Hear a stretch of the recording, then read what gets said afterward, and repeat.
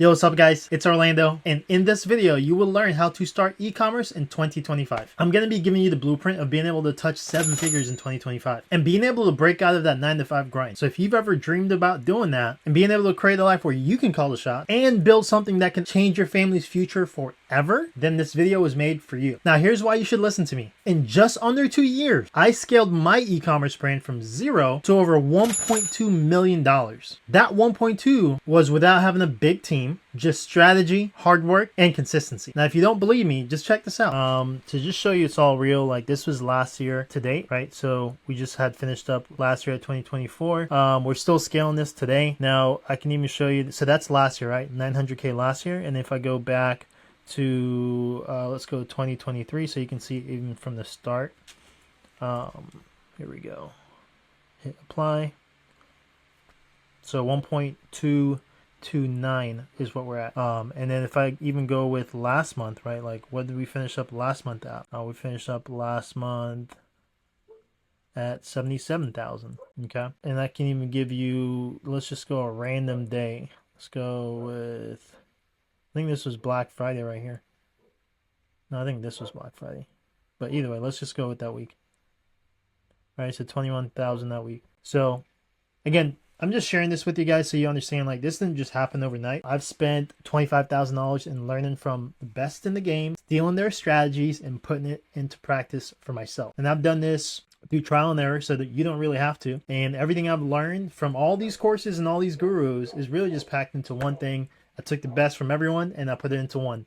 And that's from Amazon stuff, TikTok shop, Shopify, all that good stuff. Now, this course is specifically going to hone more into the Shopify stuff. So here's what we're going to be covering in the course, okay? It's broken up into 7 powerful sections that's going to help you go from beginner to business owner. By the end of this video, you will literally have everything you need to build and grow your own e-commerce brand. So it's going to be all step-by-step for you, making it easy for you to follow. So let's go ahead and get started and dive in. All right, everyone, let's go ahead and kick this thing off with something super important, okay?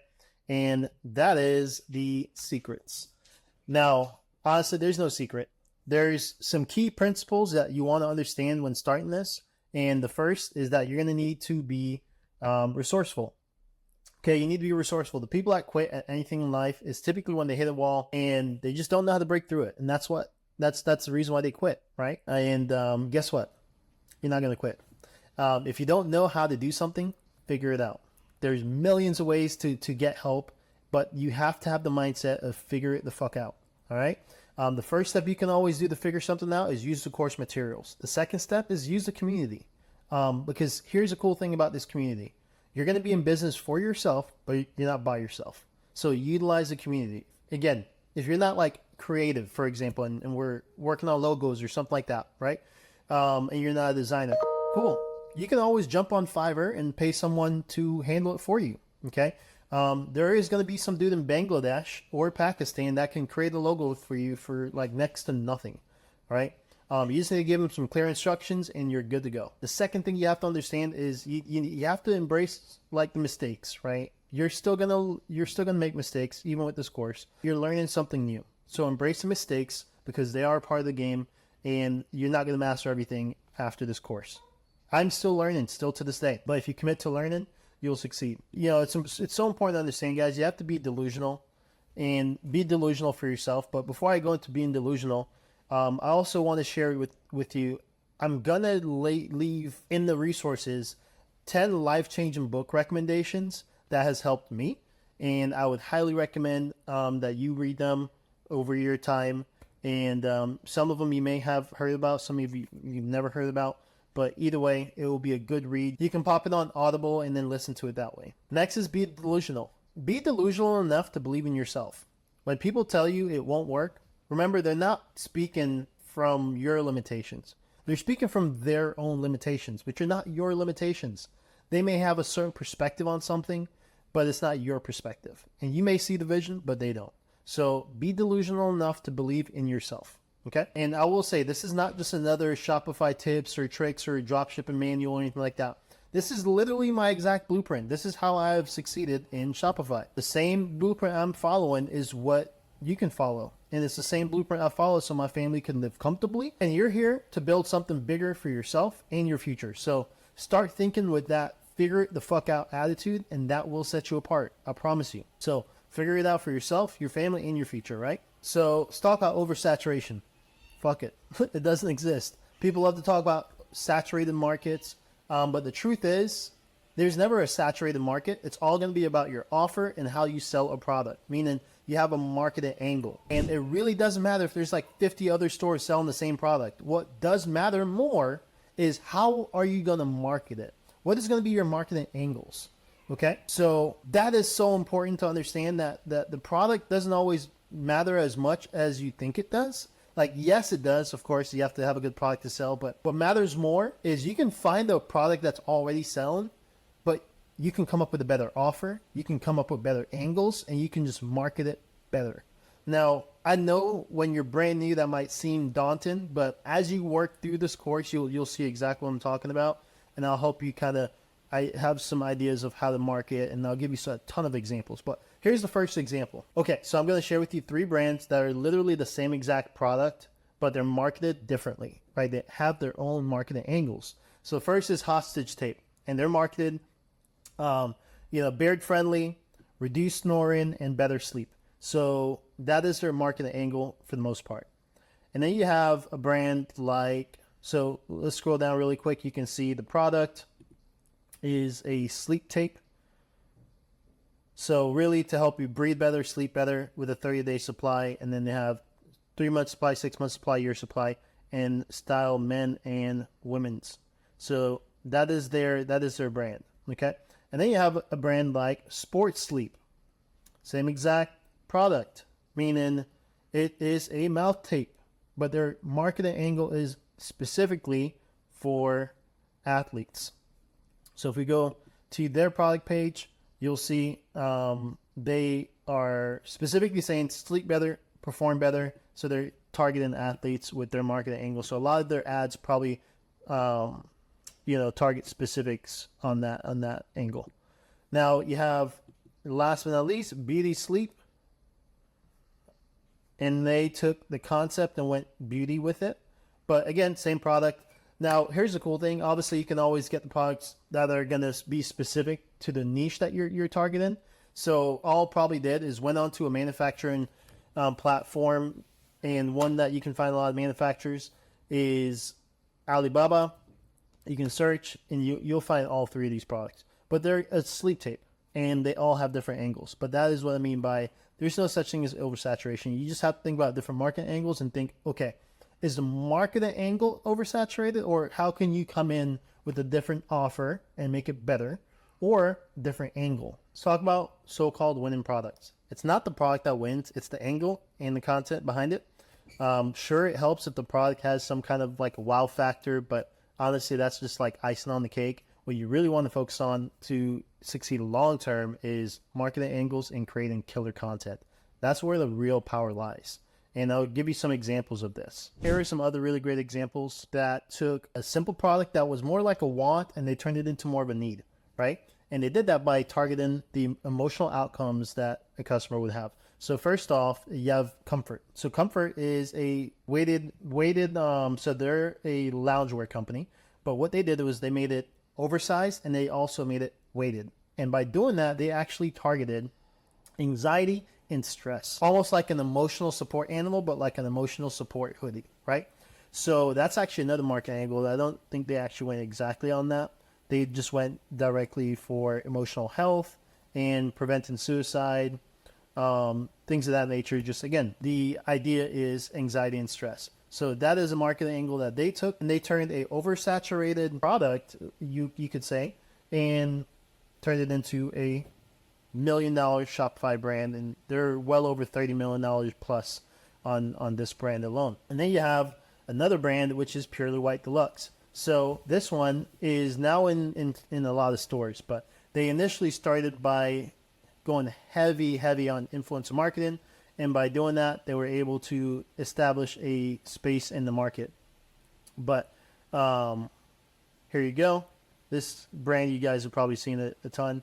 The guy that actually is the founder of this brand also is the founder of this brand. So both he heavily promoted it through influencers. And then you have, last but not least, this is a product that many would think this is saturated when looking into it. But before they launched their brand, this product would have easily been viewed as saturated. But what they did was they came in with a marketing angle that was targeted to skincare. And by doing that, they're able to really pull on some emotional strings. So one of their taglines I remember from their ads is, if you don't use a filter, then your skin's the filter. And they're targeting like hard water, things in the water that can really help break out your skin. And obviously by targeting skincare, they're able to make this a unique product, even though it's a very basic product that everyone had prior to this. So, or knew about prior to this. So those are some really great examples of what I mean by take the marketing angle. The product could be okay, but you have a really great marketing angle, you can make it killer. And they are over $1 million plus brand as well. Okay, so going back to it, next thing, keep it simple, stupid. All right, so KISS, this is an acronym that means keep it simple, stupid. So how can we keep e-commerce simple for someone that is brand new, that has no clue? So what I like to help you understand is that there's 3 ways to help a customer get the product that they want. And there's 3 ways that you get the product to them. So the first way is you get it to them where it goes directly from the supplier and it ships directly to the customer. And by doing this is a method that's called dropshipping. So it goes directly from the factory to the supplier, and that method is not dead. There's a ton of shops that are currently using this method right now. Here's an example of a branded store that is dropshipping. Okay, this is a dropshipping brand, and this is a product that many customers absolutely love. And the marketing angle is specifically for migraines and headaches. Okay, and then you have another brand that is right here, Lano Fit. This one's blowing up right now. And there's a lot of people trying to scale this into a brand. This can 100% turn into a brand. In fact, there can be like multiple brands that are selling this exact product. But you need to think about marketing angles. So this is another brand that is I'm sure, going to be closing on $1 million in sales this year. And same thing with the last one. So those are some good examples of dropshipping brands. The second way you can get the product directly to the customer is from a warehouse, and this is going to be a third-party warehouse, and this in the terms is what's called a 3PL. Stands for third-party logistics fulfillment. So the way this works is it's coming directly from the warehouse that's full of inventory that you already bought from a supplier. So it goes from the warehouse to the customer. So that is the second way of doing it. In fact, that's how majority of brands work today. Okay, is through 3PLs. So let me give you some examples of these. Okay, so here's a brand that definitely does 3PL fulfillment, and you can tell because all of their stuff is so well branded. They have some well branded products here, and here you go. You can see really great media, and you can tell it's 3PL because they just have so many products that are well branded, and you typically have to buy that in bulk in order for you to do that. And most likely they go straight to a warehouse. And then another product that is 100% 3PL as well is Comfort. There's a lot of brands that do 3PLs at this point. Okay, so you buy it in bulk, you get it to a warehouse, and it goes directly to the customer. So the third way to get it to them is directly from your own like apartment, home, whatever it is. You turn that into a warehouse with the inventory that you bought from a supplier. So this is like the small business route, and this is like the in-house way to do it. And there's some brands that currently do it this way. This is the way that we started personally, my wife and I, and then also we now work in the 3PL. But we started with the in-house method, and then we went to actually started drop shipping first, proved the method, made sure we knew we were going to sell, and then we bought some inventory, started doing in-house, and now we're in a 3PL. Here's an example of a brand that is currently doing in-house fulfillment, and she's doing a really great job. You can tell she's not really running that many ads. She's doing everything organically. And the reason why you can tell is you don't see a sponsored post when you type in her name. Normally when someone's running ads that you'll see like sponsored, and it'll be like the first, where hers just pops up organically. So if you click on her thing, you'll see that what she does is like lip tint, lip oils, things like that. And she makes it She actually does the formulation. She does it in-house, and then she'll pack and ship it out. And she hires her like entire family to do this. And she does it from like her apartment, and that's like her warehouse. So this is an example. Now this product itself right here, this hoodie, this is probably like a print on demand product where she like sets up a platform that's outside of Shopify that actually prints products or prints designs on the products and then ships it directly to your customer for you. So that's one aspect. That's probably actually print on demand. Same thing with this probably. But these products is definitely in-house fulfillment. That's how she does it. Another brand that does in-house fulfillment is Kyote. She actually discovered her on TikTok when she was launching this. And this brand, so you can see she's running ads. It says sponsored right here. So you'll see if you go on her thing that the product is a keychain that's a tote bag. And she actually does the modeling for her products. And she just fulfills them and she brings it out to USPS after she gets the orders. So this is an example of a brand that does in-house fulfillment. Now, personally, I've done all three, like I said. And my preferred method is find some winning angles of products that you want to test. Test them through dropshipping. And once you've gotten consistent sales that you can scale, then you can go ahead and start buying some like mini inventory first, and then you can always go for bulk inventory. Or you can just keep going dropshipping if that's working as well. But the reason why you want to do this is because you want to make sure that your marketing strategy is solid before you go and spend a bunch of money on products, right? So you want to get sales and get a proven market fit first, and then you can improve upon the product, the quality by reinvesting into the brand, and then kind of go from there. Now, really quick before we move on, it's so extremely important to me that you know that not all products from China are poor quality. I want you to understand this because it is a limiting belief that you need to overcome. The limiting belief is that you can't find quality products from China. And I understand that it does have a negative connotation, but there are so many great factories and products that we use daily that literally come directly from China, right? So they have such great infrastructure over there that they can support like mass production of products to do that.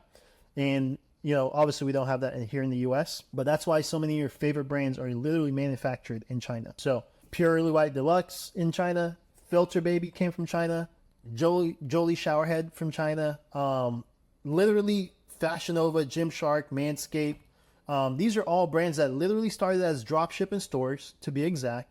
And they scaled from dropshipping to third-party logistics. So dropshipping is simply just a fulfillment method. Literally almost all your favorite brands have their products manufactured in China, and then they just now do bulk orders literally from a Chinese manufacturer, and they put it in the 3PL that's here in the US so they can get fast shipping. Here's another brand that does really a ton in sales here in the US, Cure Skincare.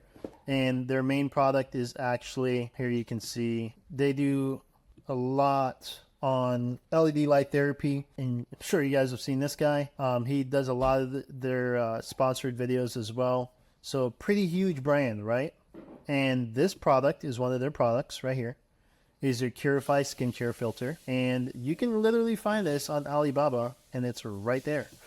And they get it for $5 per unit, and they sell it for way more than that. So again, as you go through this course, I want you to start thinking in terms of building your own brand and thinking long term. So again, keep it simple, stupid. E-commerce is very simple. All right, so that being said, a common question I always get is why Shopify? Why not just use Amazon? Why not do eBay? Why not do Etsy or even TikTok Shop? Well, number one, Amazon, forget it. Too many returns if you're doing a physical product. You typically need a consumable in order to succeed on Amazon. And it's not bad, but I will say what I've found is that suppliers undercut you all the time. Like your suppliers are literally selling on Amazon too. And on top of that, you don't control the brand in many cases, meaning like you can't really control your customers. You can't remarket to them and you can't grow that way, right? So eBay, even worse, scaling is a nightmare. Etsy, it's cool for like niche stuff, but they take a big chunk out of your profits, and it's really tough to build a brand that you can actually sell later on from Etsy. And then you have TikTok Shop. It's incredible for brand building. In fact, you can actually integrate your Shopify store directly into TikTok Shop. right? So you could do it solely on TikTok Shop, but then it would be just like Amazon where you don't really own the customers when you like leave. So it's definitely better to start on Shopify, link it to TikTok, and then you can always use TikTok Shop for growth as you build your Shopify brand. So if you want to have total control of your brand, Shopify is the way to go. And the power is in owning the brand so that way you can sell it and exit for even millions on top. Last thing, don't get distracted by like 50 different gurus or methods. Honestly, stick to just 1 to 2 people who have done this and implement their tactics. Take action, whether it's me or someone else or just me. Too many voices will confuse you and you will slow down. I promise you. Because action and speed matters more than anything. So pick who your teachers are, stick with their methods, and keep moving. Okay? See you in the next one. All right, it's time to go ahead and set up that $1 million brand. So first, you're going to go ahead and create a Google account just for the business, because you're going to want to make it something like, ecom with your name or something like that at Gmail. Keep it professional, and you're going to want to keep everything organized from day one. Now, you'll actually use this email for your Shopify account. And trust me, you're going to want your business emails and your communications to be clean and separate from all your personal emails. Now, with that being said, you're going to also want to go ahead and set up a Google Voice number as well with that Gmail account. So to get to Google Voice, once you set that Gmail account up, just go ahead and download the Google Voice app onto your phone, sign in using that account that you just set up, go to settings, and then just click get a Google Voice number, and that's it. So once you've done that, I'm back to this. So go ahead and hit pause here and then go and get that done. All right, so now that you're back, you're going to want to go ahead and get started with Shopify. So you're going to go to shopify.com. So go ahead and either click the link down below in the resources section. We don't do affiliate links around here, so we don't need that. So just go ahead and click that down there, and we're going to go ahead and set that up. You're going to come to a website just like this, and you're going to go ahead and hit start free trial. Click on that. And once you've done that, you're going to go ahead and start the free trial. So it says get 3 days for free and then 1 month at $1. So you're going to want to go ahead and set up your payment as well. So that way you can get that month at $1 and then go ahead and sign in with your Google account. So go ahead and do that. The next screen you're going to see is this. You're going to go ahead and set up online store. Click next. Click I'm just starting. Then go ahead and click products, dropshipping products, print on demand products, and get started. From there, just go ahead and select the basic, and then you're going to need to put in your payment info. And then also after this, you're going to need to make sure you put in the business address. You can actually just put your address for now. You can always change that later on. Okay, so once you've done that, you're going to come to a page just like this. You're going to have all your orders in this tab, shipping labels, any abandoned checkouts. You're going to see it there. All right, and let's see here. Next, you have products. And with the product section, when we import them, it's going to come here. Collections, we can set up all your different product categories here. Be able to keep track of inventory here. You'll have the customer section. This is where you'll see all of your customers once they place orders, and that's going to be organized there for you. From here, you're going to have content section. So as we start to upload images on the store, this is kind of where you'll actually see it being stored, is this files section.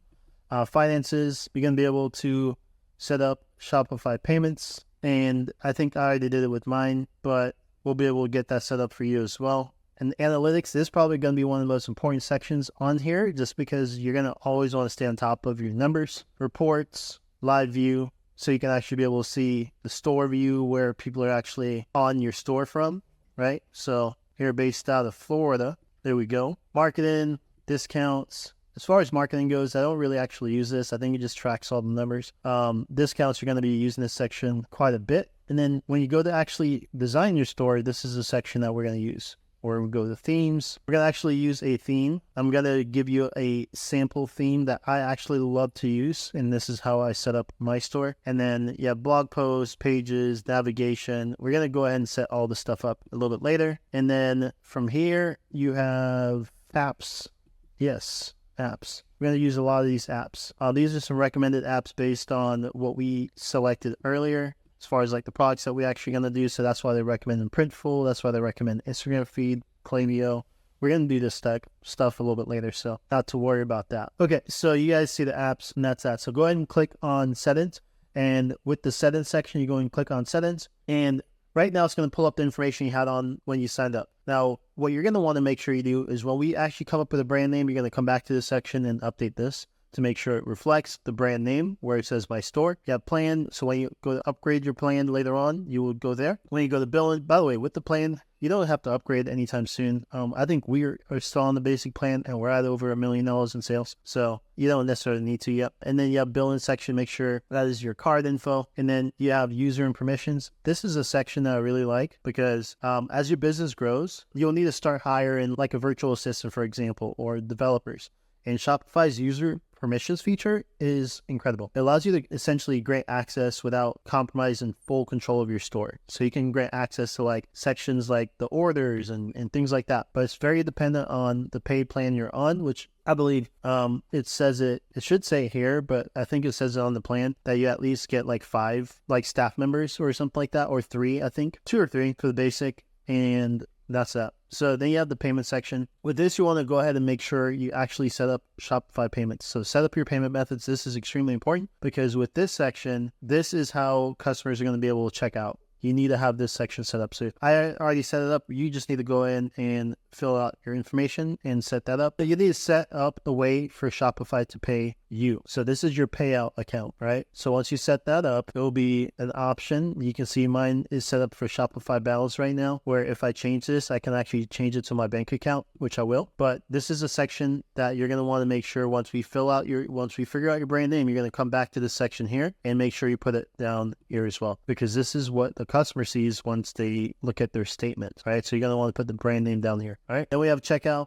Then we have customer accounts. You have all the shipping options, which we'll set that up once we get the product uploaded, data, taxes, and duties. So this is really important for when you're brand new. Like, you really don't need to worry about this section. Focus on getting your first sale. It's really not important for you to worry about this until you're at like millions to understand it. But again, I'm not an accountant, so discuss this when you meet with an accountant when that time comes. Or you can also just use ChatGPT and say, hey, explain sales tax in the US, and explain it as a 9th grader to understand, and you'll pretty much get everything you needed by then. So don't worry about that for now. Just focus on getting your first sales.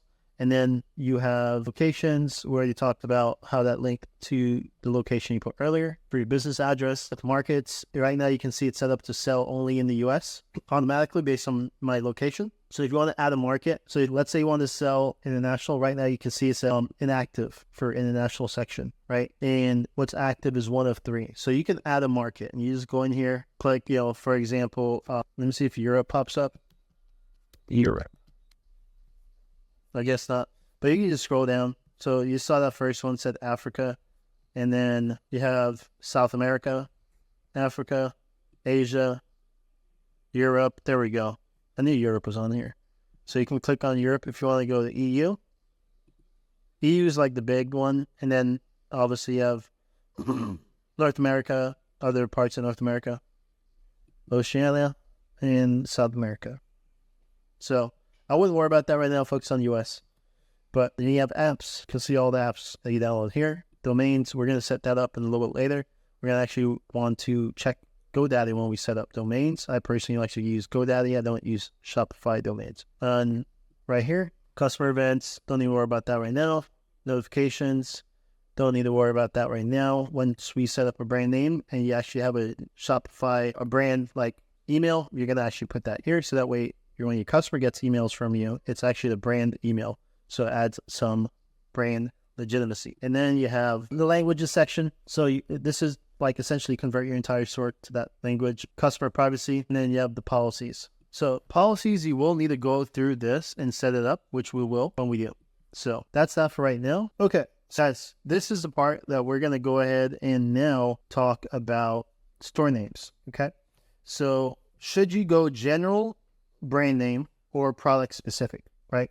Well, if you're new and you're just kind of like testing the waters, go for a general brand name, because you can always like rebrand the store completely later once you've like found your winner and you want to go ahead and like actually double down and make it into a brand. For testing, just go general brand name.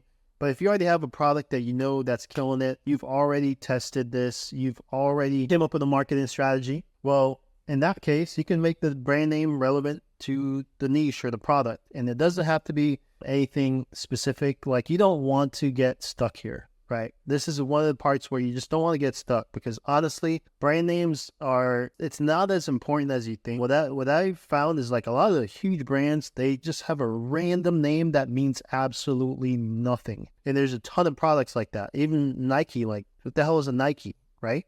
It's just a random name. But the marketing and everything else behind it can build up the brand name. So don't get stuck here. What I like to use to help me figure out like a brand name is you can actually use Shopify name generator. So if you just go to Shopify name generator, you type in Shopify name generator, it's going to use AI to help you out. I like to use this and another website called Namelix. So here you can simply just type in, so it gives you some prompts like, hey there, tell us a little bit about the business, industry, and brand personality. So you could type in anything here and it will just come up with it. So like you can know what you want to go with here. Once you've figured out what product you want to go with, you can actually come in here and tailor the brand name to that. And this will kind of help you right here. But for the like super general, I like to just go ahead and go Namelix. Namelix generator. And then here you will just go with auto, next, medium, modern. And there you go. It's going to come up with some names, and you can literally just pick something random for now. So like where it says check mark, that green check mark, that means that it's available as a domain. So you can actually technically use it. And that's all it means. It has the .com availability, which you want .com. So for the brand name, quite literally does not matter. We're going to go ahead and go with something random. So we're just going to go with this one.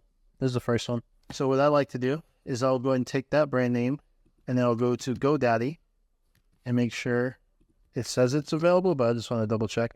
Manovic.com. There you go. And now we can go ahead and make it ours. And then go with 1 year.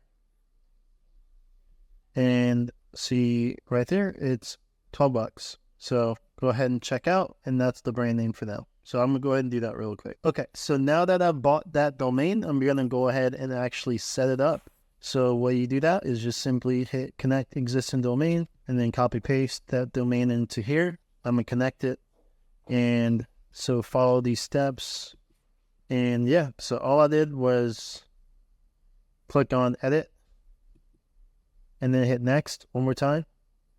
And then it popped this up. So connect your GoDaddy domain. So it registered that.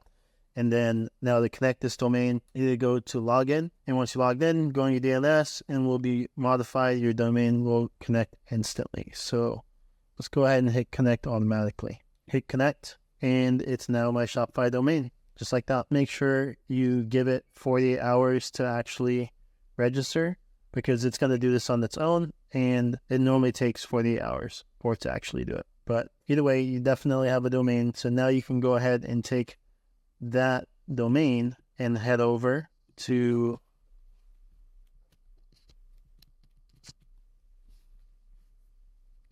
the store name. So now that store name is Manovic. Now my store email.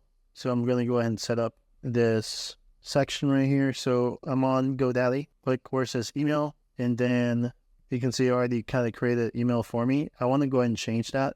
Instead of it being Orlando at Manovic, I'm going to go with Stop Manovic.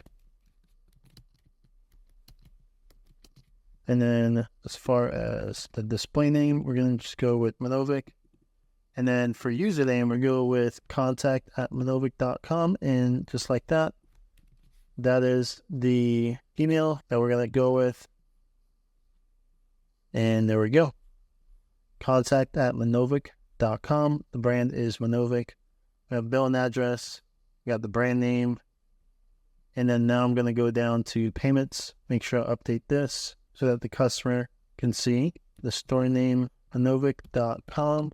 And there we go. All right, ladies and gents. So now that we have a brand name and a store name, don't get too caught up with that name. You can always run a trademark check. So you don't really want to overinvest time and money into a brand only to find out like you're infringing on someone else's trademark. But when you go with a random name that has no random meaning at all, it's very like unlikely that even is a possibility, right?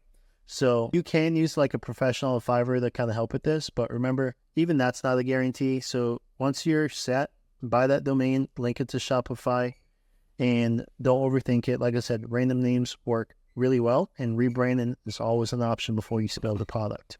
So if you're really worried about this and you really want to like check yourself, you could definitely do a trademark check. You just go to uspto.gov. So USPTO, click on that first one.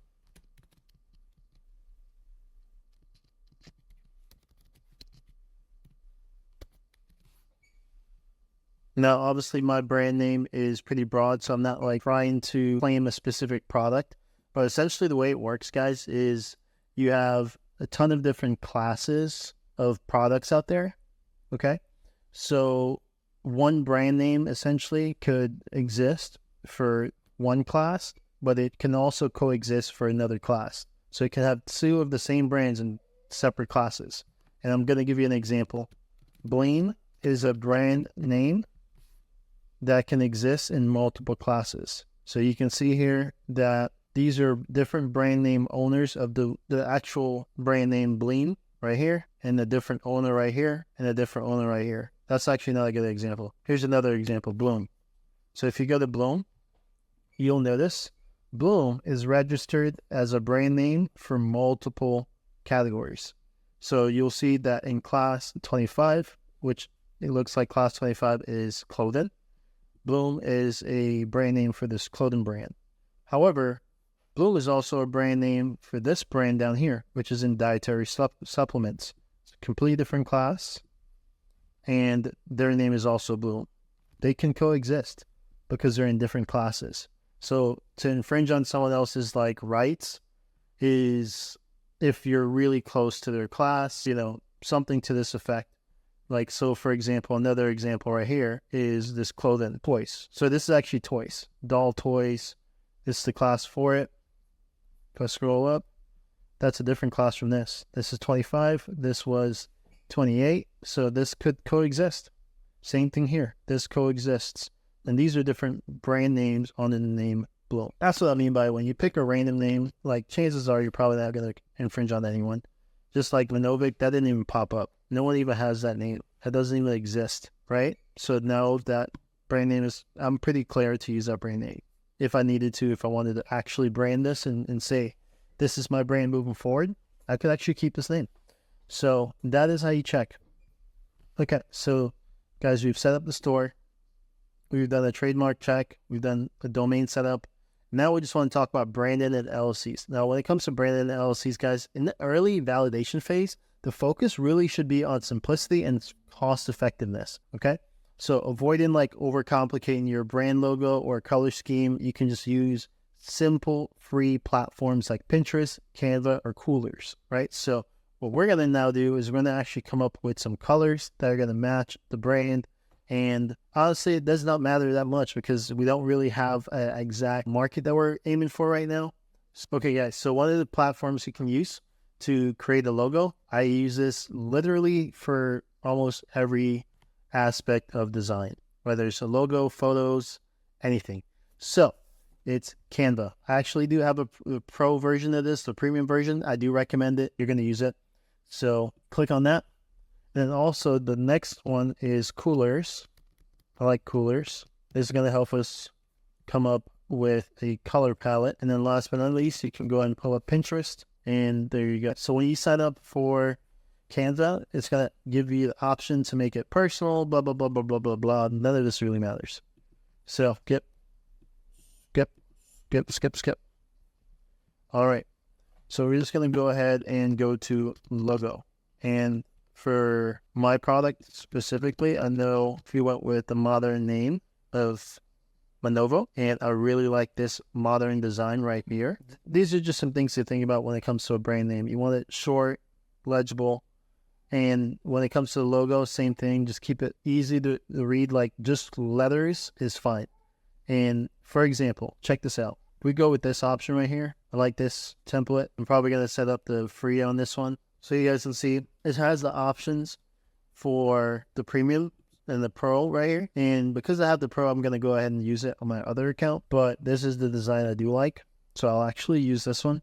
and I'll set up on my other account. Okay, so for the sake of this, showing you how I set up on the other account, and you can see I like the name Manovic right here, and it means absolutely nothing, but it looks modern, it looks nice, and I like big, bold design for the icon that's going to be used for social media. So this would be like my profile picture for Instagram and TikTok, and it just looks cool. For the color, I'm just going to keep this off-white color scheme, this beige and beige and black modern logo, but I do want to have an accent color for when I actually design the website. Okay, so what I want to do is we're going to go with modern.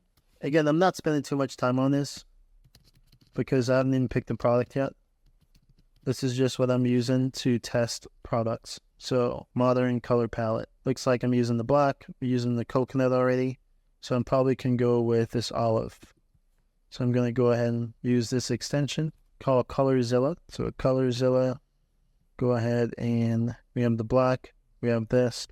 Okay, so all I did was created another document, and then I went on here, went to elements, grab the shape, drag it over, and then put the colors on the shape. So I put black. We're going to go with this being my white because I want it to be a little bit darker, but I think this is too dark. So I'm going to actually type in the color code here, but I'm going to actually go ahead and go with a little bit of a lighter color. So probably this one. And so those are going to be the color palettes of Manovic. And there we go. In this example, I'm going with really only one accent color, which is this one.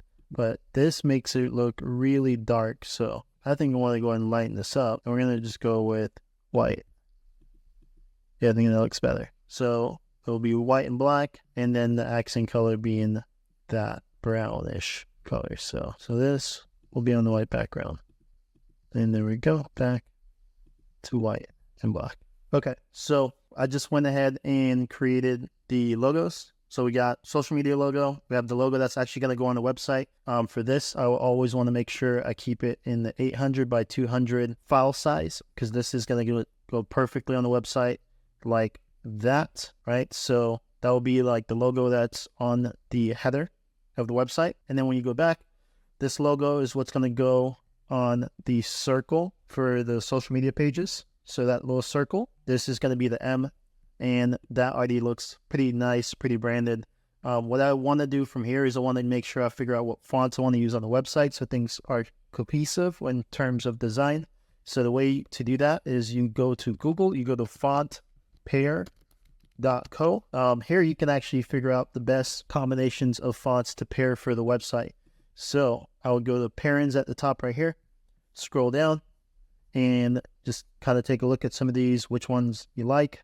For me, I liked the Oswald and Source Sans Pro. So I took that, went into a design here, and this is the Oswald design. The font, typed it in right up here. So typed in Oswald up here, found the font. So this is my Oswald font. That's how it's going to look. And then the Source Sans Pro, typed it in up here. This is how it's going to look. So now I have, if I go back here to the home, so now you can see I have my logo, I have my font, and as far as color palette goes, I do have this, but let me show you how to come up with some more colors. So like I said, I used the Pinterest initially, but one thing you can also do is, let's say you want to kind of add maybe one or two more colors. I like to always keep it to, you have a black, white always, and then 1 to 2 colors, right? So I already have my one color that you see here, which is this lighter brown. I could go with some more ideas, and I can just type in modern color palette one more time and then see if there's another one that kind of sticks out to me. But as far as like the colors go right now, I think it looks good. I wouldn't want to complicate it. And a website I like to go to as well. So I went on Pinterest, right? I'm seeing all these colors. I don't know if I want to do any other color right now, actually. So I'm just going to keep it to that. But one thing I can always do is go over here. Actually, I do like our linen. So this is actually how I came up with even the colors for the Steal My Brand, right? For this community, I use this. This is actually my exact color palette I use for Steal My Brand. So you can see I went with the Shopify colors actually, and then I kept my colors that I like, and boom, there's my Steal My Brand color palette. So this, obviously I went a little bit more in terms of colors. I went with black and white, and then I went with 4 other colors. So I typically recommend just keeping it to 2 when you're new it just makes it very simple. All right. So now that you have your colors, you can go on here, and what's really cool is you can just, if you want to add more colors, you can go with view shades, right?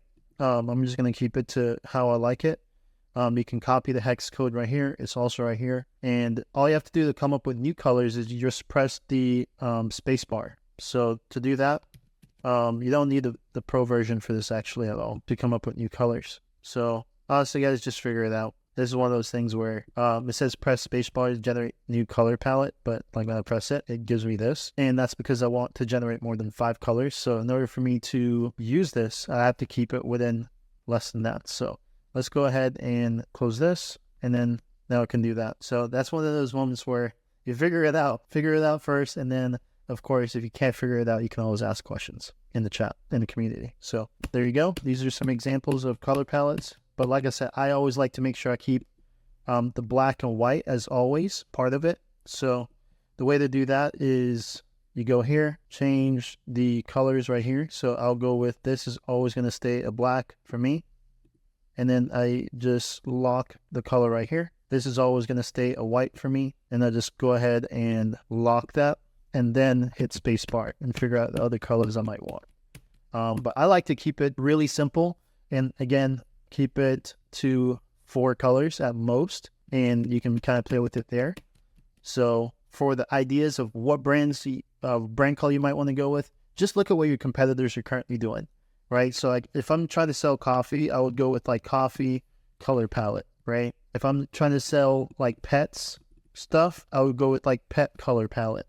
And I would kind of look already at what some ideas are already out there, and then just pick some colors from this palette that makes more sense. So you can kind of see where it makes sense to use Pinterest as the idea for inspiration, use Coolers as the organization, and then come back to Canva and put it all in here. And the one thing you want to make sure you do is go ahead and create a brand folder, so that way you keep everything organized and just kind of in one spot. So to create a folder, you just go over the project over here, and then you can create a folder right here. Boom. So I actually didn't need to click project, or maybe if you're on the initial page, you can click project.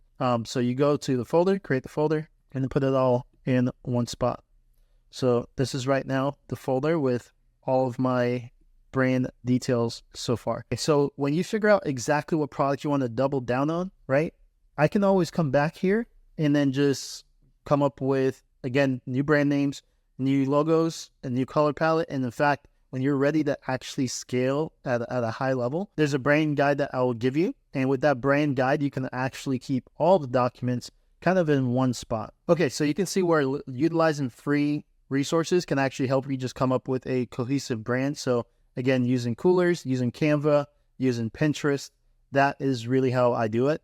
And it's not any more complicated than that. So you could always hire a professional if you want someone to do this. You can actually hop on Fiverr and find a professional. I actually have a guy that I use, and you can just ask me for this guy if you really want to use him and you want to just have someone do this and not do it yourself. He charges $100 to do a full branding kit. And now he'll do a lot more than this. This is kind of like the baseline of what you need. He will do a lot more than that in a premium package. So he does it for a discount for the students in my course. But again, you don't have to do that. You could just go with the free option and do it yourself just like this. So utilize the tools like Canva for the design, look for Pinterest for some inspiration, and use Coolers and Font Pair to identify what you really want. And once you have a strong visual identity for your brand, that kind of is going to resonate with your audience. And this is going to allow you to maintain consistency across the platforms. And once you have this, this is the foundation for like everything else. Okay. So this is like the groundwork to make sure it looks really nice, really cohesive, long term. So as far as like the business goes, I'm just going to share with you what I do. This is again, not legal advice, and you can choose to do what you want to do. I like to have one LLC that's going to actually be encompassing like the brands, right? So I have one LLC, and that one LLC is going to have a DBA. DBA stands for doing business as. So it will be one LLC that actually is doing business as this brand name. Now with this brand name, this could be later on I find the winner and maybe I want to scrap this actual name and rebrand it into the winner product and the winner brand name. So I could always do that because I have one main LLC, right? And I don't have to like scrap an LLC name just because I changed up the brand, right? So that's kind of like how I like it. Just have one LLC that's doing business as whatever the brand name is. And as far as the LLC name, it could be e-commerce group. You could do something like that. It could be digital marketing. It could be a marketing group. Whatever you want the LLC name to be, it can be whatever that is. But you do want to at least have some type of LLC set up. That's going to allow you to set up a legitimate business name for Facebook ads, TikTok shop, bank accounts, PayPal, credit cards, all that stuff. You want one true LLC that you're going to use for all of that. But as far as like brand name goes, you don't have to worry about like making this into an LLC. I did do that, but now that like hindsight looking back, this is the way I'm doing it moving forward. Initially, I did that when I created our first brand. Was I went with the brand name as the LLC, and I realized I could have just went with like marketing group and then do it this way. So again, this is not legal advice, so I'm just sharing with you what I did. So I don't actually recommend you do any of this. Let me take that back. Do what you feel works best for you, but this is what I did. Now let me give it to you straight. Don't waste too much time on filing trademarks, LLCs, and all that when you haven't really validated your product yet. That's why I said I like the idea of just one LLC that's going to cover everything and just kind of go from there. So don't worry about filing trademarks or anything like that. You just want to make sure you validate the product, validate with sales, and your focus should really be just on let's get a clean store up and running and start running ads and start creating video content, because that's honestly where your success will lie, is in video content and ads. And if you have a winner, go all in on the brand with video content and ads. If not, keep it simple. Start like this, test the waters, and go from here. All right. So last thing in this module is the payment processors and then the policy pages. So with this section, now that the basics are covered, as far as payment processors go, I always recommend to stay away from PayPal when you're brand new, because until you've gotten like your logistics down and your customer service right, you want to stay away from PayPal, only because they're actually going to hold your funds if those things aren't kind of like in place. Okay. So you just want to make sure you just have Shop Pay set up, like your Shopify payments, which again, you set up through going to the settings, you go to the payments, make sure you set up your actual Shopify payments here, and you can always manage the way people pay through here. And right here, I have obviously the details of the payments, but as far as like payment methods, click on here and you can see I have like our customers can still do payments right here with Shop Pay installments, Visa, all this stuff. So it's going to have a lot of ways for the customer to still be able to pay. I personally like to make sure you keep Amazon Pay off, simply because we want customers going directly to checkout and then being able to check out directly on your store. And if they see like Amazon Pay as an option, a lot of times that might trigger a customer to think, oh, let me actually look on Amazon to see if this product is available. And you want to limit that. So don't set up Amazon Pay. Keep it to Apple Pay, Google Pay, Meta Pay. And then once you set up PayPal, it will be an option that you can actually provide the customer to. Now, another thing that you could do is you can also set up other payment methods. But to set up Afterpay and Klarna, those are two that I actually like to use. And the reason why I like to use that is you can offer payment plans. This is going to help you convert those higher ticket items. And when I say higher ticket items, it's anything over $80 plus, because once you get over that, it's no longer impulse purchase. So we set that up by simply going here, add payment method. You simply search, you can search by provider right here, search by payment method name. I'll just type in Klarna. You'll see it pop up. From here, you just simply check out with Klarna, install it, and you go through that process. Really simple. And then same thing for Afterpay. You type it in right here, click that, install, go through that process.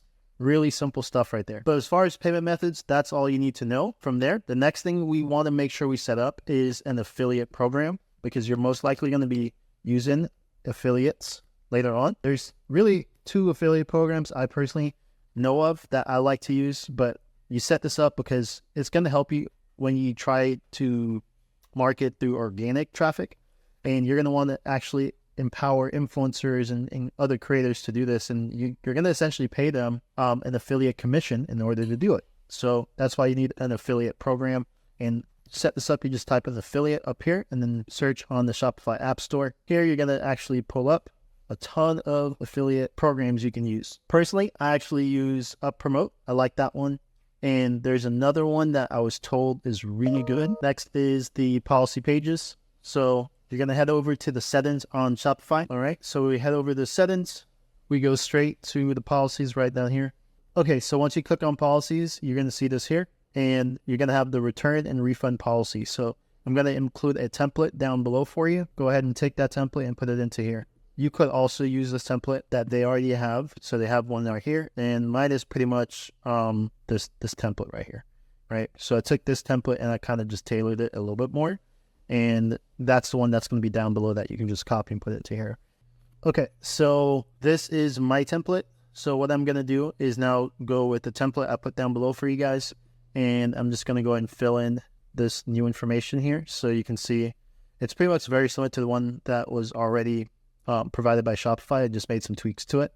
So we're going to put in my contact, which is right here. Make that a link so it's clickable. So we got that. And then you also have this one right here. Copy this one since the link's already on it. There we go. And then the last one is this one right here. And just like that, I can go ahead and publish.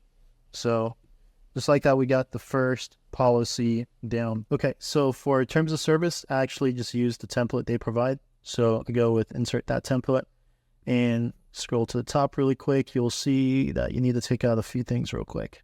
First is a refund policy. We're just going to go ahead where it says link to refund policy. They can always find that themselves. Privacy policy, buyer privacy policy. So we can take that out. And then at the bottom, we just go ahead and take that out. I like to make this the link. And just like that, you are done. Publish. So we got refund policy, terms of service. Okay, so for the shipping information, go ahead and use the template as sent for this policy and adjust the specifics, and that's it. So first is the company name, Novik.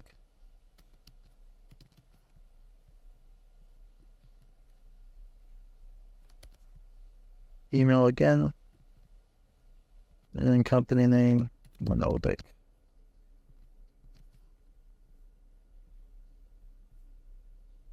You don't have to have an address. You can go with the email and phone number. Also, last thing with the shipping policy is to start, you probably want to go ahead and do 4 to 10-day shipping. So that way you can get the right expectations for the customer as opposed to 2 to 5-day shipping.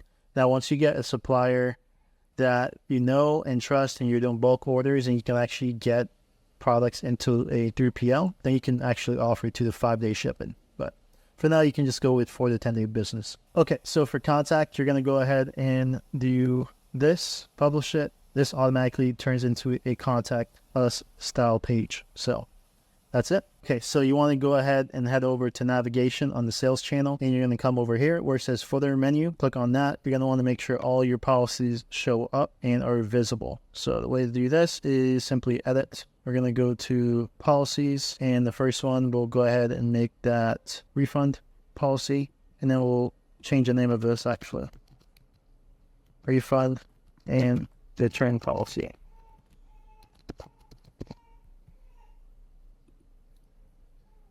All right, next one is going to be terms of service.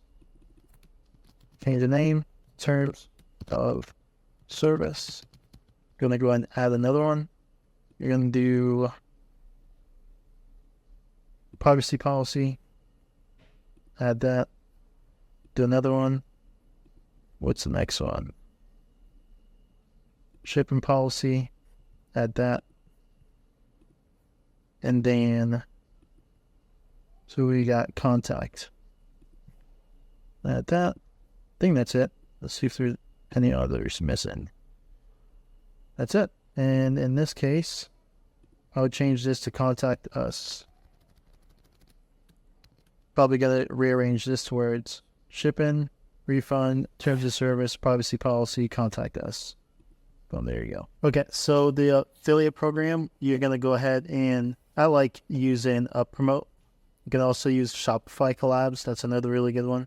We currently use Shopify Collabs and Promote. So I'm going to go with this one for right now.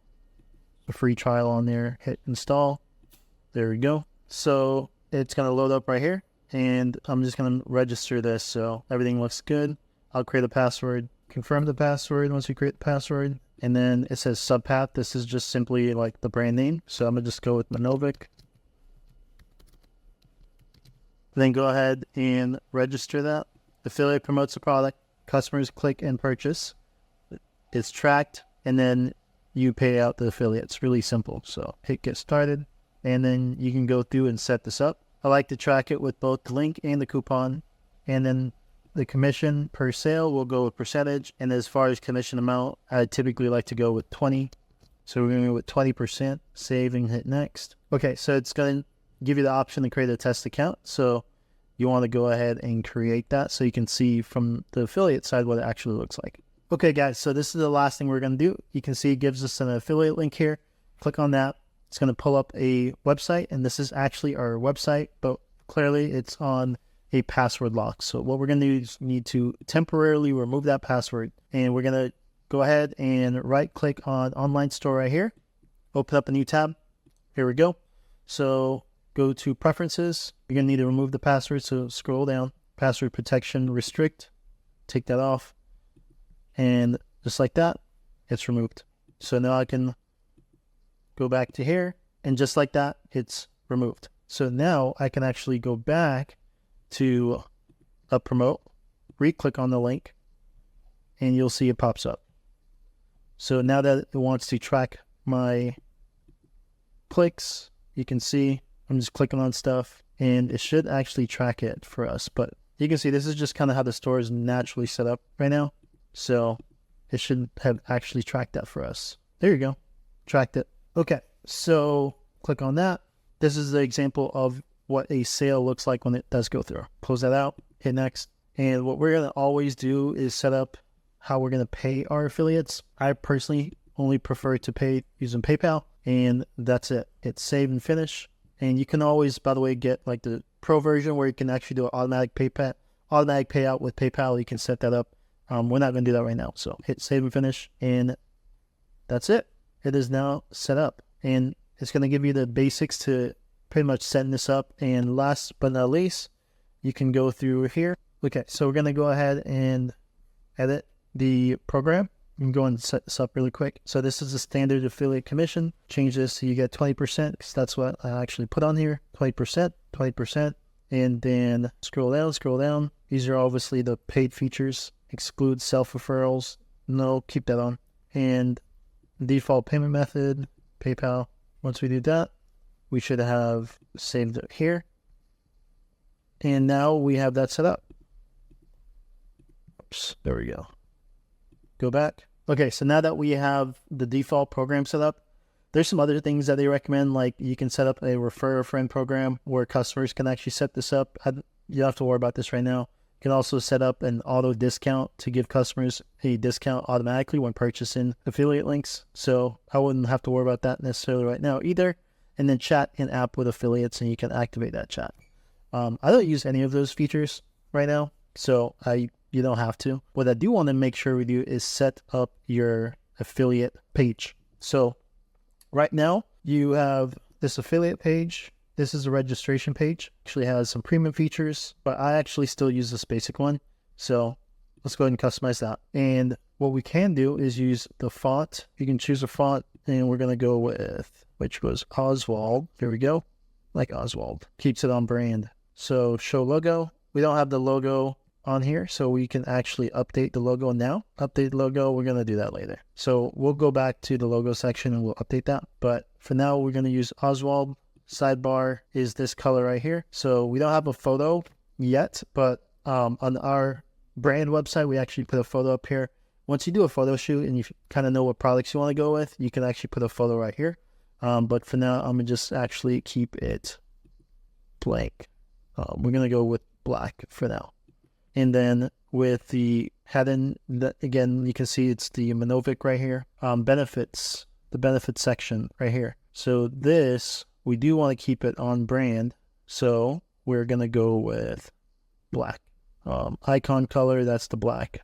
Text color, that's black. So you guys got that. The background is the white. Now with the form, you can just kind of customize this again. You want to make sure that the colors are black, field label color black, text input black, and the focused border color. This I can actually go back and color, which is going to be this. So copy that. Okay, so the last thing we're going to do is update this focus border, the button color down here. So we want this to be on brand. So what we're going to do is go ahead and put our color code in here.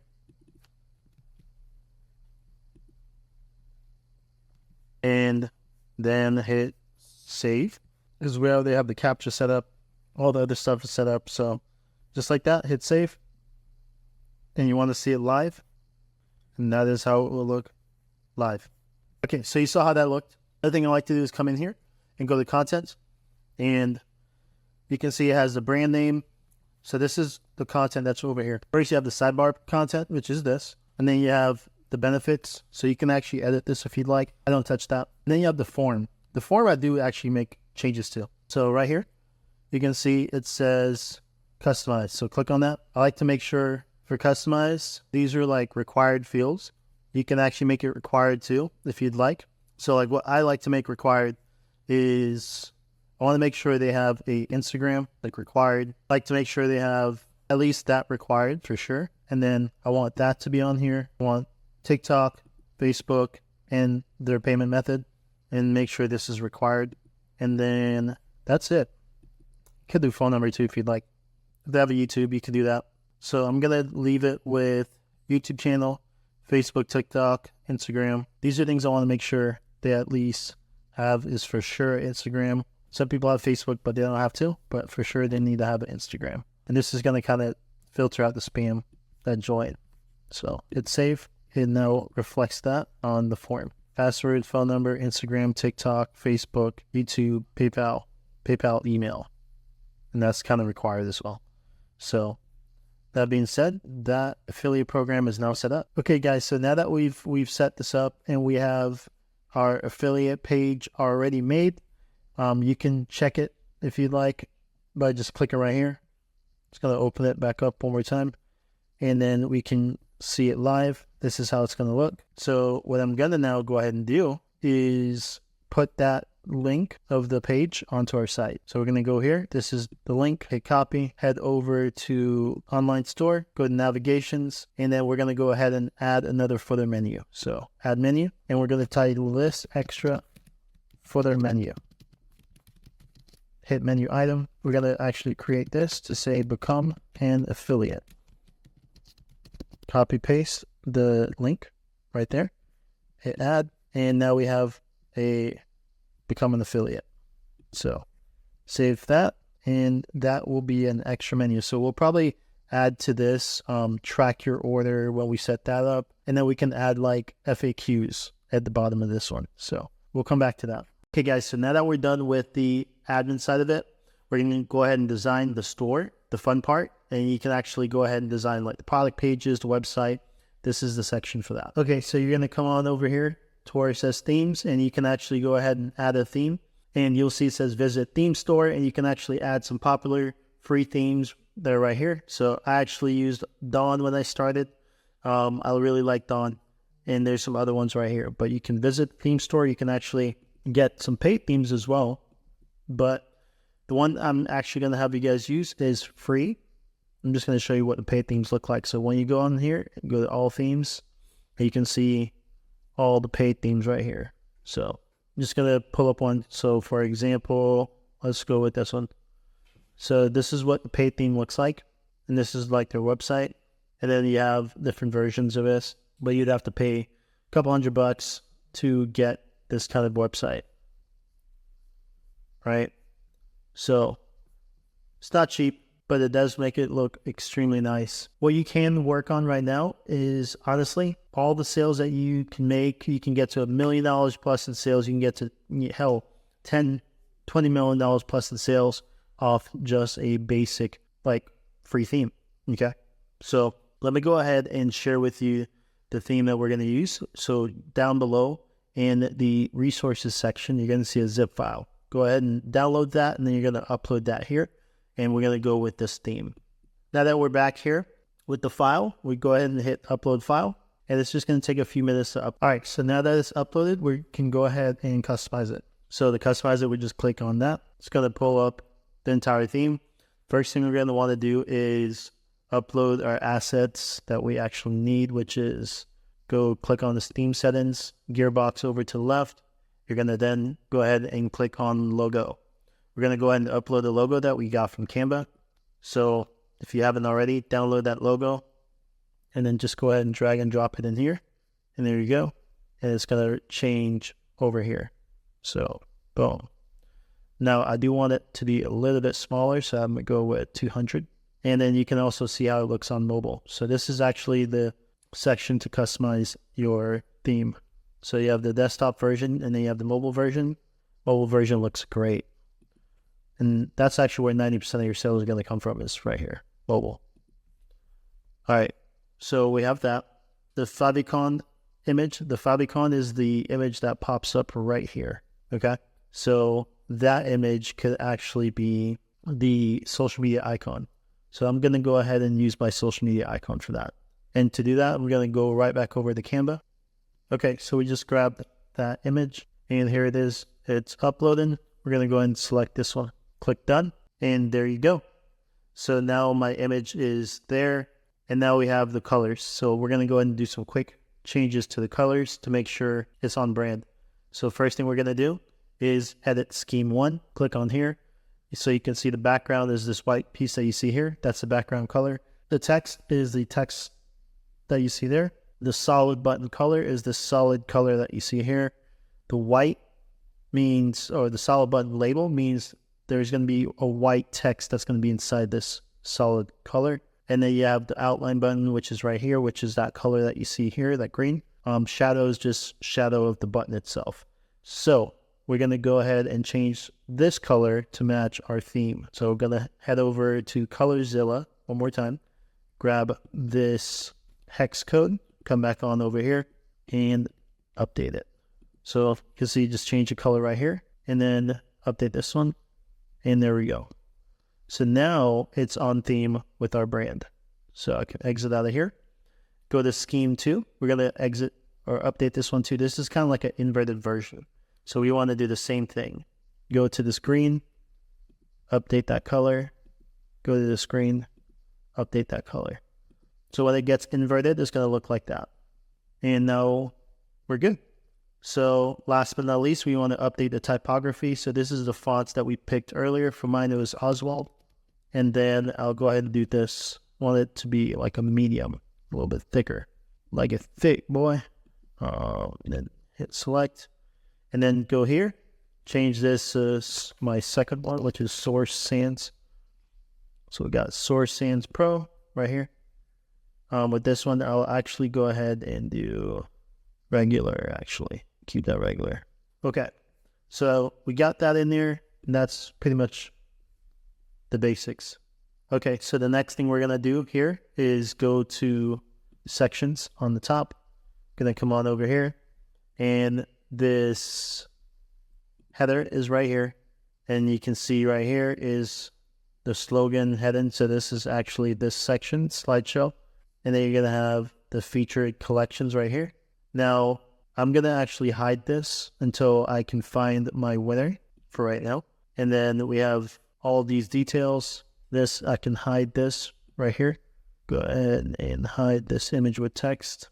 And now it's going to look like this, right? So we can always come back to the on hiding these sections once we figure out a winner. But for right now, while we're testing, we're just going to go right here and then straight to product. And then you have some trust badges, testimonials, subscribe to emails, and that's it. All right. So there is one thing I do want to change, and it's right here where you guys can see this section. Looks like a lot of space.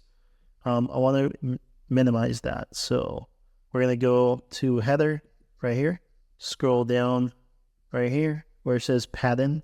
That's the space in between. So bring that down a little bit. Bring that down a little bit. Yeah, like it like that. Okay, so I scroll back up here. I do want to change this as well. I like the logo to be in the middle and center, just like that. And I actually like my menu to be a drawer menu, like that. That looks really clean. So there we go. Those are the changes. Make sure you hit save. And now I want to go ahead and actually share with you some brands landing pages that are also really good to kind of give you an idea of what a good product page looks like. And this is the home page, guys. This is just a page that a customer is going to essentially come to only like 10% of the time. 90% of the time, they're going to go to whatever landing page that you select for your ads. And we always, always, always recommend that you select your product page. So that way you can lessen the amount of friction that your customer has to go to purchase. So this is not the product page. Right now, we don't have a product selected, so we can't actually go to a product page. So first step is obviously selecting the product, and then we can come back and then tailor the entire site to that product. All right, so before we do that, let's take a look at some products, some other brands. Okay, so first product page is VibroSculpt. This is a really good product page. So reviews at the top. Their website looks pretty clean. They did their logo off to the side. A lot of less space up top, if you can notice that. And then they have their offer right off the bat. Right, so 15% off the Drain Stubborn Fat, Train 15. So this is a good product page. Have the offers right here. So they have 3 different offers. What's included in the offer? The option to subscribe and save, or just do the one-time purchase right there. And then underneath that, you'll see these tabs. And they have lots of pictures, lots of UGC, right? So user-generated content, a lot of pictures, a lot of UGC. So a customer can see how the product works. And of course, really well done details of the product, some before and afters. So this is a really great product page. And then a little bit more details on the product. Some statistics are always good to toss in. Got the money back guarantee. Got some comparison pages or comparison to other products out there. So even to their own product and then other products. And then more UGC, more high quality UGC. Then they have the FAQ. Then you have some customer reviews. Customer reviews are huge and they got a ton of them, right? So you can see that there. So that's a great product page. So most people are not going to their homepage. People are going straight to here and then they're buying right there. Okay, so another really good one is Posture Flex. And they're definitely drop shipping. So let's go and check out their products. Really well branded, great pictures. Yes, this looks like to be the one that they're probably running the most ads on. So this looks a little bit more optimized.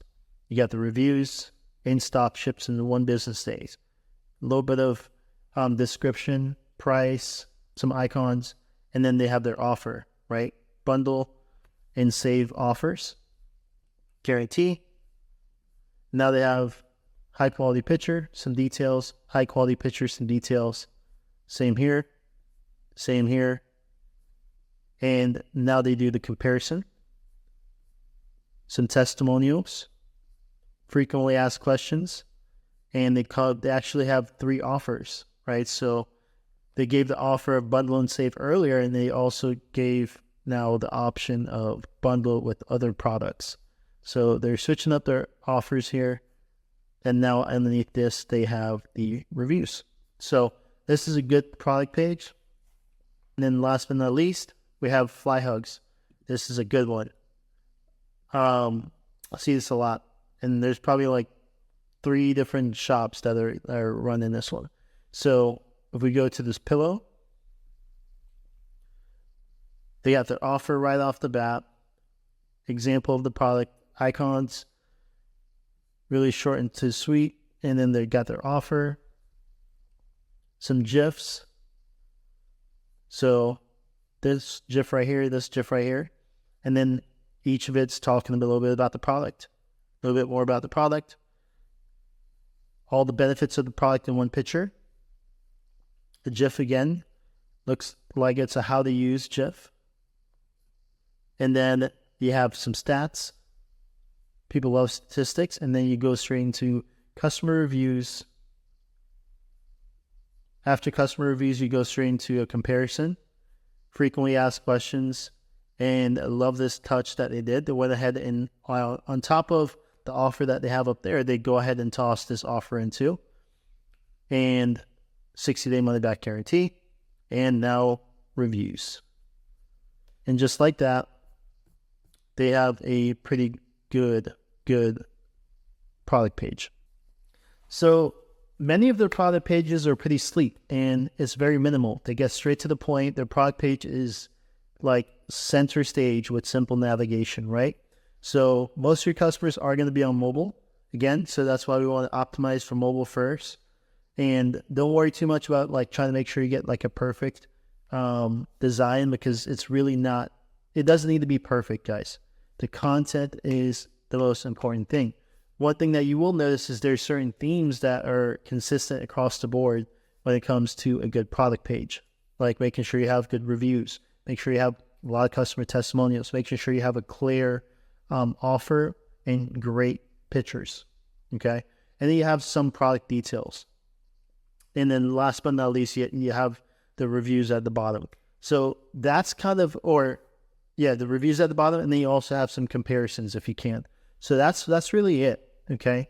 And that's what we're going to set up on our page here, and we're not going to overthink this. Please do not overthink this, right? You just want your page to be very simple, very clear, and to the point. Don't get caught up on the design to get started. Design's important, yes, but honestly, content is king, okay? And I'm just going to share with you one more last one. And this is an example of when I say content is king. Because if you go to this, so you can see they're running a lot of ads. So if you go to them here, this is a page that you will notice. What's very similar again? So you have the product. They don't have their offer right out the top. Looks like they have their offer underneath. And then they have a little bit about the product, GIFs, some benefits, some before and afters, some more UGC of the product being in use, what's included, a lot of high quality photos. So you can see the high quality photos here. Some really good high quality photos on this side, and then high quality photo here. And then they wrap it up with the testimonials here, or excuse me, the statistics here, frequently asked questions, and then straight to reviews. So it doesn't have to be super nice. It just needs to be effective. And I'll show you how this looks on mobile. So if you look at the mobile site, this is how it's going to look. And you can see it looks pretty good, mobile. Right, if we just keep scrolling, details of the product being in use, high quality picture, and then statistics, frequently asked questions, and then there you go with the reviews. So as far as like the content goes, that's where they're crushing it on sales right now. They have really good ads going now for this product, and the product page is just simple, basic. It's not as nice as the ones that you saw earlier, but this is super effective. Okay, so I just wanted you to see, this is what I mean by when I say they're crushing it on ads. So they have over 43 ads running right now actively, and you can see it's a lot of videos. And 43 is a really healthy number of ads, by the way. They wouldn't be running this many ads if they weren't being profitable, right? So, for example, this one is started September 20th. Today is September 25th, so they've had that running for 5 days now. And if we keep scrolling down, they have had ads for the 19th, 18th, September 3rd, So these are some really good ads, or else it would not be still running. And then this is September 2nd, August 26th, August 30th. So they're extremely profitable right now. And I know that because they would not be running ads this long. So August 1st is another one going all the way back. How about that? Going all the way back to July 12th. They've had the same ad running all this time. So they're selling a lot, right? And why? They have a simple product page that works. So if you click shop now, it takes you to here.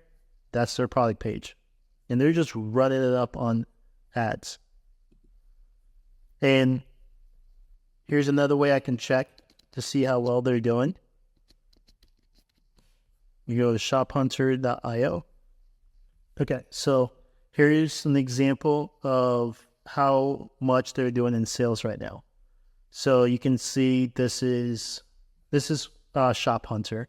So it's not like 100% accurate, but it is very close to it.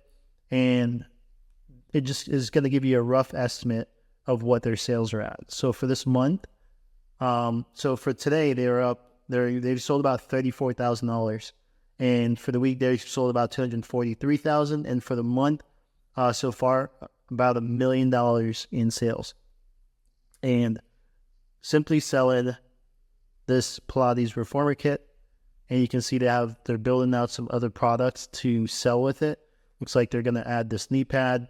Looks like they're adding a video training series. Looks like they're adding some grip pads, some socks, a ring, a Pilates Essentials Kit. So these are all great upsells, and even the training guide right here. So these are all some great upsells to this main product. And that's what we're going to do. We're going to find a product that we want to sell. We're going to find a lot of upsells to complement that main product. All right, so coming back here, what we're going to do is we're going to go ahead and set up our store with the apps that we're going to need. So I know I'm going to need a review app. I like Luke's. So we can go ahead and download Luke's. And then we're going to actually set up the free trial later on. So keep that pinned. Next app that we're going to want to get is Upcart. We're going to want to do upsells in the cart on the front end. Love this app. So what I use on my store right now. We're not going to start that trial just yet. We're just going to download the apps. So we can go and pin this one myself. There we go. Next one is Zipify. One-click upsell. And this is going to be the upsells that happen post-purchase. So we'll go ahead and install that one. We're not going to go ahead and do the free trial yet. And then last but not least is bogos.io. Going to use this to create really great offers on our product page. Also not going to start that yet. We're going to start all of this when we actually start running ads. The next one is an order tracker app store. Okay, out of all the order trackers, I do like when apps say built for Shopify. And this is the one that we're currently using right now. But I definitely think ours could be better. So I want to go and try out this one. I think this one's going to be really good. I've heard some good things about it. Go ahead and install this. Okay, and the last thing we want to go ahead and add to the store is a post-purchase survey. And this is going to allow us to understand our customers very well. Okay, and another one that we want to download is Lifetimely. Now, we're not going to use all of these apps right off the bat, but we want to just have them downloaded so when we are ready to start implementing them, we can. Okay, so now that we've actually finished downloading all of those apps, we're not using all of them yet, but we're going to want to have them for when we actually go to start running ads.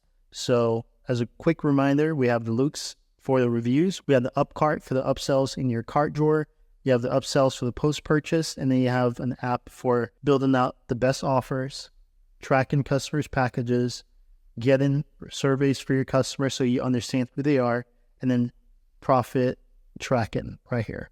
So we're not going to implement all of these, but what's really cool is that as you start making money, these are all things that just help you make more money, which is really awesome. So these apps actually pay for themselves really quickly. So now that we have that, let's go ahead and find our product so we can start testing. See you in the next one. All right, now that we have our page set up and the website pretty much set up and ready for success, we've laid the foundation. I'm now going to go ahead and show you how to find your products, because we're going to actually want to find a main product that we can sell with a couple upsells. We want some upsells with that product. So the first few tools that I like to use, I'm going to kind of share with you, is shophunter.io. I like using ShopHunter to actually track competitors' stores and then also see, just some trending products. And then I'm going to be able to find some potential winners in there as well. I like actually using ShopHunter to validate my ideas on top of that. But as far as this section here, we're going to go over market and product research. So with the shophunter.io, that's going to be free with the course. I actually paid for that, so you guys can get it for free. And you technically could pay for it yourself and have, more privacy, but I bought one. I bought an account for the actual courses community, and I think I did the basic plan. So just be respectful. Don't do anything crazy. But that's that. You're going to have that access to you from me for free. So that's going to be there. And then you have PP ads. So PP ads is what I also use to look for like ad inspiration, content inspiration, because the name of the game in scaling your business is content. So you're going to definitely want to use PP ads later on.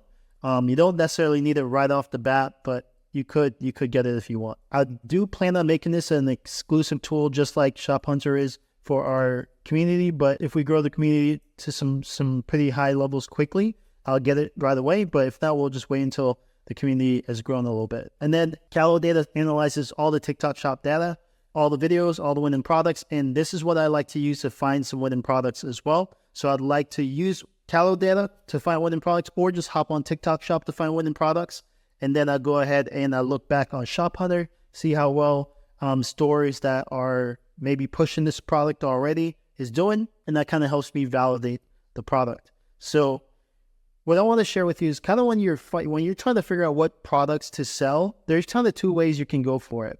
And the first way is you can start with either the market or you can start with the product first. And let me kind of share with you why I recommend product first, because you can go market first. This is like the ideal way to go if you already know how to market things very, very well. If you have a strong market in mind, you understand how to sell on e-commerce already, then go market first and then kind of figure out your product. And you can actually build a product from the ground up. You can get samples. You can make some alterations to the product. And you can make a unique product that no one else can sell until obviously copycats hop on you. But you can do it that way. And it's going to take you a little bit longer to do it that way.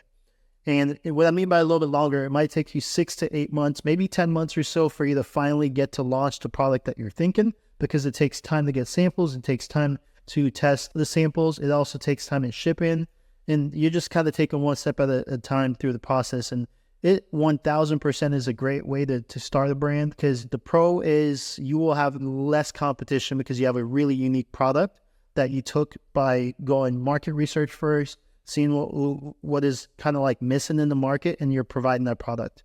So that's one big pro. Big con to it is it takes time to build that. I'm not going to actually go over directly how to do that right now in this specific, course.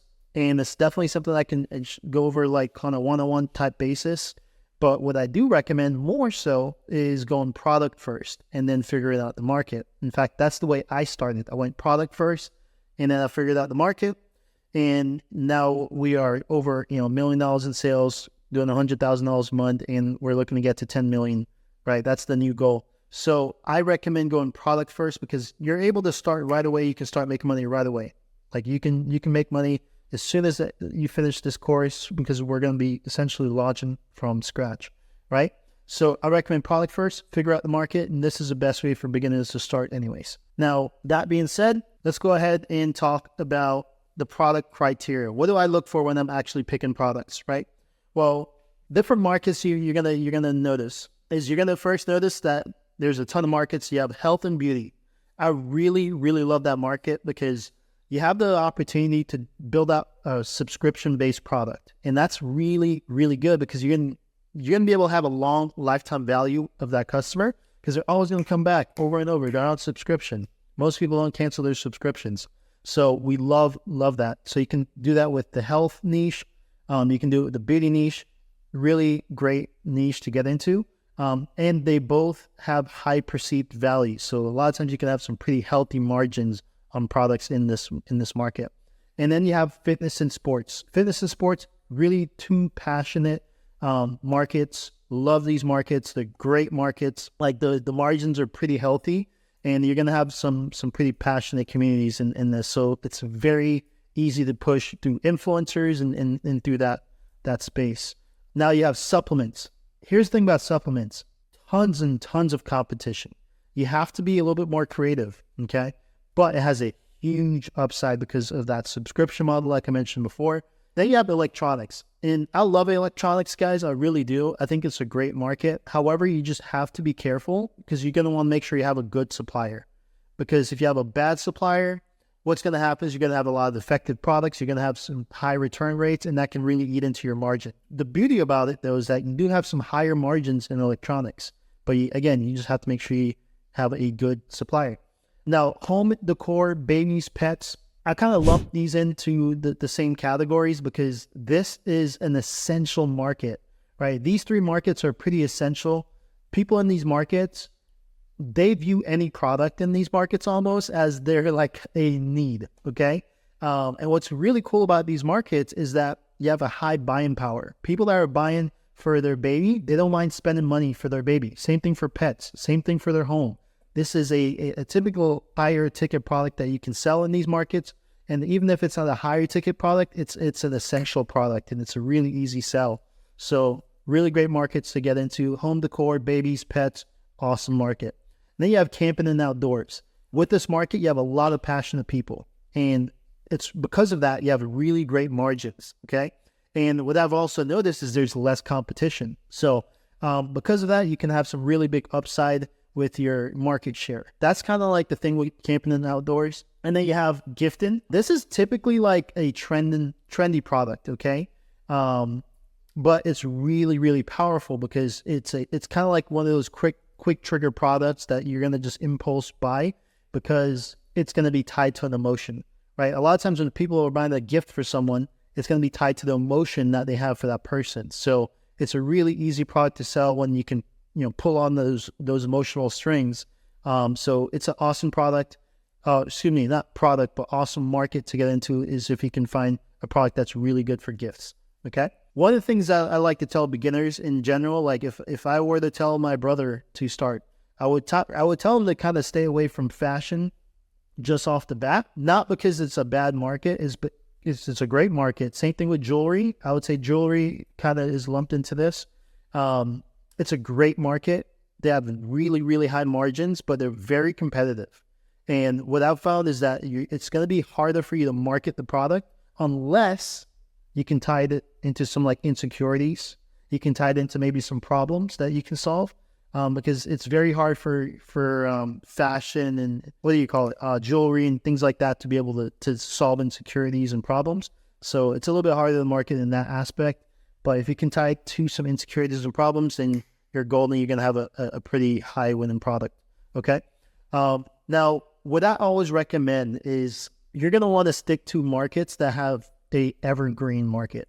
So there's going to be certain products that you find that are kind of like seasonal, but evergreen meaning like you can sell it year round and it's awesome. So these are kind of the markets I would recommend that you try and stick to. These are going to be like the evergreen markets: health, beauty, fitness, sports, supplements, home decor, babies, pets, like gifting. These are markets that people always replenish, right? So like if someone's pregnant today and she just found out she's pregnant, she has a ton of baby products that she's going to be able to buy. And then obviously when she gets out of pregnancy, you're going to have toddler products, infant products, and things of that nature.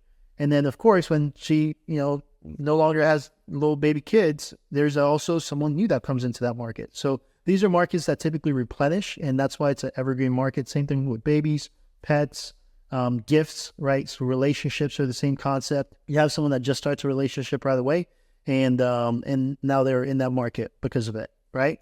So that's what I mean when I say evergreen. Now, when I look for products, just some criteria to keep in mind.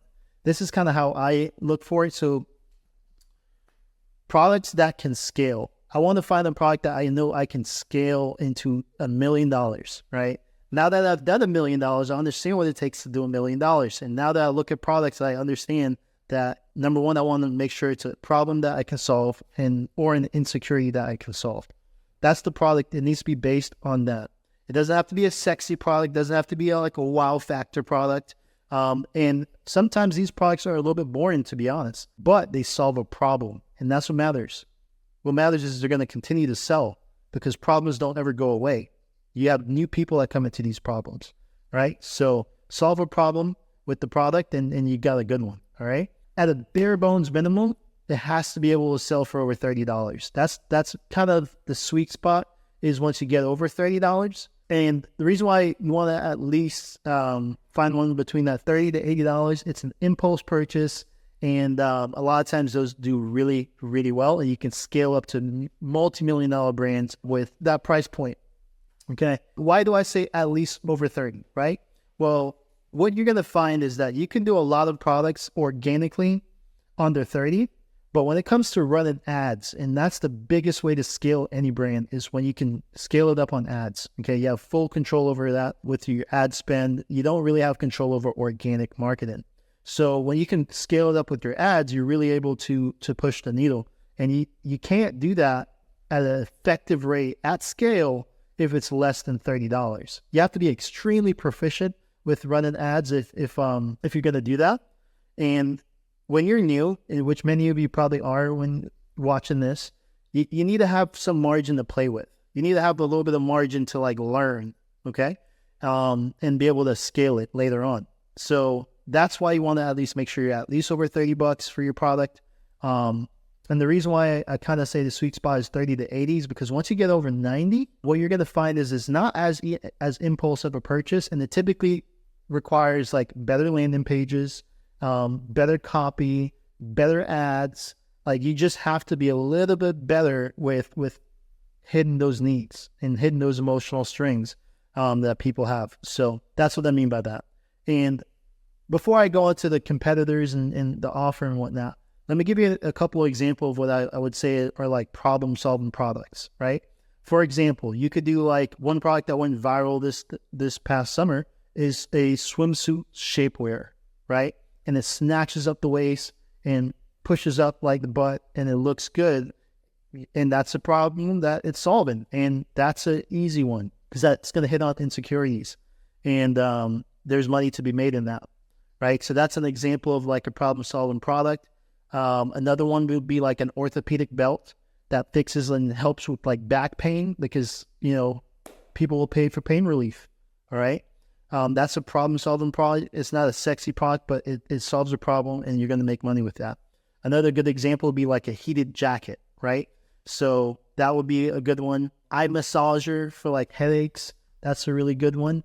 Okay, so these are things that like solve problems, right? And then the next thing I always like to do when I validate or just make sure I know it's a good product to sell is I have to be able to find competitors that are making money. At least like one to two, at least two of them. If I can find two competitors making money, I know there's a market for it and I can get a piece of that pie. So that's one of those things that I'll kind of walk you through how to find that. A lot of times we're going to use like Shop Hunter or Ad Library, Meta Ad Library, and different tools like that.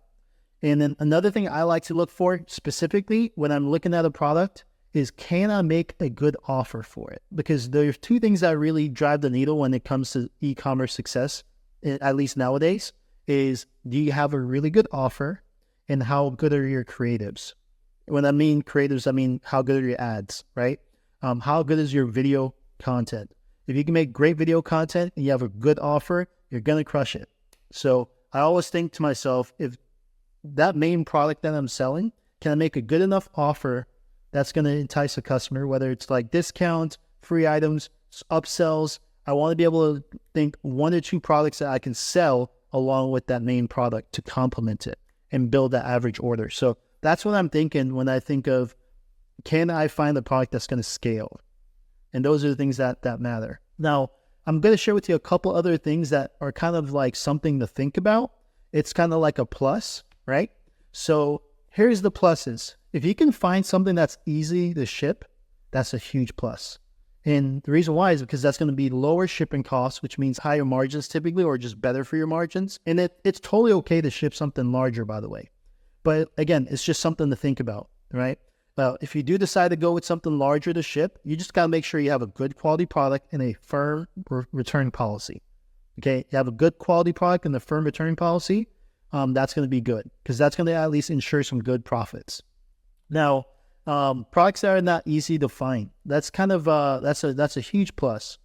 Anything sold in like retail stores, Target, Walmart, local shops, that's a definite fuck no. Don't do it. Along with if it's too basic, you don't want anything too basic. For example, like socks. No to socks. Heated socks with a massage feature, hell yeah. Then you got an angle there, right? You have a winning angle there. Bracelets, absolutely not. But bracelets that give mental clarity, I can go with that. All right. Wallet, like no to wallets. But if we can get a wallet with like a fingerprint locking ability or something like that, something that just makes it unique, gives it a little bit of a market angle, then there you go. So hopefully that kind of gives you some ideas there. Another one is products easy to use, and this is a huge plus because it's less likely to get returns. Okay, because if it's easy to use, you're gonna have less returns because of less customer error. And you're going to learn in this business and in life that some people are really lazy and some people are just plain old like dumb, like legit. They're just dumb. So if you have a product that's a little bit harder to use, you're going to have a higher return rate, a little bit higher return rate because of that, because it's not as easy to use and people just don't want to go through that hassle. So it's not a deal breaker, but again, just something to think about. If you can have a product that's easy to use, that's a plus. Another one being products with multiple marketing angles. Now, the more marketing angles you have, the easier it is going to be to make more compelling ads. And I said earlier, right? What drives the needle? Your ads and your offer. So if you have a product that has multiple marketing angles, that's really good. You're going to be able to come up with a lot of different marketing angles when you're making your ads and your content. So that's really good. And then you have products that are easy to promote. So influencer friendly products. Again, this is not a deal breaker, but it's a plus. Okay. These products are a lot easier to scale because again, content is king. If you can get an influencer on board and it's a product that they can promote, it's going to be easier to scale it and that's going to help. All right. So one way to kind of find out if that product is like influencer friendly is just search the product on TikTok. If you see videos already with that product, it's influencer friendly. You can probably scale that. Okay. Most likely scale it. If you don't find many videos on that product, it's probably not as influencer friendly, or it just might be untapped. So if you're new, I would say probably shy away from it because you may not know how to make really great content yet and market it, and you're going to need to have videos to do that. If you are more advanced and you kind of know a little bit how to market things, then that's a really good sign because then that means it's an untapped market. You can go ahead and dive right in. So that being said, I'm going to go ahead and share with you 2 things that I like to use when I'm finding products. Okay. And we're going to obviously use the tools I talked about earlier, like the shophunter.io, TikTok shop, and all that good stuff. But I like to use these 2 things. And what I've found is that I've paid a lot of money for courses, and there's a lot of people that are in e-commerce that don't quite have a business background and they don't have a business mindset. And that's kind of one way to succeed at this is you have to understand you're running a business. So what matters is your margins, right? And the different product opportunities that you can have. So I'm going to share with you guys a product opportunity sheet. You're going to be able to get a master copy of this.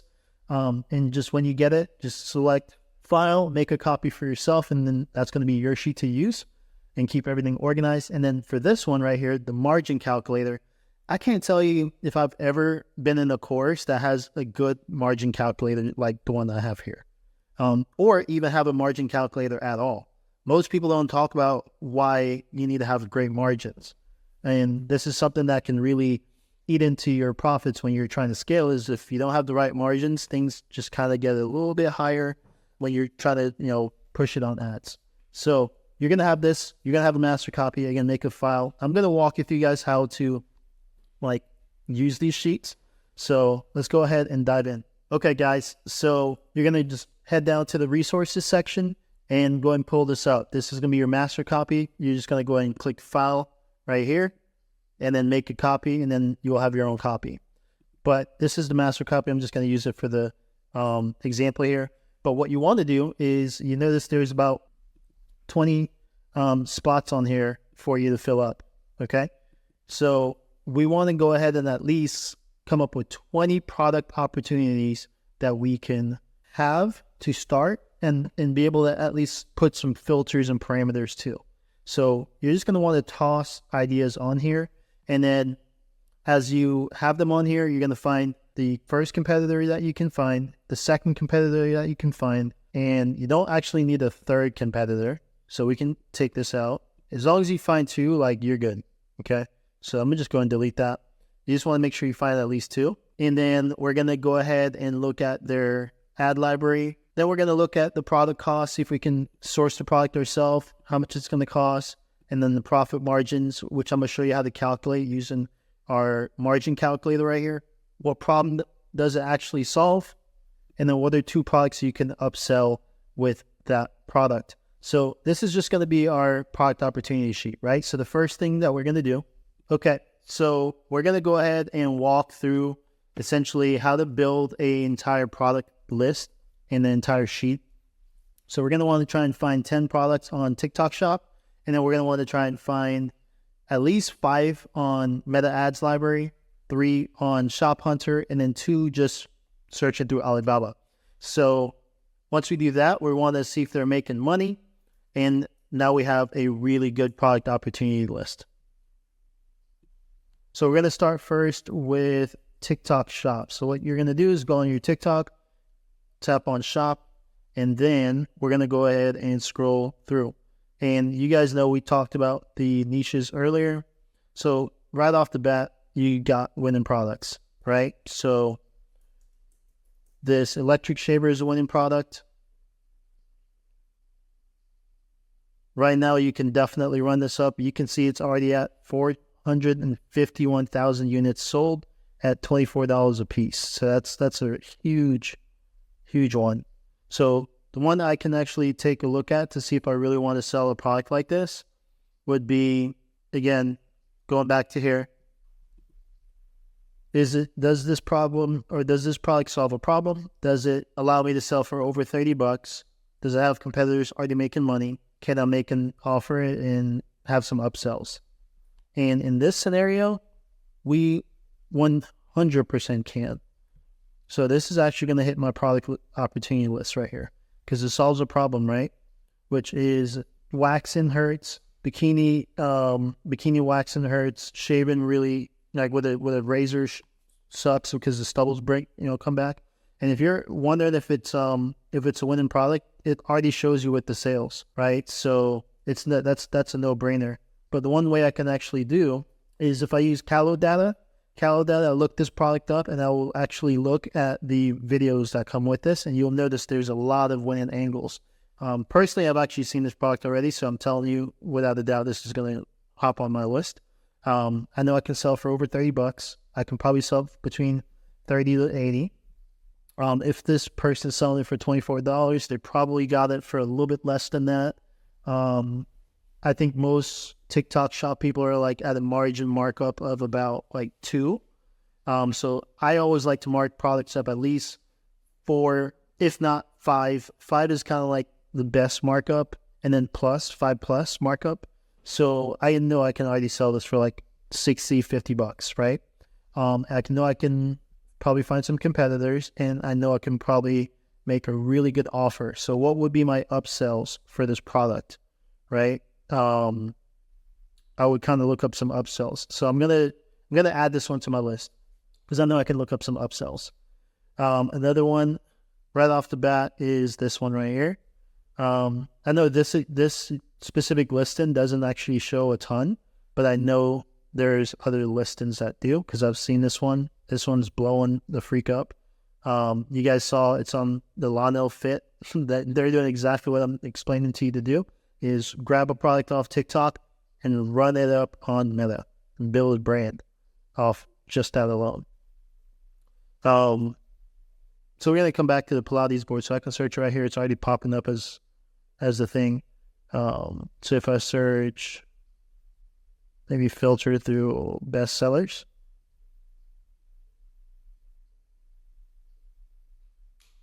I guess they don't have that option here. Well, either way, there's 4,000 units sold here. There's 16,000 units sold here. That already tells me it's a winning product. And typically when it has that many sales, it means it has a lot of content, a lot of videos already out there. Yeah.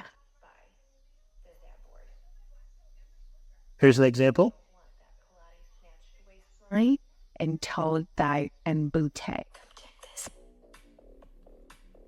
All right, so there's a lot of content on this board right now. So definitely going to add that to my list because I know it solves a problem, which is in the fitness niche. It can be sold for 30 to it can definitely be sold for like that $60. I don't know if I would want to sell it that cheap, but it really depends on the margins I can get. I might not actually want to go for this product just because it's most likely going to be like over $90, and right now our store is over $90. We're selling products in that 150 range, okay? And it's good. It's good. We're doing well. We're over $1 million in sales. But that sweet spot, if I could go back, which I am right now, I am trying to find something in this sweet spot. So let me see if so we got Pilates board, another really good one. This is really good right now. There's actually a branded version of this right now running. So I know that one's really good. Here's a Pilates board again. And this is what I'm talking about. Like, this is a scroll stopper for guys that are going to stop and scroll. Women are going to stop and stop their scroll to see that. And that's just like one of those things that it stops the scroll, and then that could be your hook for the video. And then you can actually go into like the formula that makes a sale. So let's keep going.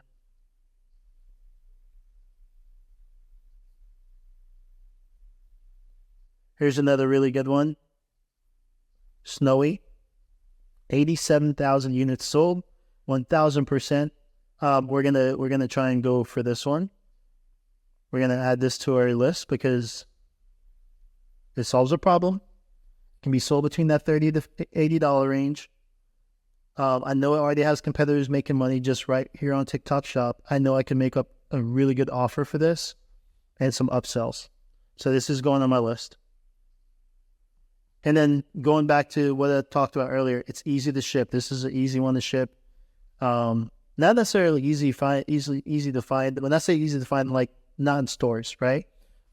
Sure, you can probably find it on Amazon, but not in stores. Easy to use, clearly easy to use, multiple marketing angles, influencer friendly. All of those products I just shared with you are exactly that. And the cool thing about TikTok Shop, guys, this is why I said look on TikTok Shop first. Products that do well on TikTok Shop, they automatically fit this criteria. They've already solved the problem in many cases. That's why people are making a ton of videos on it. And it's typically in a good sweet spot. Those are normally what sells very well on TikTok anyways, is that sweet spot. It's already showing you competitors making money. You already can figure out some offers with some other upsells. That's just kind of a given. And then it's easy to ship in most cases because it's on TikTok Shop. And it's not easily found because it's on TikTok Shop. And then typically these are things that automatically go into it because people make so much content. You can figure out multiple marketing angles. It's clearly influencer friendly. That's why I love TikTok Shop as the first method to searching for products. So let's keep going. So we have the snowy inserts. So that's our third product that we're going to add to our list. Like the wireless mics, I have a feeling that could really do well, but I don't know if I can really get it to that sweet spot of 30 to 80. Maybe I could. Maybe I'm just not thinking hard enough, but let me just keep going. Right here, boom. This one, 27,000 units sold. And I know, actually, I've seen this on ads already on Meta, and they're running that up right now. So I know that's a product we can definitely test. So again, you want to pick problem-solving products. Okay, so I found another really good one, right? I've scrolled past it a couple times now, but if I go back up here, there's this urea cream for your feet. This can be rebranded, and I can make a killing on this one. $3, we can probably sell it for that 30, $35, $39, something like that. And most likely bundle it with another product that I'm thinking, and I'm already thinking of a product in mind to bundle that one with. And you can either do it with something like this, a callus remover, where they get a free callus remover with the subscription of that urea cream or something like that. So this is going to go on my list, right? It solves a problem, can hit that sweet spot. They're clearly making money, and I already came up with an offer just from now.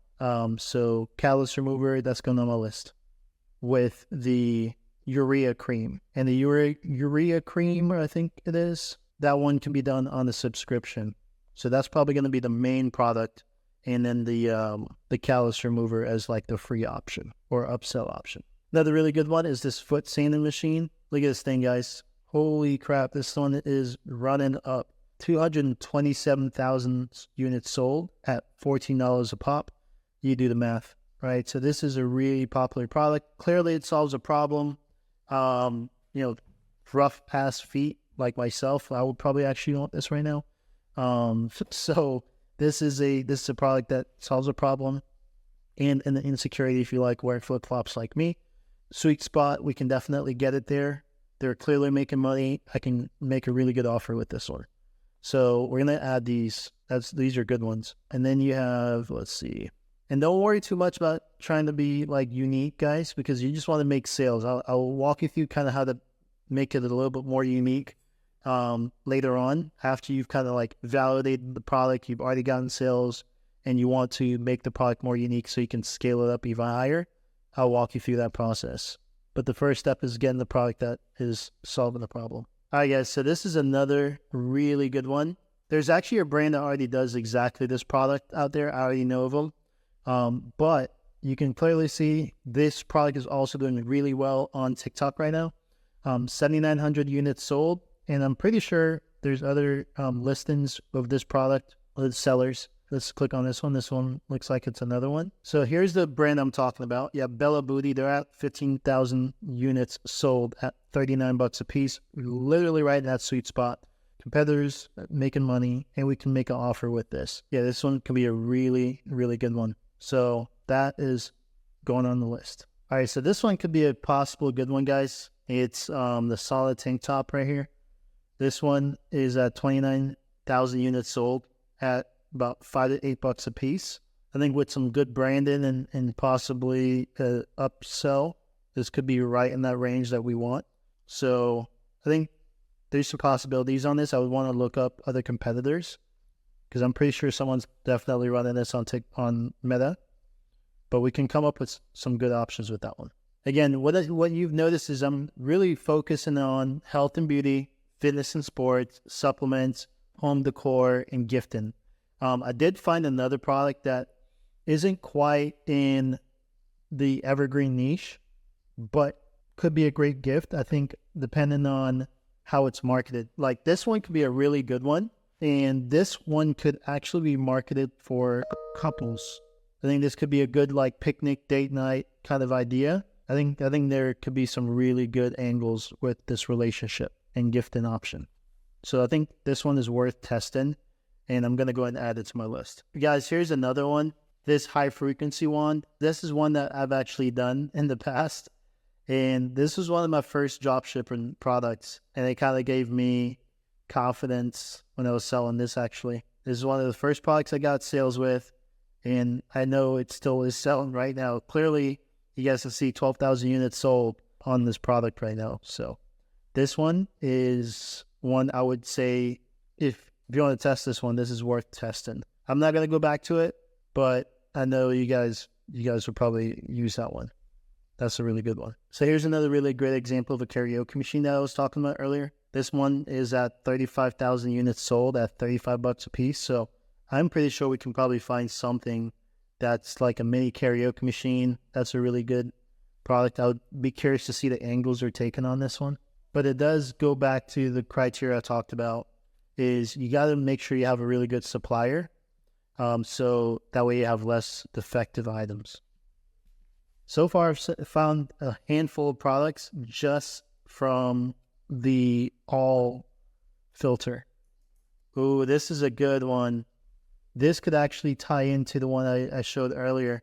This could be a full-blown bodysuit together, and this is an easy upsell. So that option I showed earlier now just got more legitimate because I already found a good offer that can go with that one. And I can probably do like a sweet sweat cream with this one. Something to that effect. So like this ab trainer with like a cream is another good option. Or maybe you do a cream and then you get this sweat belt for free. That would be a good option. So guys, this is kind of how you come up with offers, is you think what's going to complement the product, what's going to be something people would want to buy as the secondary item, what would be something that they would buy already, and maybe you pair it with it. Okay, so this one would be one I would say is a good upsell to the foot filer, is this deep cleansing foot patch. Here you can even see that sleep tape, another version of the sleep tape that I talked about earlier in our earlier module. But for sure, that's a good upsell. Yes. So I looked into... This is a good one, tooth powder. And the reason why that's such a good one, guys, is that is a high reoccurring subscription model, right? People are going to always brush their teeth. And this just looks like a newer version to brush your teeth. So that's a really cool one right there. It's not going to be a one-time purchase. And we can actually brand it probably better. And the cool thing, like now that I know about inventory management and all that good stuff, this one is probably really good in terms of buying in bulk. You can probably get a really cheap amount in bulk. Like I can probably spend like $5,000 and get maybe, 1,000 plus, couple thousand units, and easily be able to profit back and then reinvest back into it. Because I would obviously, change up the packaging a little bit better and make it look a little. So because what I would do is I would change the packaging, make it look a little bit nicer, more modern, and then I would go ahead and market this with a ton of angles. Here's another one of those karaoke machines, another brand.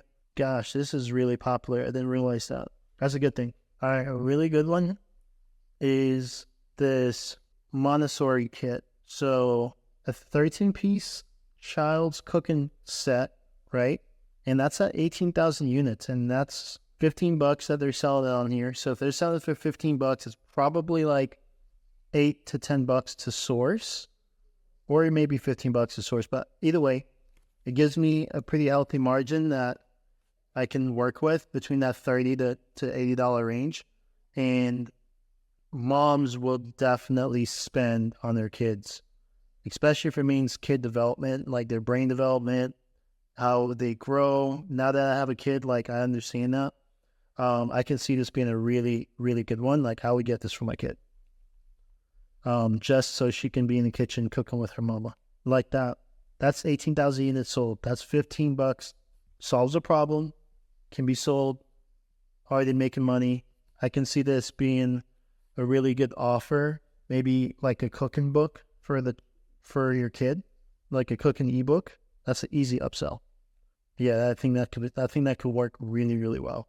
So hopefully, as you hear me like walk through mentally with some of these products, hopefully this is kind of giving you some ideas, getting those gears turning and helping you put together like how you would come up with a winning offer. Because again, guys, it's not winning products, it's a winning angle, right? So we have products that are obviously selling already, but how could you make it a winning angle and get it to $1 million in sales? Is come up with better offers, come up with better angles, make it, bundle it with different products, upsell it with different products, make your average order a little bit bigger, and make the customers purchase a little bit better. Okay, so kids' toys are not like my forte, but they're selling. I mean, I would have to look a little bit more into Meta Ads Library to see how much they're selling and if it's a lot, even has a store. So that would be something to look into, because these kids' toys are freaking selling 26,000 units, 21,000 units. It doesn't necessarily solve a problem, I don't think, but I mean, maybe it does, and I'm not seeing it. All right, I have some good ideas. So that's that. That's how we do the TikTok shop method, is you just keep going through until you get 10 really good ones. One thing that you can always do is make sure you go from all the different categories at the top, because I just scroll through all, but you can actually go to like the specific markets, and I went through all of them, came up with 10. And what's really cool is that you're going to notice when you do that more and more, you're going to actually find more products that didn't pop up before, because TikTok's going to essentially feed you more products because they know you're shopping. So that's a really good method to do it. The next method you're going to want to do is go on Ad Library, the Meta Ad Library. So let's go ahead and do that really quick. Okay, so you type in Meta Ads Library. It's going to be Facebook Ad Library. You're going to pull this up. All right, so looks like this. You're going to go ahead and select all ads. And then here you can actually, so you can see, guys, I've searched some different products before. What's really cool is you can pull up their ads. Like there's this brand I was looking at. They're not running any ads anymore. And then there's this brand that I was looking at, the Pilates. They're still running a ton of ads, 46. But what I like to do is you could actually type in some keywords that are pretty common in ads. So we can go 60% off plus free gifts, or let's go 40% off plus free. We can actually search that phrase.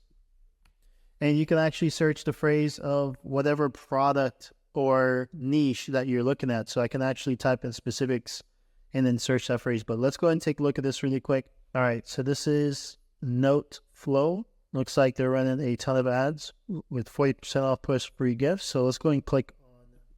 Might be one of the most advanced notebooks I've ever seen. It connects to your phone and synchronizes everything you write or draw to the app, giving you a digital PDF. Okay, so you might actually be able to find a product like this on Alibaba to ship. These are mobile. Well, let's see if it pops up on mobile.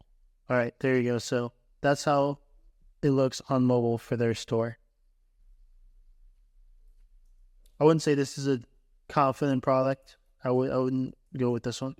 It's working for them though. They're making a lot of money. They're running a lot of ads, as you guys can see. Let's go ahead and try hair loss.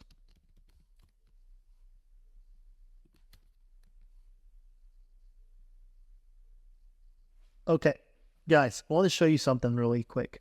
And this is an example of being resourceful and finding ways to like make something work, right? So I was searching on Meta. One of the things I was looking for initially was I wanted to be able to find some keywords to search on Meta, and I was looking for pet products. So what I did was I came over to ChatGPT, and I know I wanted to find pet products, right?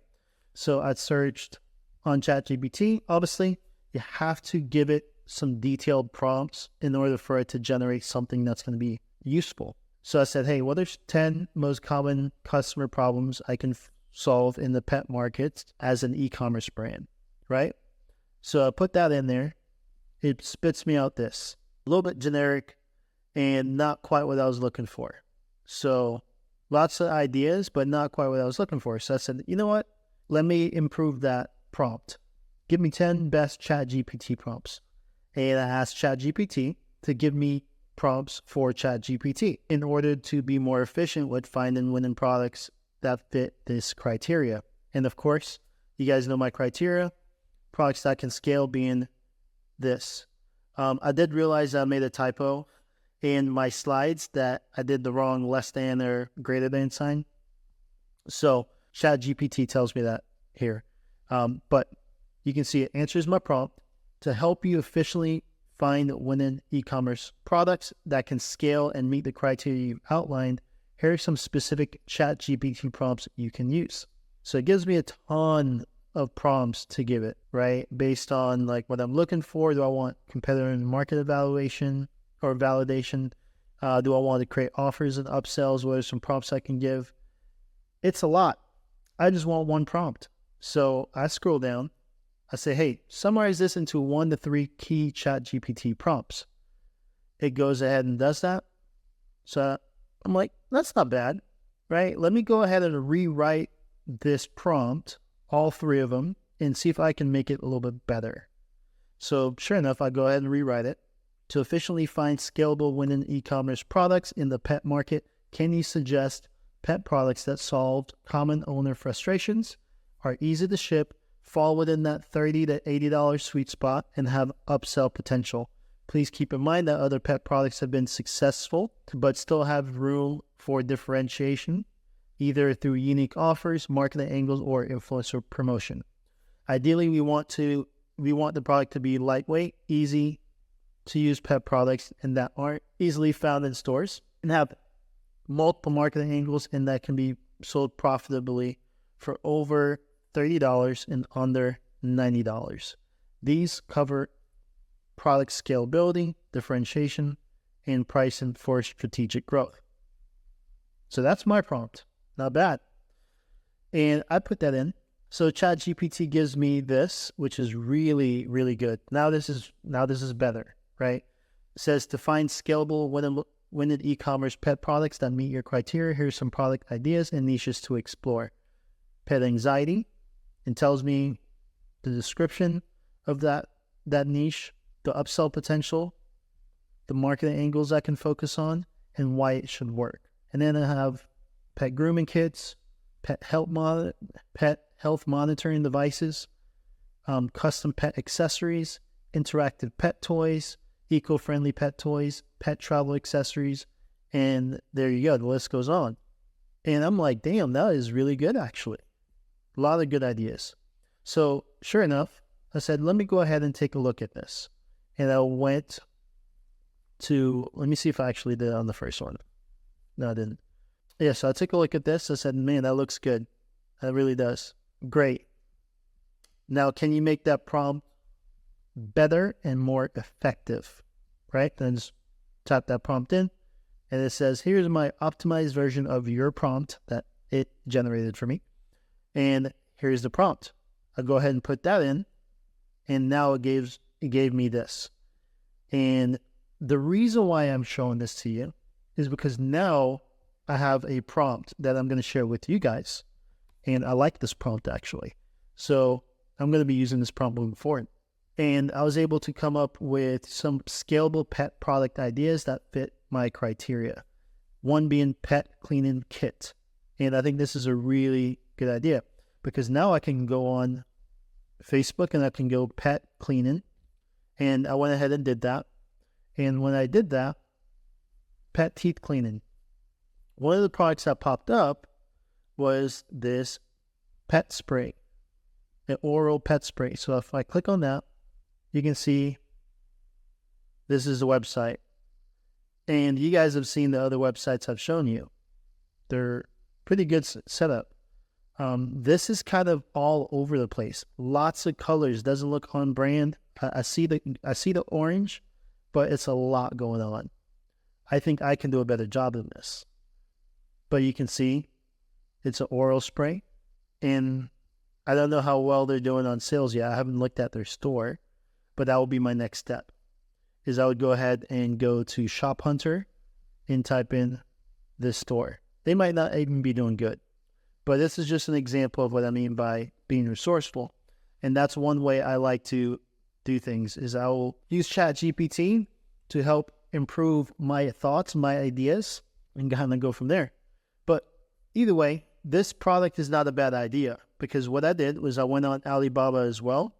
So I'm going to search the store and see if they do well. But I went on Alibaba, typed in pet teeth cleaning, and I was able to find that exact product, that pet spray. Where is it? Ooh, you guys saw this one on TikTok, right? Like the teeth powder. This is one for pets. Who knows? Could do well. But here you go. Here is the pet spray. So think about this now. I just found a pet spray. I just have to see if this is a validated product, if this is going to sell. It may not, but at least I came up with an idea that is very unique. And this is not something that I saw on TikTok Shop. It's not something that I'm now going to search it. Okay, so in this scenario, I like to see if there's possible potential in this product that would be unique to me, right? And this is a product that I can buy for $1 per unit and potentially sell for $30, right? Now, I'm not sure if the market's going to pay that. The only way for me to know is to see if anyone's currently selling like that. But this is just an example of how I would go about finding ideas. This is actually how I found our product. Was I took the concept. So the reason why I share that with you is because that process that I just went through to come up with that winning prompt, I really like that prompt.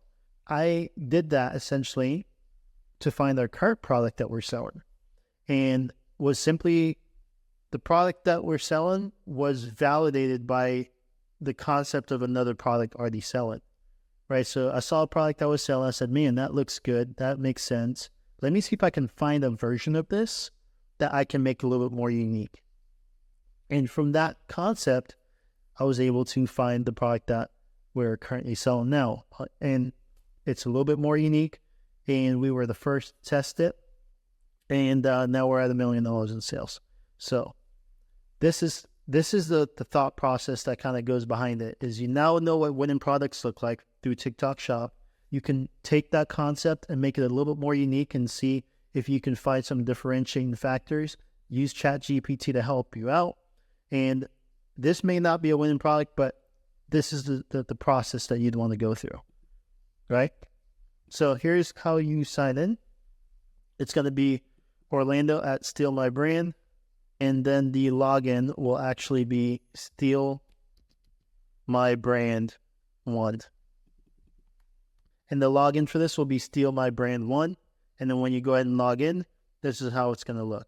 So you guys can see one of the first products that it recommends is a pet teeth cleaning kit.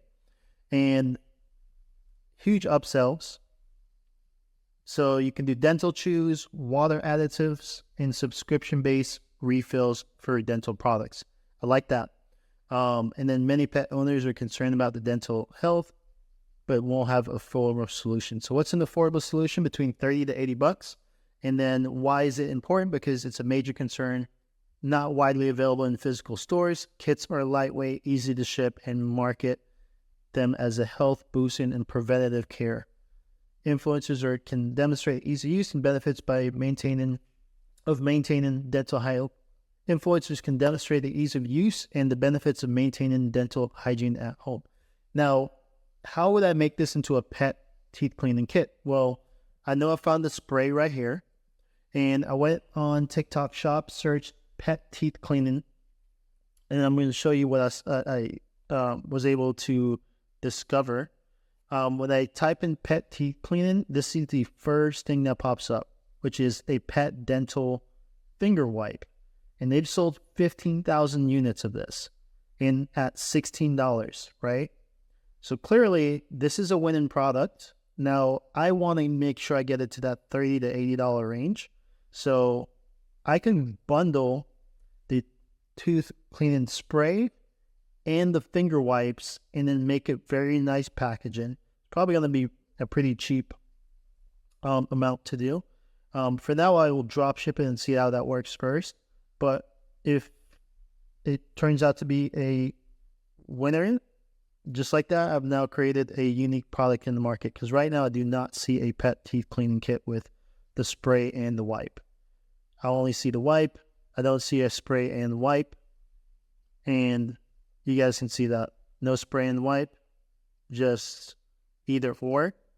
And why is that important? Because I looked on ad library. I also did not see, so let me go back.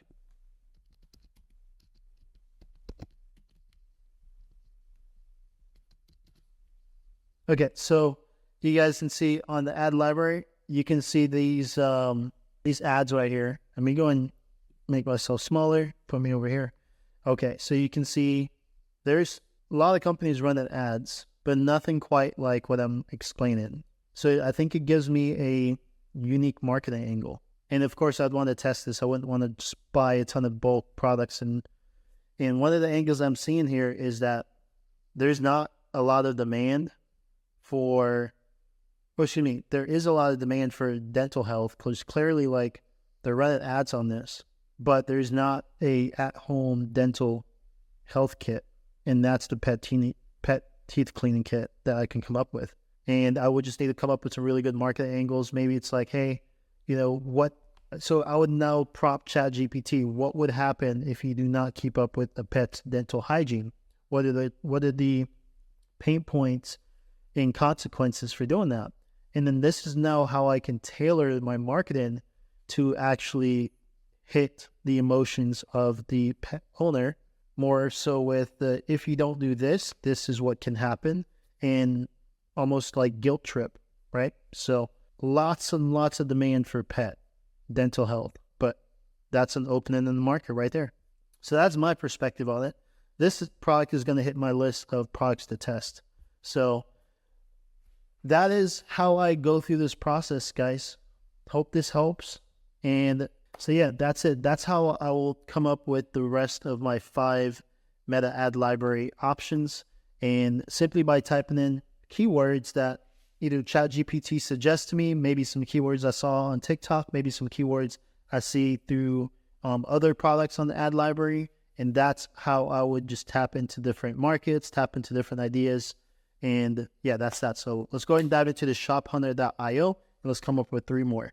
Okay, guys. So here I'm now on Shop Hunter, and the way I would actually come up with them is simply by looking at either recently added products, top advertised products, top advertised stores, top moving stores, and top moving products. And I can actually just pick a couple options from here that I think could be good products to test. So let's go and open up some of them. Okay, so the way I would go ahead and find a couple products from Shop Hunter is I would actually pull up all the stores into another tab and just take a look at them all individually. Now, obviously, it's a little bit more tedious this way, and you're not the only person that's going to be doing this. Anyone that uses Shop Hunter is probably doing something like this, if not for all the products, but at least for a couple of them. So there's definitely going to be some overlap there. So it's not like my most used method. In fact, this is just to get a few more options on the list. This is what I would do, right? So one of the first ones I opened up was this brand right here. I had no clue what they are. Looks like they've been running a lot of ads though. So 54 ads. Let me hit refresh really quick. Yeah, that's what I thought. 250 ads. That's what it said earlier. And then I said 54. So what I would now do is I would go through and see why their ads are doing well. Looks like they're doing a lot of UGC. Lots and lots of UGC. Now we can go ahead and take a look at some of their UGC as well. Fellas, hoodie season is upon us in the next month or so. If your girl sees this in your closet, if she sees you wear it, she'll never steal it from you and you will never see it again. Just got this black one for about $40, man. Check out the material. Same material on the outside as it is on the inside. Super high quality, as your little kangaroo pocket, has a deep hoodie, perfect for the fall season. Keeps you warm. Grab you some of these. Grab extra because your girl gonna steal them. Grab them while you can. They're on a good sale. Fellas, hoodie season is upon us in the next month or swear it. Should never steal it from you and you will never see it again. Just stop. Okay, so you can see that's one of their ads, and they're running 3 versions of that. This is one of their best-selling ads, and they're running 61 versions of that, 61 versions of this one, 43 versions of this ad right here. So I'll kind of explain to you when I say versions, that's one of the strategies with running ads is you kind of want to, if you have a good ad that's working, spread it out and let it get more audience. So I'll kind of cover that one with you. And this is a winning product. So what I would now do is come over to Alibaba, and I can always search that product right here. I can search it on AliExpress to see kind of what the margins would be like. That's more so like the second phase of the product research is testing the actual margins on all of this. But just from that alone, I can tell that's a good product. That makes sense. They're crushing it. So go to the next one. Oh, and the Shop Hunter details on that one was not bad either. So let me actually show it to you. Shop Hunter example on this one, you can see they're bringing in about $339,000 in revenue per month on just that product, or not that product, but just that brand alone, their store. You can see their best-selling products is oversized hoodie, the gloves, the blankie wrap. I don't see the normal hoodie. I'm assuming they just kind of lump it into this maybe. But yeah, so because he did say like $40 and this is like $49. So that is a winning store, winning product, and that's an example there. And then you have this one right here. So let's take a look at this. And this is a IPL laser. So let's see how they're actually doing on sales. So it looks like they brought in $400,000 for the month.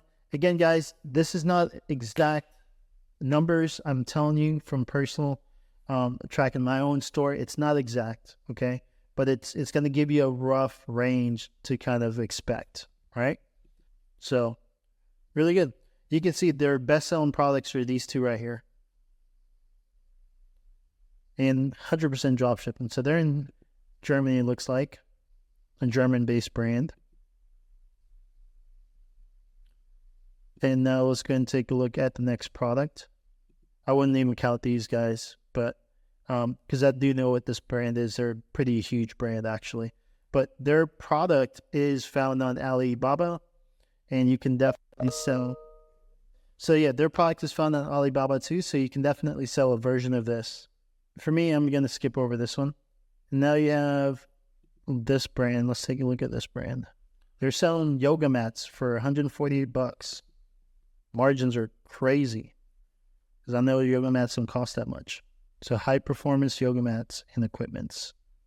Guys, branding is everything. You can literally make a brand look nice and charge whatever the hell you want. People just freaking buy. People love buying stuff. It's crazy. Bringing in $900K a month. Let's look at this store.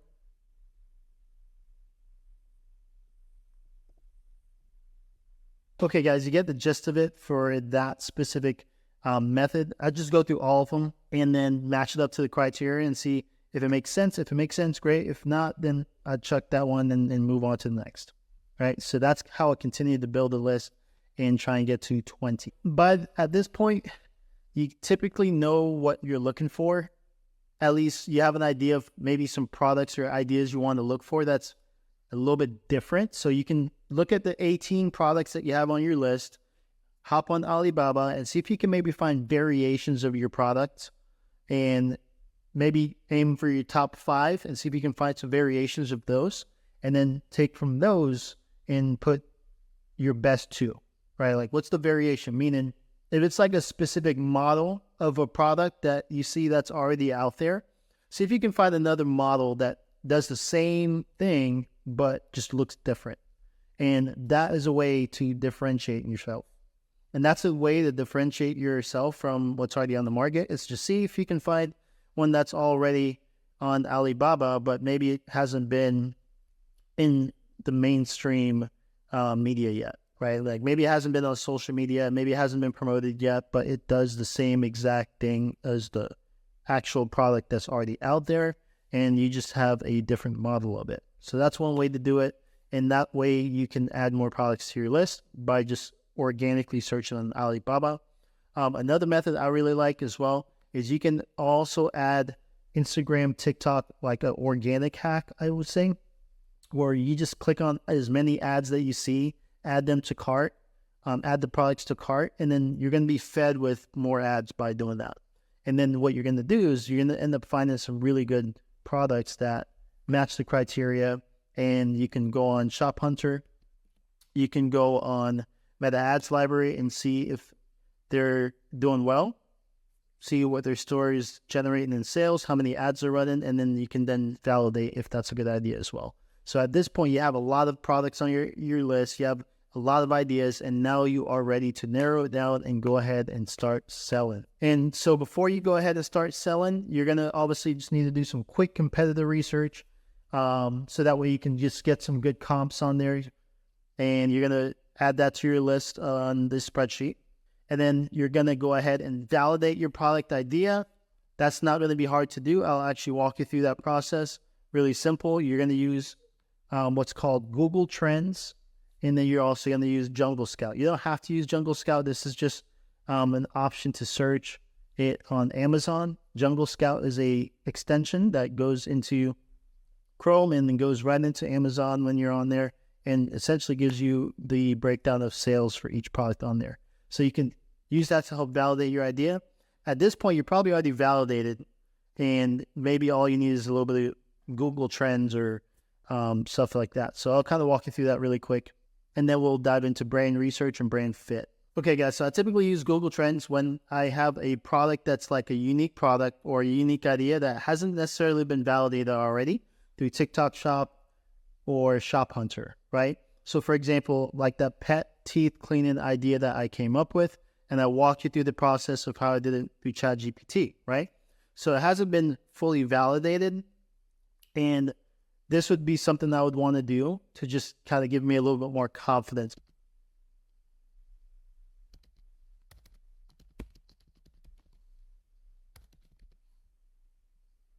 And then go ahead and click on Google Trends right here. And I've already done this, but I'm just going to walk you through what I did. Pet teeth cleaning. Hit search. And it's going to show you how much search has been on that specific term. So you want to go back like past 12 months, past 90 days at least. So past 90 days, see if it shows 90 days. All right, so it doesn't go 90 days here, but whoops, it did do the last 12 months. So we go past 12 months, and you can see consistently the search data is over 50. And that's a good sign. If it's over 50, that means there's demand for that product. So the idea behind going pet teeth cleaning, like ChatGPT, it got something. It really does. It has a good idea. And I would actually say that's a good idea. And I will probably go with that product as a tester for sure now that Google Trends actually says it's a good idea. So this is what I like to use Google Trends for typically is just validating the product idea that I have. All right, guys. So all of those ways that I just shared with you are honestly the best ways to do product research. Now, out of all of those ways, the best for sure is actually the TikTok Shop method. TikTok Shop is a really, really, really unique time to be able to do product research. I'm not sure if it's going to stay like this, and things can obviously evolve over time, but as of right now, and for the foreseeable future, TikTok Shop is a really great way for product research. And I didn't use the tool Calo Data, but you can use that tool. It is a paid tool, but once you use it, you can see it actually pulls up all the data from TikTok Shop. And instead of scrolling for, do products, you can actually just do it on a browser. So right now, look up bestsellers and rip the content. What I mean by rip the content, take the content. They already have a ton of content and build it into a brand by creating a better offer, and run ads. Okay, so you take all the really viral, good performing videos, you take those videos, you go ahead and send it to a video editor, and then you edit it yourself, and now you have unique ads you can actually run on Facebook. Okay, you create a really great offer around the product, and boom, you have a brand.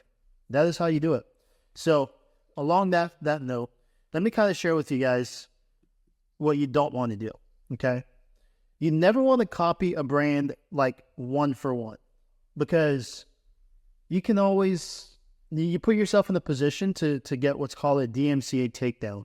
Okay, you get a account ban or Shopify ban or like ad account ban, and your funds can be held. Okay, so you can take content that's out there and run it on Facebook, but you just want to make sure you're not stealing it like one for one and not changing anything to it, right? You got to make changes. You got to make changes to the content. Now, if you're taking like a creator content, and this is also why I say like it's a really unique time right now to use TikTok Shop, because a lot of times TikTok Shop products, okay, they're literally like a lot of Amazon sellers. That's what it is. It's a lot of Amazon sellers, a ton of brands on there too. But in many cases, like you'll know if it's a branded product because you'll obviously see like a brand name on it. But most of the products you get in this don't have a brand name on it. Okay. And you can take a lot of content that does not show a brand name, and you can use that content, and you won't get a DMCA takedown. It's very likely that you get one because you're using like a branded product's content, and you're using the actual brand on it, and it's showing on the video. So you just want to avoid using branded content, but take content that's already out there, use it, get a video editor, do a good job, and then now you have unique content. And this is what I recommend also for testing. So doing that method is great to test. You actually use that method to test products. So that's why I said it's totally fine if you rip content, but just be careful not to steal a brand's content one for one, because then you put yourself in this position, right? So for example, like I make original content for my brand, right? I get creators to I send them products and I pay them, and they make original content for our brand. All right. I have 2 full-time DMCA takedown specialists that they will find when our content is stolen. Okay. Because obviously it's very well branded. So if you rip content, only use it for testing. Okay. So if you're taking content from TikTok Shop, you just want to test the product to see if it's a viable product. If you want to actually spend time investing into that product, that's what you're using the content for. So you're not going to likely get like a ban or just off that. Okay. Don't take branded content specifically, right? Just take content that's already out there. Maybe you can cut parts of it that don't show the actual brand's content.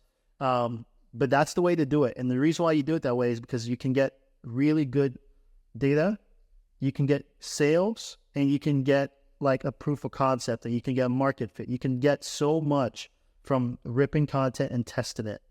But when it comes to scaling the brand and actually turning it into something that you're going to double down on, you do run the risk of a DMCA takedown if you don't get original content for yourself. So instead, what I recommend is you test the content, make sure you have a good product, make sure you like it and things are working, and then go get your original content, right? Emulate what they're already doing and improve on it. Add your own twist, add some marketing angles, add an offer to make it different. This is so key because what you're now allowing yourself to do is you're creating what's called a unique selling position. You're standing out with different marketing angles, different like style. Maybe you change the style of the product a little bit. You just make it a little bit different. Okay. Doesn't have to be a huge difference. Just a little difference makes a whole lot of the difference. All right. So what you're going to find is if you don't do this and you're ripping content one for one, you have to understand the bigger brands already have a ton of data, right? They're running ads and they have a ton of data. So you're trying to outmarket them with the same tactics, and it just does not work. Okay. Get your own UGC made once you have a proven concept and product and market fit, and you know that you're ready to double down. Okay. And I'll cover how to actually do like your own content and get that stuff made in later modules, but That's so important to know. All right. Let me show you how to use the margin calculator, because now you have a full list of products you want to test, right? You have all the competitors, and you just need to figure out like your comps, your cost of goods, what that's potentially going to look like, and then of course your actual margins. Let me walk you through how to do that, because that's important. And then once you know how to do that, then you can choose the product you're gonna actually test. And I recommend you use what's called a brand identity sheet. I'm gonna provide this to you, and this is just gonna allow you to know your customer avatar, right? You're gonna be able to actually know who you're marketing for and marketing to. You can create better angles, have better audience messaging. Your copywriting is gonna be better, and you're gonna have audiences to already test. And I'm telling you, doing it this way is how you honestly crush competitors out there, because most people don't do this. They just test shit and they have no clue what they're testing. Okay? Doing it this way, I promise you, you're going to actually have more of an edge. You can actually last longer in the market and have higher spend when it comes to ads. When you have your product, you have your customer avatar, you have your marketing angles and your audience messaging, and you have audiences to test, game over. You have a foundation for your marketing strategy. And then it's going to be time to start crafting your ads and making sales and all that good stuff. All right, so let me walk you through really quick how to do the margin calculator. So first things first, you have this document, right? So let's go ahead and zoom in. You're going to have this document. You go ahead and select file, make a copy. The most important thing you want to find out is what your margin is going to be, this net profit margin right here. The way to do that is you're going to go ahead and look at the competition, right? What's the product being sold for, and how much can you actually get it for? And then, of course, how much is it going to take to acquire a customer for that product? And then you're left with your margins. So the way to really do this is to look at the product that you want to sell. Look up how much it's going to cost to source that product. So how do you source it, right? The first methods to sourcing a product is going to be to drop ship it. So this is going to be the first method to source the product. You're going to want to go to Zendrop or CJ Dropshipping.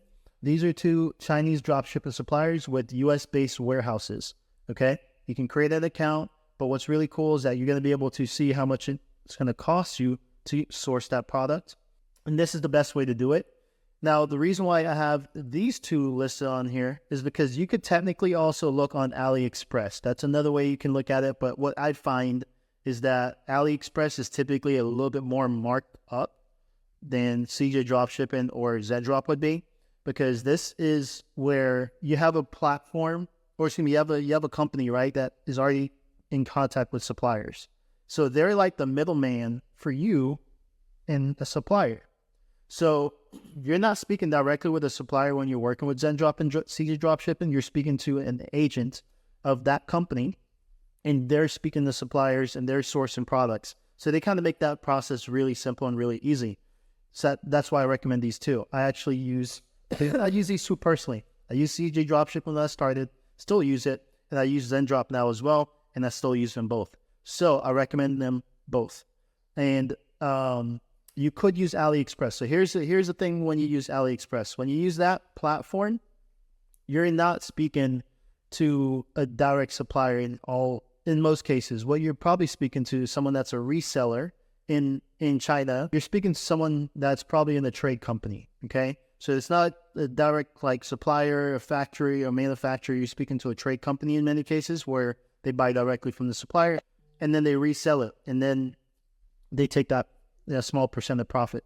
So you could use them. I just don't always like to use them. I'd rather CJ Dropshipping and Zendrop, but I just wanted to give you that as an option. Bulk order manufacturers, that's kind of the way I like to look at it as well, is because this is where you're going to get the best price. Now, they don't do drop shipping in many cases. You could get a drop shipping model set up with the Alibaba supplier, but it's not likely. And here's why. Because on Alibaba, you can actually speak directly with the manufacturer, the actual factory that's designing and sending out these products. And they a lot of times will do a bulk order. But if you have a good relationship, you can actually set it up to where they start doing drop shipping for you.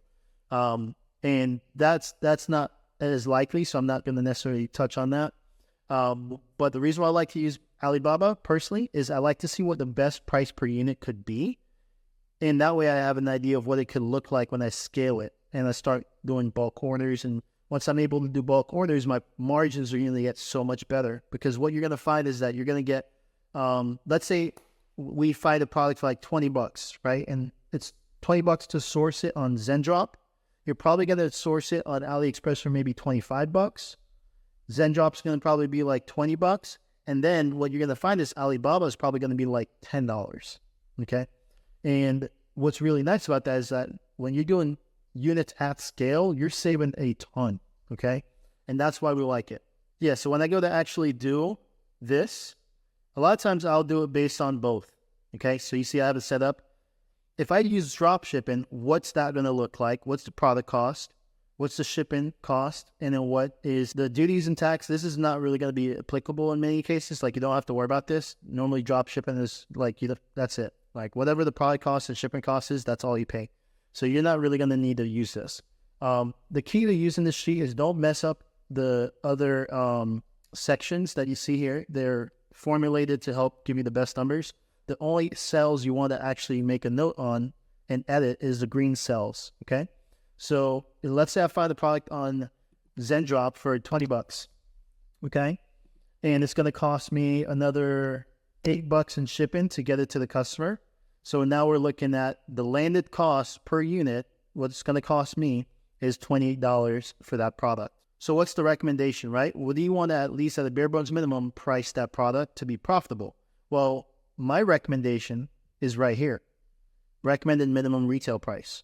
At least want to mark it up to this number. And this is based on a formula of a markup of 3. You guys see that? That's the formula right there. A markup of 3. I would not recommend going lower than 3. Okay? So in this scenario, I could actually do this product. And I could actually just say, I'm going to go ahead and price it. My estimated retail price, I'm going to go with 89. Okay, because then I want to under 90. So we can go with $89. Okay, so the shipping charge, this is what you charge the customer.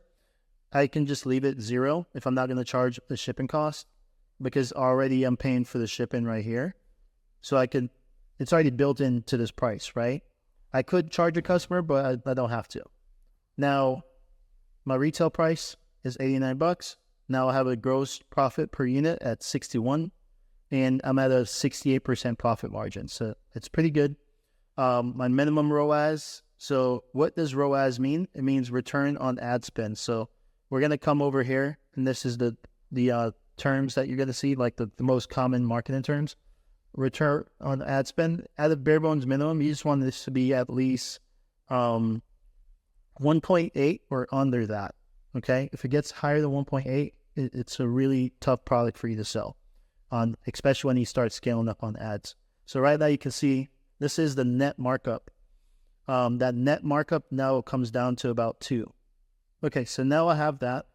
So this section right here is if you wanted to do a bundle of 2. So if you did, let's say, like you buy 2. So one of the offers is like buy 1. This is essentially how it comes out to look. And if you want to give a buy 2 option, well, it tells you right here you should recommended markup 2.75, right? So let's say you go with that. It's going to be $154. I don't charge anything for shipping. And now you can see my gross profit per unit is $98. So it went from $61, right? So if I get someone that buys 2 of this product, I'm going to get $98. And then my profit margin went down just a little bit more, but I'm still profitable. Okay, because you're going to give a little bit better of a discount for a customer buying more, but obviously on the back end, you still make more, right? Just because you have a higher profit per unit. And then same thing, I did it for a bundle of 3. So this stuff is already kind of built out for you, and all you have to do is just figure out what price you want to price something at, and then it's going to do the calculations for you. Now, that's for drop shipping. The reason why I like looking at that, and then also being able to look at the bulk order, is this is going to at least allow me to know when I do a larger order later on, what's that going to look like? Let's say I go ahead and bulk order this now instead of drop ship it. and I get to the point where I want to start ordering units, and I can get the best prices. So let's say I'm able to now source this product for $8. Okay, if I'm able to source a product for $8, it's going to be a way better price point. But in many cases, your supplier is going to say you need to at least, at a bare bone minimum, make an order for, $1,000, 1,000 units. And let's say I'm getting it for $8. 1,000 units at $8 is $8,000. And then I go ahead and make that payment. But the ship to the US is also a cost that's separate from the product cost. So a lot of times that's going to come out to like $1,000 to $2,000. Let's just call it, in this scenario, I pay $2,000 for the shipping from China to US to put it into a warehouse. And now I can either decide, do I want to send that product to a warehouse that's a third-party logistics center, or do I want to send it to myself, like to be able to fulfill it in-house? So if you do it at a warehouse, many cases, they're going to charge you a pick and pack fee. And that's typically not paid up front. Okay, it's just paid like as you get the orders placed, you're going to pay it on the back end. All right. So you don't have to include this right now, but if you do include it, you're at least going to be able to have an idea if you put into a 3PL how much it's going to cost. But for right now, you can just leave it zero, and we're just going to assume I'm sending it to myself so we can do it in-house, right? So if you use a 3PL, just simply multiply 2.5 times the amount of units you order to get just a rough estimate. So for example, I'm just going to show you what that looks like, right? So if I'm ordering 1,000 units, okay, I would just do 2.5 for the pick and pack fee, and that's going to get me 2,500. All right. So just to put it into a warehouse, it's going to cost $2,500. You guys see that? So on the back end, it would cost me an extra $2.50 per unit. It's not that bad, actually. Okay. Sounds like a lot up front when I calculate it like this, but on the back end, it's really not that much. So it's going to cost you $2.50 to have someone else pack and ship your orders, as opposed to you having to pack and ship the orders. So you can see why 3PL route is what makes the most sense for a lot of people once they're scaling that at bulk. Okay. When you're small business, this is a cost you can actually save just by doing it in-house. All right. Duties and taxes. If you did not use what's called DDP shipping, then you're going to typically pay a duties and tax, like customs duties. And I always recommend to do DDP shipping, and I'll walk you through what that actually means when you go to place bulk orders. I'll explain that. So you can see right now the total landing cost of this product is, all of these added up, is $12,500, right? So I just paid that to get 1,000 units. Now I have 1,000 units. They cost me $12.50. I can at least sell for this, but we already have been selling it for this. So look at the difference now, guys. You're going from a landing cost of $28 per unit to a landing cost of $12 per unit. And now instead recommended to sell it here, you're being recommended to sell it at this price. But you don't have to sell it at that price. You can keep the price you're already selling it at. And now you just save more and you can pocket more of that profit. And that's why we recommend the bulk order route later on, because you can actually just make more money. So let's go ahead and price it at $89. And with the customer shipping, a lot of times I actually charge a customer for shipping because people will pay it anyways. So let's just go with $7, right? And I'll even do $5. So the customer pays $5, and now it's calculated right there. Total selling price is $94, and I just went from making $61 per unit to making $81 per unit. I went from a 68% profit margin to an 86% profit margin. And that's huge because now you can run way more ads at scale. All right. So you can see the markup now comes up to a 6% mark, a 6.52 markup versus a 2.18 markup. All right. And now it takes you less to break even than it would to break even over here. So that's kind of like the breakdown, guys. these are some recommended percentages. So you want your profit margin to at least be 50%. You want this to be at least lower than 1.8, and you want your minimum markup to at least be like 2.5 or higher. It's okay if dropshipping route, it's less than that. You're not going to be as profitable as if you did bulk orders, right? So same thing, you can do the bundle of two, same concept. So you can fill this out if you want to go through this process, but I'm not going to do that right now.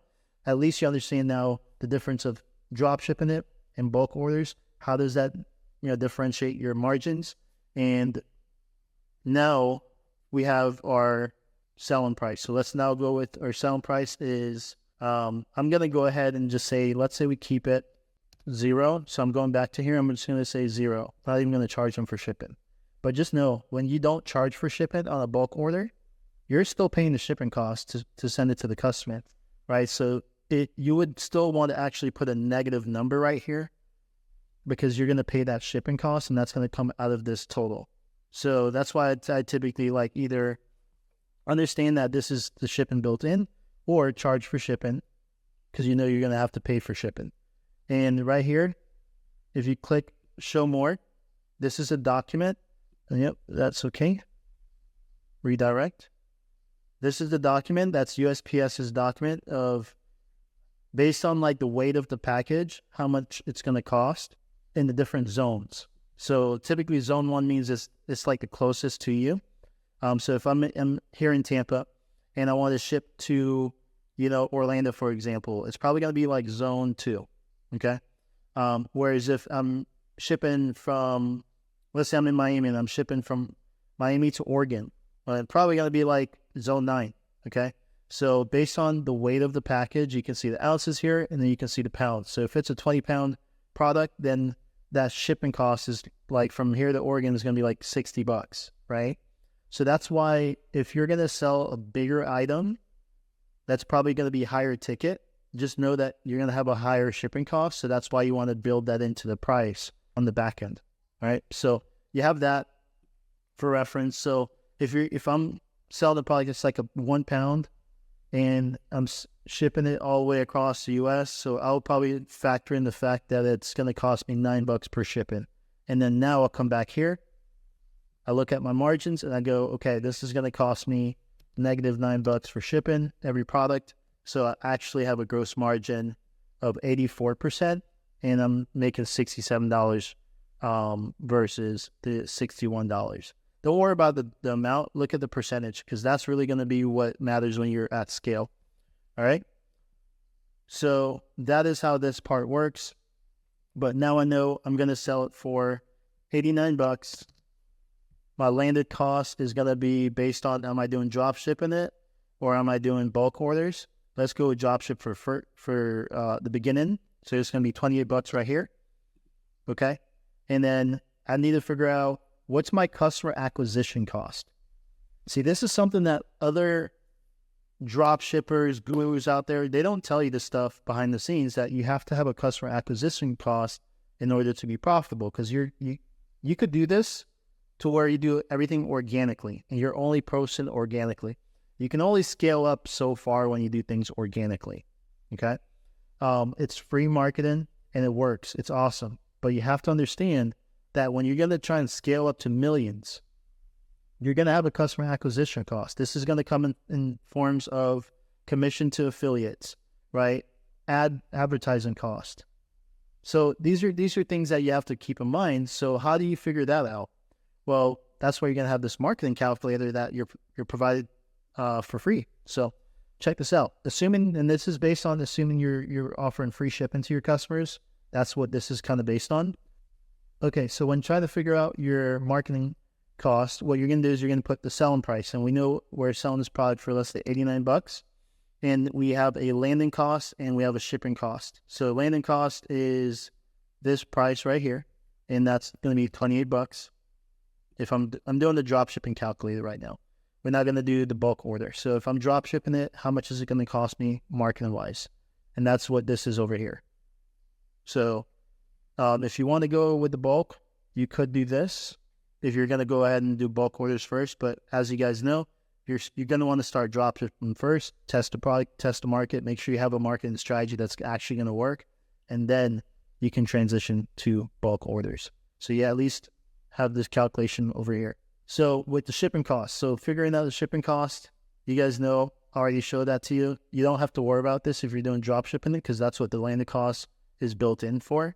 But we know our margins right now put me at $61, okay? But that's how much we have to spend. Now, we don't want to just spend $61 to get a customer. Then we're not going to make any profit, right? We're just only going to break even. So when it comes to marketing, we know our break-even point is $61. So we have a 68% margin just off the bat to start. And you don't worry too much about the metrics and all this stuff yet, guys, because once we get into marketing and I teach you guys how to run ads and all that stuff, we're going to come back to this. Just know that what they mean is that you want this to be as low as possible, your hook rate. You want your CPC to be as low as possible. You want this to be as high as possible. You want the CPA to be as low as possible, and you want your OS to be as high as possible. These are the metrics to kind of understand. You don't have to know what any of this means right now. All you need to do is look down here, because all of this is already kind of calculated for you. You're going to have a gross margin at $61 before you start running ads. And you're going to have the ability to be at a cost per acquisition. So it says total cost per purchase, but in other words, it just simply means your total cost to get a customer to purchase, right? And if we can get that cost to be like $16, you're going to be at a 50% profit margin, like a net profit margin, which is awesome. If we can get the customer to buy at only spending $25, then we're above average. You're going to be at like a 40% margin. If we can get them to be at like $34 to buy, then you're at a 30% profit margin. And this is actually a standard we want to aim for. This is a healthy business, is 30%. Okay. Once you get lower than that, then you're below average. So if you got like a 20% net margin, you're going to be below average, but at least you're still going to be profitable. And then if you're at a 10% margin, so you're spending $52 in order to get a customer to buy a $89 product, it costs you $28 to get the product sent to them, and you're only left with a 10% margin, and it's really low. You're still profitable though, okay? Just keep that in mind. But that's going to be automatically calculated for you. So what I want you to do is we're going to always want to aim for this, that 30%, that healthy number. So you're going to take this healthy number,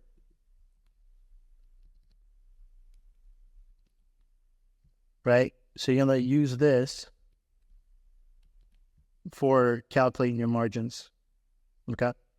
And we're going to go with $34.30, and now you can go over here, $34, 30 cents, and there is your profit margin. And then you can take this margin and head over here, and now you can do your calculations here. So that way you can at least see how much in dollar amount you have for that product. So we know this profit margin that we came up with was $26. We make $26 per product, right? So you're going to come over here and you're just going to enter in your COGS, your cost of goods. And you don't actually want to mess with this. You only want to enter, because this is the formula that's already set up. So let me go ahead and make this green. So you just come over here, you put in your cost of goods, which we know was going to be 28 here. Go ahead and do 28. Do your selling price, 89. You have a margin of $61 to spend on ads, right? Or on acquiring your customer. And then now you just know which product to pick based on all these data points. So hopefully this gives you some clarity. It helps to allow you to pick the best product that's going to work for you and your business and your brand. So that's that. Okay, so at this point, you want to make sure you choose a product that you're going to start testing first. So you don't have to do this entire brand identity sheet in order to test the product. But when you go to scale the product, and let's say you've tested it, it works, you're getting sales, you have a strategy, and you want to go ahead and start doubling down and actually scale up, you're going to want to come back to this brand identity sheet, and you're going to want to go ahead and actually take your time, go all the way through it, and make sure you understand who you're marketing to, who your customer avatar really is, okay? So what you can do right now to start by at least testing it is you can actually start with a basic understanding of who the customer avatar could be. So what I like to do is use ChatGPT to help me get a basic understanding, right? So what you can actually do is use this prompt. So I'm going to actually put the prompt down below, and you're going to have a document of exactly all the prompts I like to do just to start. So I personally would use a Amazon product, okay? So for example, like let's say I have a product that I know I'm going to be selling, and it's going to be a pet teeth cleaning kit, right? So using that as the example, I would go to Amazon, search pet teeth cleaning kit, see what pops up, and then I'll go to the reviews. I'll pick a product, go to the reviews, and I'm going to go ahead and grab 20 of their reviews. I'm going to make sure the reviews are scattered between 5 stars and then their 1-star reviews. So I'll probably grab like 3 1-star reviews and then the rest being, 3, 4, 5 stars on up, just so I can understand the customer a little bit more. Now, I would make sure to pick like the best reviews that actually give detail, not just hey, I wanted the product, ordered the product, and then it never arrived. Like that wouldn't be one that I would include in this, okay? So I'll pick like 20 good product reviews that actually have some detail to it that the customer, really gave great feedback. So take those 20 reviews, and then you're going to go ahead and take this prompt, and it's going to say, here are 20 Amazon product reviews for blank product. Please analyze them, identify the target customer avatar, including their likely gender and age range, and then additionally determine the key benefits of the product mentioned in the reviews, and then the specific problems it solved for customers. And then what's going to happen is ChatGPT is going to spit out exactly what your customer avatar is most likely going to look like. And then what I like to do after that is I use the next angle. I use the next prompt to come up with the angles, right? So I'm going to say for marketing angles, what are some, and I'll just plug in this prompt. What are the unique features of my product, and how can I represent them, or how can I present them in a way that solves the audience's problems and fulfills their desires better than my competitors? So that's going to allow me to come up with some really unique marketing angles. And then as far as audience messaging, this is going to help with copywriting. This is going to help with your ads. Like what do you really want to tailor your ads to say, right? So I would put in this prompt. And these are prompts, by the way, that's going to also help you with this entire blueprint that I'm referring to, right? As you guys can see, the prompt will list the 3 problems. Now, this is going to be more in depth. Again, I say come back to this when you're ready to scale, because then you're going to know a little bit more about your customer avatar, and then you're going to be able to actually fill this out with a little bit more detail, where it's like list the top 3 problems of the product addresses, list the product, how your product solves the problem, list your top 3 product benefits, and then you can see list the existing alternatives. You'll know a lot more about the product that you're selling if you've tested it well, right? And then you can actually come back to this and put in some real good data. But to start to test, you don't need all of this, okay? Just for testing, you don't need all of this. What you're going to need is the basic prompts I'm giving you right now. So for audience messaging, I'll plug in the prompt for that, right? Like, what are the top 3 challenges or pain points in my target audience faces in their daily lives? How can my products and service uniquely solve those problems? And additionally, like, what emotions, desires, aspirations does your audience have that I can tap into to create like messaging that resonates deeply with them? So that prompt, like, literally just copy paste, okay? Because what you're going to find is by using these prompts, you're going to gather insights that will actually help you shape your marketing strategies and ensure your product messaging is going to actually resonate with who you need to sell to, okay? Which is going to be your target audience. So build out your audience segments as well, because that's going to be the next thing that you need to do in order to really do well with ads. Okay, so you're going to want to build out your audience segments. So as far as this part goes, you could actually just write all these out. When you come back to this document, you will have it. But again, you don't need all this full document filled out in order to start testing. And what you do need to do is just go ahead and get the audience segments down. But when you do come back to this, you're going to love this section, because then you will know a little bit more about like who that avatar is, their psychographics, their demographics, right? These are good things to know. So what you do want to do, at least for now, just to start testing, is figure out what your audience segments might be, because this is going to help you target your customer more effectively and going to reduce your ad costs, specifically your CPMs, which is just one of those terms when we get into ads. So aim for about 30 plus audience segments, and just include anything that comes to mind. This is going to be useful for targeting. So like some things to write down as far as audience segments are: what are TV shows that they could be watching? What are they watching overall? What are some things that they're watching that this can really help you when you're trying to find interests to target on Facebook? What are they reading? What magazines? What online forums? Where's your customer visiting? Okay, like what entertainment do they look for? Where are they visiting, as in like websites, social media? What are their interests? Right? What are their hobbies? What are their interests? What sports, fitness, fashion? What are things that they could be interested in? What are hobbies they could be interested in, like gardening, golf, right? Like, how can you target your ideal customer avatar? By simply advertising in the interests that they're already going to be spending time in, right? Because these are things that are going to allow it to allow Facebook to really optimize and find your audience. Okay, what are categories they could be related to? So for example, even if I'm selling a pet product that's geared towards like a cat, okay, I'm still going to put animals as like my related group, because dog is a related group to a cat because it's an animal. You guys see what I'm saying? So I would make sure that even if I'm targeting like cat people, I'm still going to reference some of the dog categories, just because it's a related group, and I might actually get some people that are going to fall perfectly into my customer avatar.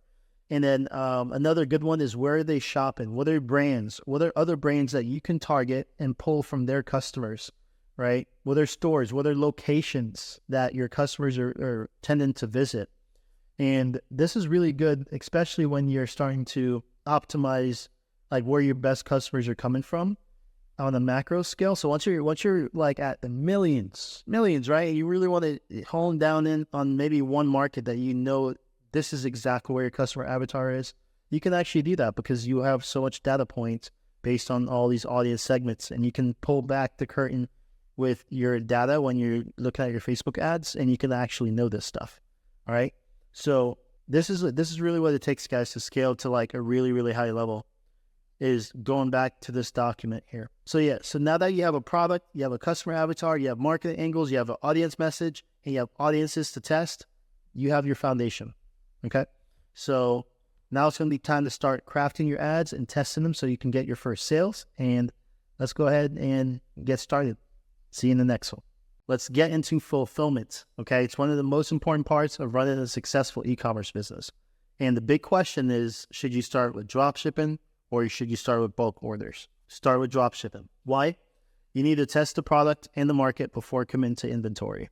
It's all about proof of concept. Don't sink your money into bulk orders without having solid sales and a marketing strategy. There's some pros and cons to bulk orders. There's a time and place for bulk orders, but let's break it down, okay?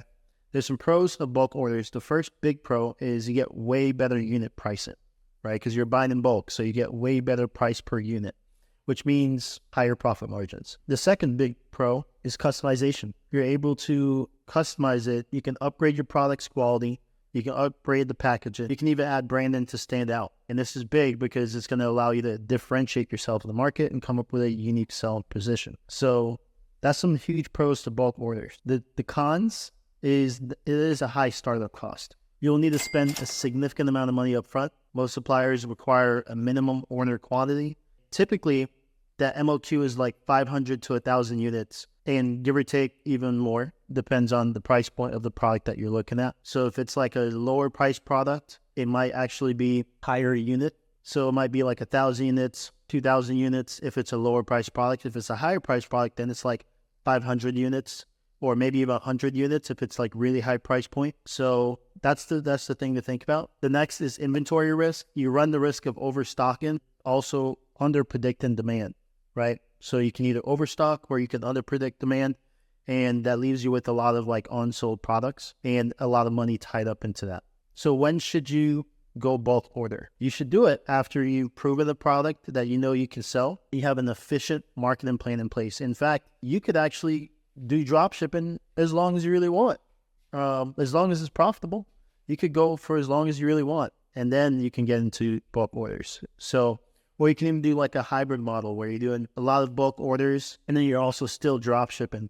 So you're able to get some that are going to be in the States, and then you have some units that are still coming directly from the supplier. Let me give you some examples of bulk order success. Okay, so here's an example of a brand that started with a bulk order. They made customizations and she developed a product, and I know it required lots of testing, a lot of samples, a lot of iterations, and I can guarantee you the process of coming up with this product took at least 6 months, if not 8 months of just development in the stages. Okay, this is the product. It's called the Keo. And this is the creator, or this is the founder. This is actually one of the first videos she posted where she explains like how she went through the process and how it took her less than a year. But I wouldn't recommend starting like this as a beginner, because if you have no marketing experience, you could do the entire process that she did and then actually not end up having a proper market fit. Okay, so that would be huge losses in capital. I'm sure she had some background in marketing or some kind of background in it, but this is like a success in her videos, and then she finally got one, and then from there you can kind of see it build up, and then she finally got a big traction. So that's the power of TikTok, is it can help you find that market fit, but it's not guaranteed. So it is one of those things where you take the risk by doing that, and you can sit on a lot of capital if you don't find a good market fit.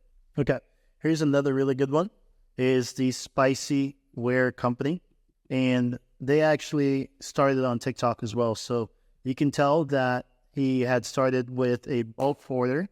He had to design the product, got a bulk order, and it's actually not the first time he did that.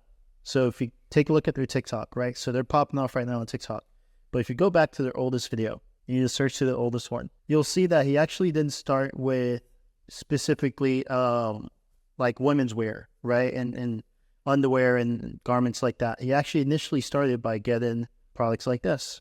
And you can tell it wasn't necessarily market fit, and he probably wasn't generating a ton of income through this. But you can actually see when he starts to transition into finding a winning product. So clearly he was just figuring out, like, maybe it's not quite working here. And then he starts to figure out, okay, this one's probably going to work. That's when he gets some viral views, right, with this product. The previous products weren't working, right? And now he gets more, and then it starts to blow up. And then he actually is starting to transition into what his main brand is about now, which is actually the flagship product that he has. And you'll see, I'll just scroll down really quick. The flagship product that he has is these Y strings. So he just took action and started, right? He didn't quite have bulk inventory that probably went over very well in terms of profit, but you can see he just transitioned until he found the winning product. And clearly he figured it out. At this point, this is his winner, and then he has extra products to sell with it, and he's the designer of it. So again, I'm not saying bulk order is not good or to scare you from doing bulk orders. It is definitely a good idea. However, you can expect to see some kind of learning curve when it comes to that market. Okay, so here's another example, and you can actually see the growth of his page as well.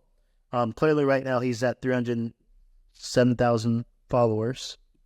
But if you go back to some of his oldest videos, He sells bonnets, right? So trying to figure out how to sell bonnets. It's a very saturated market that many people would say, right? But he found a way to make it a unique selling proposition by just making it colorful, customized, right? So in order for him to do this, he had to buy bulk orders. And that's clearly what he did, and then decided to double down on doing organic marketing. And he's utilizing TikTok's really organic strategy. And okay, so you can tell the site's not really set up great for conversion on like a marketing setup. It's just not optimized. And there's definitely huge room for improvement. But again, when you take the risk for buying bulk orders, you do have to double down on most likely organic, because it is a high cost up front. Unless you're loaded, you're going to need some budget for marketing. And you can see here, it's not a great marketing budget necessarily, and he's just doubling down on organic, which is awesome. And here's another one, right? So Filter Baby, I've mentioned them before, but I was fortunate enough to start watching their TikTok a little bit earlier, and I was able to notice that she found a market fit and a product fit first, which probably took at least a couple months. She probably did a lot of market research, did lots of product development, some samples, because she had to come out with something that was going to be a little bit more unique. And that probably took a couple months, packaging, design, all of it. And then finally bought like bulk order, launched hard with organic. And if we go back to some of her oldest videos, what we'll see is that she didn't quite know which marketing angles were going to work, but she was just doing a little bit of everything. And this is actually not the oldest video. Not sure, it didn't go back to the actual oldest ones. But yeah, that's not the oldest ones. But yeah, so what I was able to see is that she was trying a lot of things and like testing shit, wasn't working. And eventually she found a couple angles. Now one of her biggest angles is actually, going into, they do kind of like a street interview, and then she goes into their place and then tests their water and actually uses like chlorine drops. So that's like one of their biggest angles now. Or also angling it to where, hey, if you don't use the filter, then your skin's the filter. So all of this is marketing, guys. And she was able to try things through doing TikTok organic. So that's why when it comes to organic marketing, I will definitely walk you through like why you need to do that and some ways to get that done, because it's going to allow you to figure out different audiences, different things that are working, different angles that are working. But I guarantee she probably saw out a lot of bulk order inventory costs right off the bat, just because it takes time, right? It takes time. So if it didn't, then it would probably cost a lot of money to have someone do it for you, right? If it didn't take a lot of time. So either way, the project most likely took between 6 to 8 months before she was even able to actually get launched. And obviously once she launched, then she was able to then reinvest back into the business, marketing. Now she's doing over $1 million a year. So this is an example again of bulk ordering. It's good. There's times to do it, but you do have to expect a huge marketing budget right up front. Okay, you got to have some capital to pull this off. So guys, there's clearly a time and place to do bulk orders. You just have to kind of know what's your situation, what makes the most sense for you. Is it bulk orders? Is it drop shipping? And I will tell you, for most people, it's not bulk orders. It's actually to do a drop shipping product first and then build up capital that way. Learn the market, learn how to market products, learn how to scale ads, learn what the market needs in order to succeed. And then when you have a lot of capital, you can actually double down on a product that you can see a market fit for, and then you feel like you can actually scale, and now you have the experience behind it, right? And you can actually dive into products with capital. So that's kind of my take on bulk orders. Nothing wrong with it at all. Okay, so let's talk dropshipping fulfillment. This is what I recommend for the majority of people. And here's why I recommend that you start here. With dropshipping, there's little to like no upfront costs at all. Okay.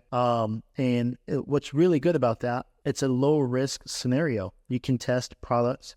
You can find what's going to work. The way to do it is to use platforms. You're going to want to use a platform or a service that's going to connect you with products. It's going to connect you with suppliers. There's many of them out there. There's AutoDS, there's Zendrop, there's CJ Dropshipping, there's the DSers, HyperSkew, Spocket, ton of them out there. My personal go-to is CJ Dropshipping and Zendrop. And the reason why is because they both integrate with Shopify. I really like CJ as well because it also integrates with TikTok Shop seamlessly, and you can quite literally find and source any product on there. So I love CJ for that exact reason. Zendrop is awesome as well. Like I said, I love both of them. As for sourcing, you can start by using Alibaba for like the best pricing. See what the best pricing could be, so that way you can try and actually get the best pricing when you're looking for a dropshipping supplier, because you know what the lowest and best price actually looks like, right? So one thing too is you want to specialize in a one product branded store, okay? And by doing that, you're able to maximize profits. And I recommend you do a one product store because you are also able to brand things better, right? Branding becomes crucial here because you can actually charge more by creating a premium brand experience around one product, okay? Of course, you can have some upsells, but you want one main product and like one or two more that you can upsell with it. And that's the key. So one main product and maybe two upsells. The first thing I use is Alibaba to find what's going to be the best pricing. Then I set up the sourcing with an AliExpress link. I use the AliExpress link. I go to CJ Dropshipping, and then I just source the product through CJ. I can show you how to do that. It's really simple, but that's just kind of one of those things where you figure it out. They actually have a tutorial on the website when you go on there. So you can figure it out pretty easily just by watching that tutorial. One thing you're going to want to do is order a sample of the product, either from the supplier or from Amazon counterpart. That way you can actually get some high quality pictures, or you can even send the product directly to a Fiverr professional and have them take high quality photos for you. There's another website that I like to use, and I haven't used it a ton, but I just discovered it. It's Soona, so Soona. That's going to be a really awesome opportunity for you to get some really high quality photos. For product photos, you want a short list of shots. You want to get about 10 photos and about like 1 to 2 videos. Okay? You're going to want 3 standard e-commerce white background style photos. Now, those 3 e-commerce white background style photos is so key. You're going to need it in your buy box, which I'll explain what that is when we set up the actual website. You're going to want 4 customer avatar photos. So 4 photos with customer avatars using the product, either a white or theme color background. You're going to want to get at least 2 photos with just the product packaging. 1 photo that you can use for your homepage banner, right? And as far as the video goes, 1 video of the product in use, if possible. That's kind of really budget dependent. And if you can get more, again, all budget dependent, you want to get some extra shots that you can use for like email marketing, static ads, or social media. Just, nice aesthetic style photos. Obviously, when you get bulk orders, you're probably going to want to do this too. But it's extremely crucial when you're looking to drop ship. You're going to want to make sure you can set up a brand that looks nice, looks professional, looks trustworthy, because that's what's going to really help you convert on a dropshipping store. Okay?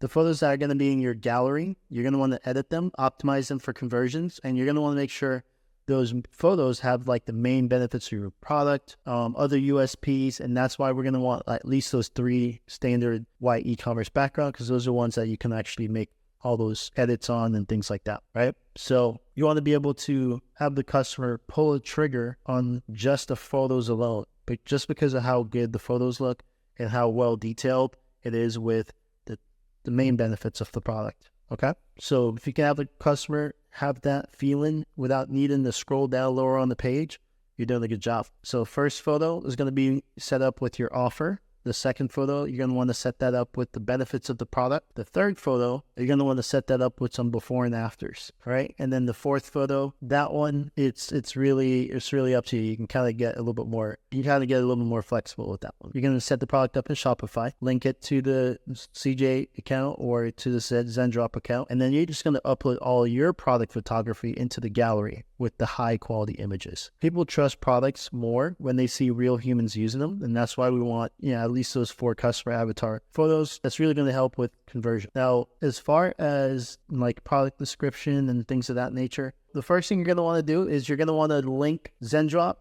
to your store, and then same thing with linking CJ to your store. So we're going to go to zendrop.com, sign up, and then it's going to say this, right? Connect to store I already have. So go ahead and do that. And now it's going to prompt me to head over to my website, add the app. Okay, so you can see it pulls me on over here, hit install. And just like that, we are synced and ready to go. So from my product list, I can search the products that I had on my list from here. Like, for example, the foot filer. That was one of the products that was on my list. I can search and see if they have it here. They do have the detox foot pads that I saw that as an upsell, so that can easily be add that to my products. Foot mask, that looks nice. But we want to find the foot filer. So this is the one that okay, so you guys can see this is the one that I saw. So I can add this to my product list. And you can see the average ship time, 11 days, and then the product cost and shipping cost right down here. And just like that, looking on their website, I'm already seeing so many really cool ideas to try with it, right? Like I can go ahead and add on, I can just make it like a feet fetish store. Like they have a foot massager that looks like it could sell. Obviously, testing things is what matters. So we don't really know until we test it. I also found the urea cream that we had talked about. So I'm going to add that. That's one of my upsells. So we had talked about upselling that product.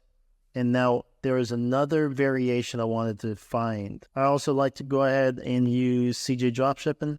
And I'm going to set it up by just simply hitting authorize down here. So select authorize, select Shopify. And pretty much same setup as send drops. So you go ahead and hit authorize. And when it brings you over to here, you just simply hit install. Okay, so here's what I love about CJ. So Zendrop can sometimes be a little bit limited to what they can source. However, CJ, they're pretty damn good with finding like damn near any product you need. Okay, so I just typed in electric foot file and you can see a ton of options on here. And if there's a product that I don't see on here that I really want, I can actually head over to AliExpress and then select the AliExpress link. And then I can actually come on over here and then just source the product by posting a source and request right here. So if I hit source request, you'll see it gives me the option to source the product. So you'll see it gives me the option to enter the product title that I'm looking for, upload an image, upload the target price, which I would know based on the Alibaba listing, and then the source and URL, I'll actually put the AliExpress link in there. So I head over here to AliExpress. I search the exact product I'm looking for, which is this one. This was the other variation I wanted to find. So now that I found the variation here, I select the product. I head back over here. Target price, $10.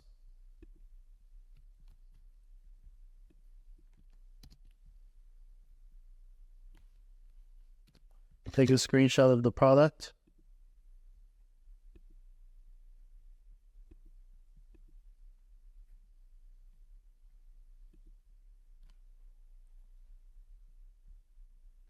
Okay, so you guys can see really quick, it did actually source the product for me, and it has an option right here, drop shipping option. You can do a wholesale, you can do a pre-order inventory, or you can even customize the product. But again, I want to focus really on drop shipping it. What wholesaling is essentially buying it in bulk. So they give you the option to buy directly in bulk, also on CJ. And they do give you an option of being able to pay for like a portion of the inventory and then be able to kind of get a stock that's in the US. This is super helpful if maybe you have a product that is really unique and you want to be able to have fast shipping, but you don't want to buy the whole inventory, right? You don't want to have that huge bulk order up front. So you can kind of do like a percentage of that inventory and then just kind of pre-order it. So I have done this before. It really depends on the product that you're looking at. In this scenario, I wouldn't actually do it, but it does have a drop shipping option. So the way I would look at this now is I'd look at the price, see if I can get a better price from CJ. And you can see they have a price the same really as ZenDrop does, $863. So if I go back to ZenDrop, they have it priced at $863. I've already added this one to the store, and they were able to find the same exact product as well. However, with their price, it looks like their shipping fee is going to be $10 versus where ZenDrop has it a little bit less. If I'm correct, they have it a little bit less. So you can see their shipping fee is like $7.50 for the most part, especially the US specific ones, because that's the only variant I'm going to look at is the US variant. So if that's $7.56 and this one's $10, I have the better deal working with ZenDrop on this one, right? So it really depends sometimes, guys. Sometimes CJ has a better pricing. Sometimes ZenDrop has a better pricing. In this scenario, CJ does not. So I'm going to actually stick with ZenDrop on this one. I always like to check both to figure out which platform I want to source my product from. So in this scenario, I'm going to actually source it from ZenDrop. Also, what's really cool is you can see there's a lot more photos on here of my product and even videos of my product on CJ that I can actually use these videos and photos on my listing. Now, obviously, guys, like I said, people trust products more than when they see a real human using them. I only want to take the specific pictures and videos that show someone using the product, and maybe not all of these. So I just head back over to ZenDrop because I want to go ahead and source my products now through ZenDrop instead. And I found all the products I wanted to source, right? And you guys saw I just hit add the product to my list. So when I found the products that I wanted to add, I just simply hit add to my products. Now, all the products I did that to is going to be found here in the My Product section. You can see I did that to 5 products, okay? And why did I pick 5 products? Well, we have our main product that we're going to sell right here, okay? And the beautiful thing about this product is that it had an option to get replacement heads for this machine, right? So this now is a subscription-based product that I can add. And like I told you guys before, you want to at least have 1 to 2 products that you can do as an upsell. And I went ahead and also added the foot cream that we talked about. This is 1000% going to be an upsell, most likely also an upcart. So I'm going to decide between these 3 products, which are the 2 that are going to be the most profitable, which are going to be the easiest to build an offer around. So I have these products listed here to figure it out. Now, what I'm going to do is I need to go ahead and send these over to the store. So we're going to hit review and publish, where I just review the product. Don't have to worry about any of this right now. Go over the product description. We can actually go ahead and remove that. As far as the variants, we're going to go ahead and take a look at the variants. We don't need any other variant except the US version. We're only going to be focused on the US market. And you guys see it has the product cost and the shipping, and it actually gives me a recommended sale price, which is very close to the price that I actually had came up with from my Steal My Brand sheet. So I'm going to leave it as is. Actually, I think on my Steal My Brand sheet, margins calculator, you saw the price that I wanted to list it for. It said at least $49, right? So you guys can see they have it pretty close to what they recommend as well. It's $49. So I'm just going to go and change this to $49. Change this to $49. I can always edit this later, but go ahead and publish to my store. And that's going to publish. And I'm going to go ahead and do that for every one of these products. Hit review and publish. We're going to come in here and change that. It seems to have only 1 variant, so we're going to go ahead. And the product cost is $1. Shipping is $5. Sale price in this scenario, they recommend $20.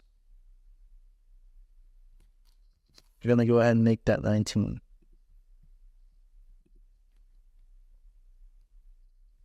You guys can see the electric foot callus remover is now linked. The foot cream is now linked. Now we'll want to go in and grab the rest.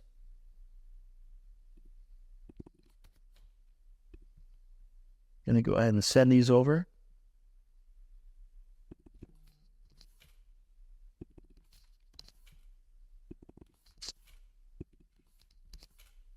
Make them all $19.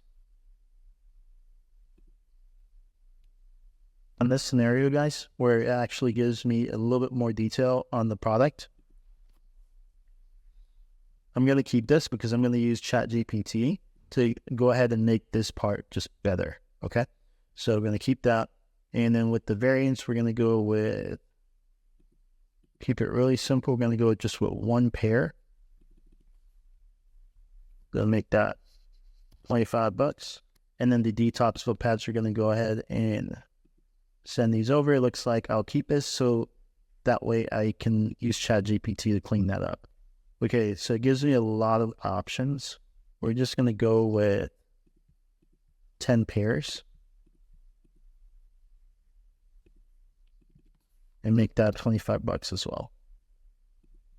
Push that one over. And here you can see they now all say linked to my store. So I just head back over here and it should pop up here. So the way I'm going to do it is just hit refresh and there they all go. Okay. So now we need to do a product description. We're going to go ahead and use ChatGPT for this. Here's what I like to do, to use ChatGPT to build out pretty much the product name, the product description, as well as the product descriptions for all the upsells. Is we're going to go ahead and utilize ChatGPT, and all the prompts are going to be down below here. So you're going to scroll down and I'll actually go through and build this out. I'll do it for the customer avatar, the product offer, right? So I build out all of these on ChatGPT. So essentially I have an entire prompt file that's all ChatGPT for this product. And that's all built out right here. So what I do is I put all these in, and essentially ChatGPT is building an entire profile on this product, okay? So it has all this information about my customer avatar, my product offering, my marketing angles, my audience messaging, and it's storing all that information, right? I then go through and I have it build out our story page, which I'll show you guys how to set that up in a second. So what I like to do to first come up with the product name is, now that I have all this information, I'm going to actually put in this prompt, come up with 5 catchy product names for the product and the brand name, right? And then after it spits out like the 5 catchy ones, I say, hey, which name out of these would resonate best with the customer avatar? And sure enough, that's how I came up with Monovic Velvet Soul, okay? So we're going to go ahead and rename this. We're going to call it the Velvet Soul. Do a little trademark symbol there. And we're going to call it the Velvet Soul Callus Remover. Go ahead and hit save. And now that's the product name. To come up with a product description, I went ahead and put in the customer, and it tells you why, by the way, which is cool. And then to come up with a product description, I went ahead and put in the ChatGPT prompt because we want it to be SEO focused. So that way we can help you get first when it's actually being searched. So we go ahead and copy paste that.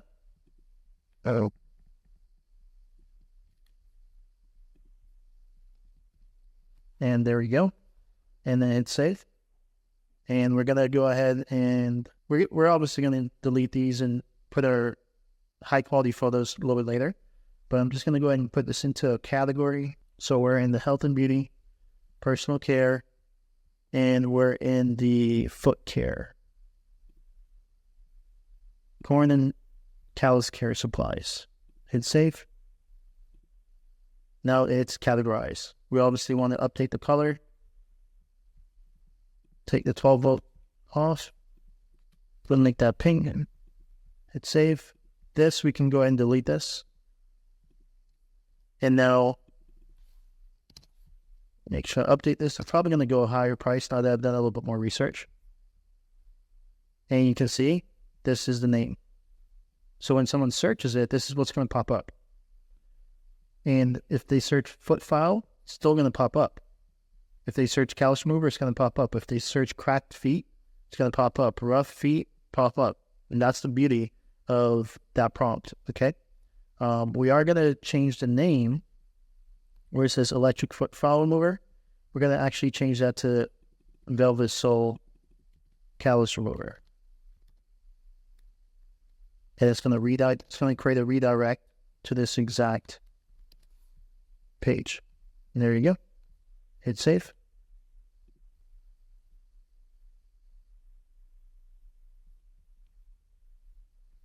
And now our SEO, search engine optimization, is set up properly. And all through that help of ChatGPT. Now what we're going to do is we're going to go ahead and set up our upsell products, and I'm going to use the prompt as well to set up the rest of these with the right product descriptions. Okay, so now that those are done, you just head over to collections. We're going to go ahead and put them in the homepage collection. Just go and click on that. Browse. And all of these are going to go in the homepage collection. Now you can actually have it sort by the best selling, or you can do it manually, where I would probably want to do it manually. I think I would want to do this one down here. The cream, the mask, and the refills. I think I'll do the refills first. All right, so there we go. Okay, so coming back here, you can see we have this option right here where we can actually show it. If you guys remember, we went ahead and hit this section right here. So we could show it. Right now, what I am going to do, because I'm really focused on this one product right now, is we're still going to hide it. But whenever we're ready, we can actually unhide it. And if we have really great pictures for all of them, this could be great to actually have set up. But I don't want to show every single product that I have on the store yet. I'd rather just keep it hidden. Okay, so now we're going to go ahead and add a header photo. So the way to do that is go to Pexels. So you go to Pexels, and it finds really good royalty-free images. And you just type in what you want to look for. Like for me, I'm just going to look for feet pictures. All right, and I kind of want to make sure I get some really good feet pictures in here. Like this is really nice. Okay, so you guys can see this is one that I picked. I like it because it kind of matches that theme of the brown. And now we're just going to go ahead and add this. Our callus remover.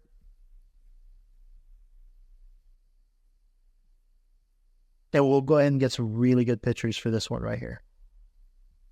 Now, these already come with these icons here. I personally like to get like custom icons that look really nice that can match more of the branding. So I'm going to go ahead and create some icons in Canva. Okay, so just added my custom icons. You can kind of see how that just looks more branded than what was originally there. And it looks like it's part of my website, right? Looks really nice. Okay, so ChatGPT created this for me, and now I just want to go ahead and update the brand information. So you just click on that, click where it says brand information. It's going to come down to here. I'm going to change this to monolithic. And there we go. And that is all the details for monolithic right there. And I want to go ahead and add another menu down here, which is going to have the affiliates and frequently asked questions. One important thing that you have to do when you're actually updating your shop is you got to update the pictures. So I figured I'd at least film one video where I update the photos, and I'll walk you through like step by step my process of doing this. So that way it gives you an idea of how you can do it for yourself. Now this photo itself is not fully finished. I'm actually waiting to get back the final edit version from Fiverr Professional I use. What I had him do was just switch the color of the variant that you see here. This was actually a pink model. I just had them switch it to a black, and I gave him my logo, and he also put it on the product. So everything else on this photo is like stolen from someone else. So now let me show you how I steal this, but then also make it mine, right? Again, this is not the final version. My final version, I'll actually get this without the Fiverr marking on it, and it's going to look much nicer. But let me just show you how I do it with this model. You click on the photo. We're going to want to head over to where it says background removal. So we're just going to click on that. It has done it. Now, in this scenario, I should have actually made an example of how I want my icons to look based on what was already here. So what I'm going to do is go ahead and hit duplicate really quick. And then I'm going to revert this back to the normal. Just hit reset.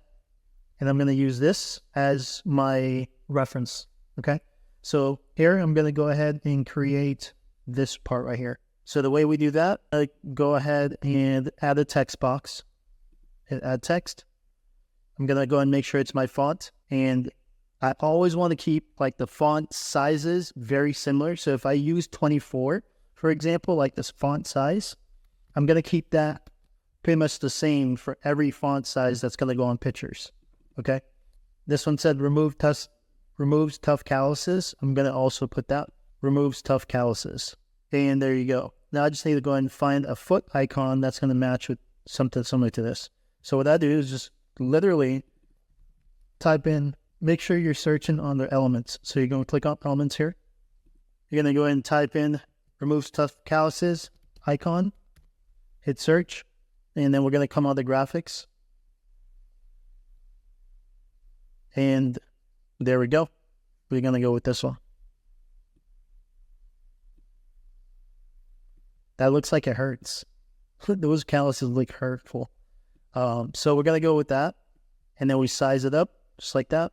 So you guys can see when you drag it, it kind of shows you where your sizing is, right? So that's like right underneath the middle. That's right in the middle. And that's right over on top of the middle. And then this is lined up with the top. I like to play with it, figure out what works for you, what you think looks best. I like how it looks like that. Now, you saw what just happened, right? I accidentally moved this photo. So what I like to do to make sure that doesn't happen is I'm just going to go ahead and lock this in place. So the way to do that is you're going to click on the photo, and then you go hover over the options, go to lock, and then hit lock. Now that way, when I'm editing this entire section, it does not move on accident again. Okay? So now what's the next thing? It says soft and rough spots. So we're going to go ahead and we're going to go and copy, paste. And I'm going to go ahead and type in soft and rough spots right here. Softens, rough spots. Wait.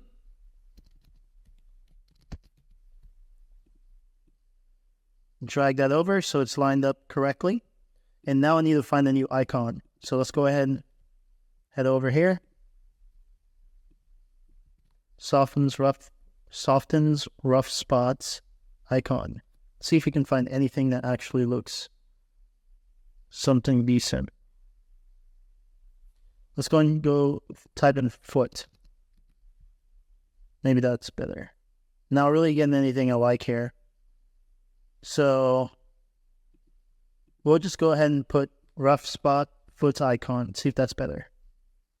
Still not getting anything. We're just going to go ahead and just type in foot icon. We're going to get a ton. Okay, so this kind of looks like rough spots. Okay, they even have this one. Looks very similar to that, to the one they have. Okay, I like this one. You see this? This is a good one. So I'm going to go with this one. Size that down.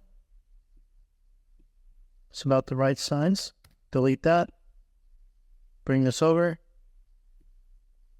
There we go. So it softens rough spots. And then they say prevent cracks and dryness.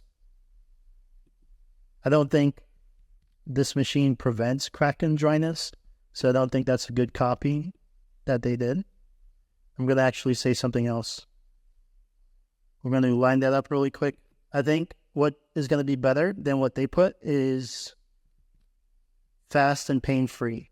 People love fast, people love pain-free. I think that's better than prevents crack and dryness, because the machine doesn't prevent crack and dryness.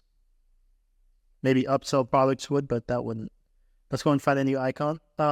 So fast and pain-free. So that's something people love. So let's type in foot and love icon.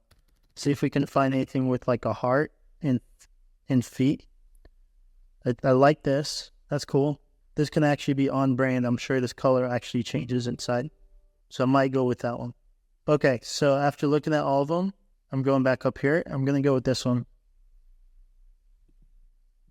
because I know I can actually change the color here to the black, and then I can change this to my brown.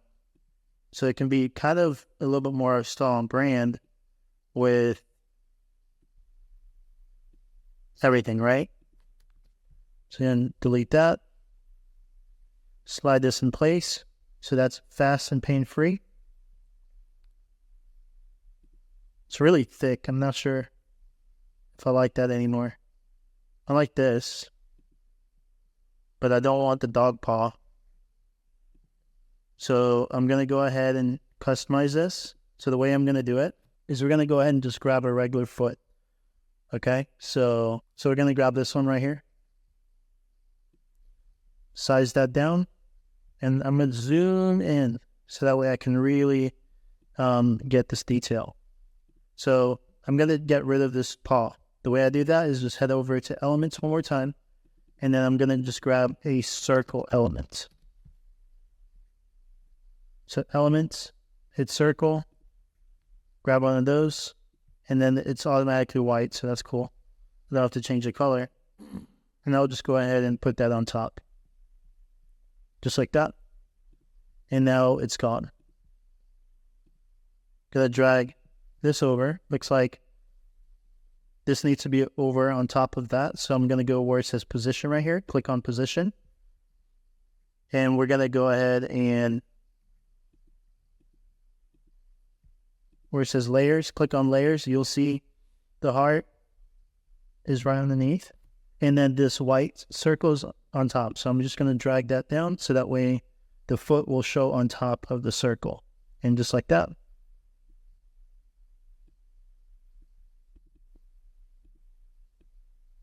Just like that, now have a custom icon. I'm going to go ahead and group that together. I could take a screenshot like this. So I can just go ahead and take a screenshot. And this is now going to be like a saved icon, right? So I can go like this and then take a screenshot, drag that screenshot back on here. And then you can see this icon's right here now, and it's actually a screenshot, so it's not going to change anything, right? So I could always do that, but I'm not going to. In this scenario, I do actually want to change this color and do like that. Still keeps it on brand. Hopefully you guys are seeing how what I like to do is I like to keep in mind what are things that are going to be branded cohesively all across, even if it comes down to like icons. Because these are things that people don't pay attention to, but like it gives them the impression that everything's branded and that it's a full brand, right? So last but not least, we have overall, improves overall foot health. I think that's good. Line this up.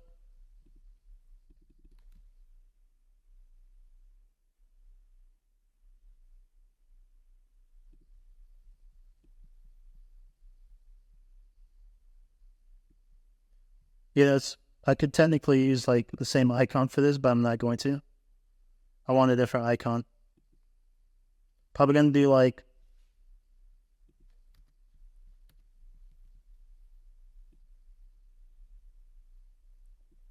okay, so I like this one.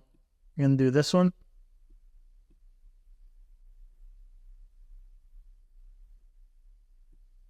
Just like that. And now I'll group those together. Group this together. Group this together. Group that together. And now there you go. So probably going to drag this down to be more aligned like right in between.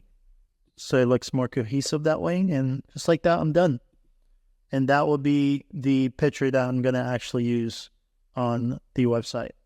Now, obviously, this is not the final version. I'm going to actually get the final version from the editor, and then I'm going to do this just right on top of it. Okay, so check this out. This is it. This is the final draft almost. Not fully. I do have to make sure I get the reviews on here, and I think that's it. I just need to get reviews on here, and then we're pretty much ready to go. Start testing product.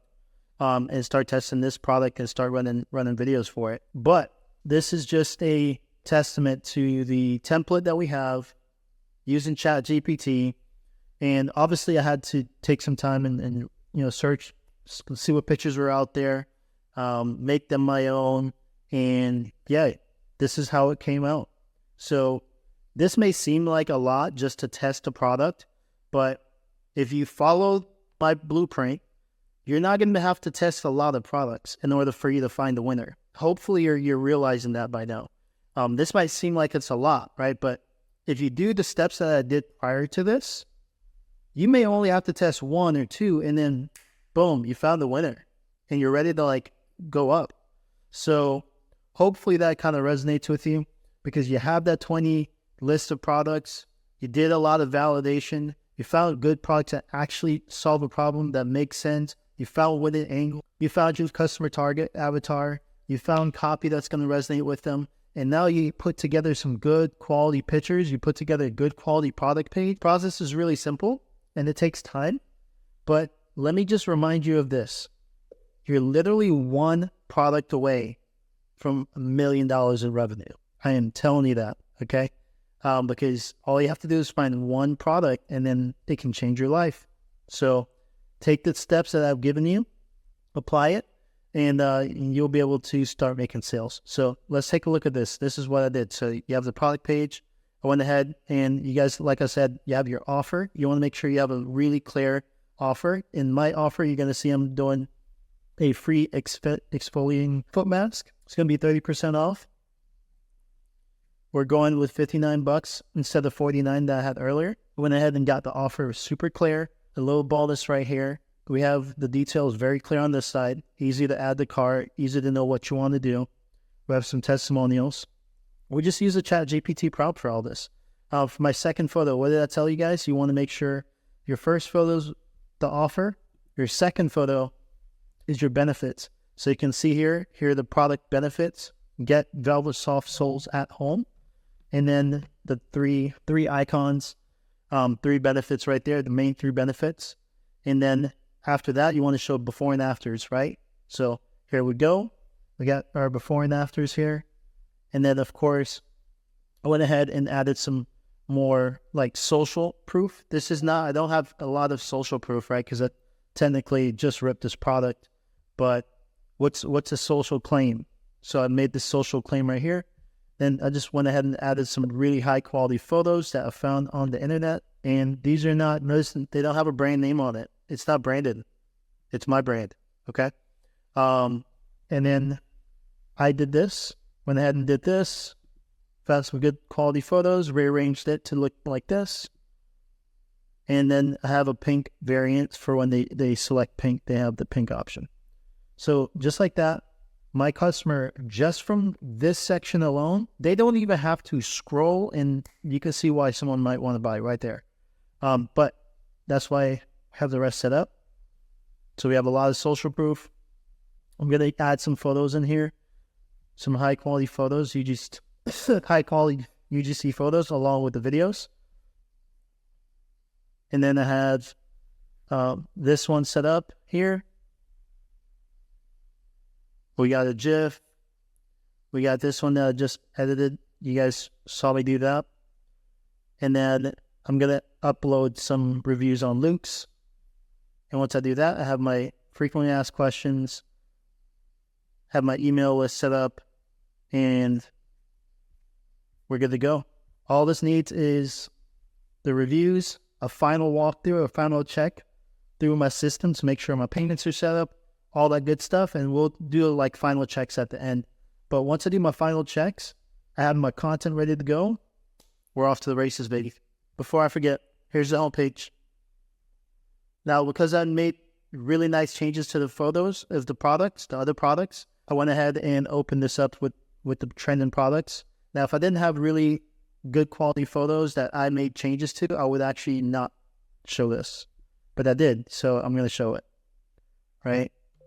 So I have my upsells, my post-purchase upsells, and we're going to be testing some stuff out. So what I'm doing right now is I'm going to go ahead and upload some reviews onto Luke's. Okay, so one of the options they have is you can import directly from AliExpress, or you can actually import it directly through a spreadsheet. And I promise you. One of the things that you're going to notice about everything online is, unfortunately, reviews can be important. Okay. And I know you may think Amazon might be more trustworthy. Like literally every Amazon listing has imported reviews as well. You'd be so surprised, guys, how many like e-commerce businesses, like large brands, like manufacture reviews as well. There's many ways to manufacture reviews. And a big reason why brands do this is because when you have a good experience, you are less likely to actually share it. However, when you have a bad experience, you're like running to share it. Okay. And so that's also the same reason why brands use influencers. It's the same concept. Like when you find a good product and you love it, you don't always share it like online on social media. However, if you have a bad experience, you're ready to run to share that negativity.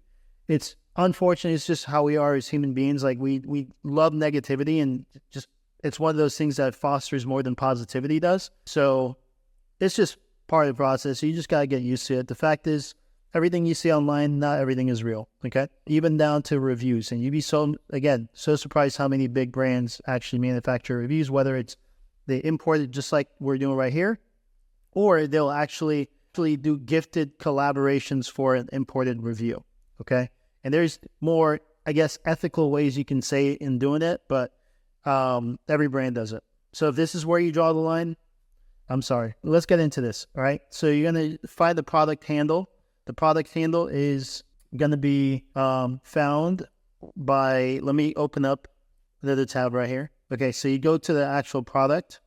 Okay, so once you pull up the product that you want to import the specific reviews for, you're going to go here. And this is the product handle, right? So this entire thing right here. So we just take that, head back over here, and we're going to go ahead and insert that. We're going to import like 25 reviews. Make them all 5 stars with a few 4 sprinkled in.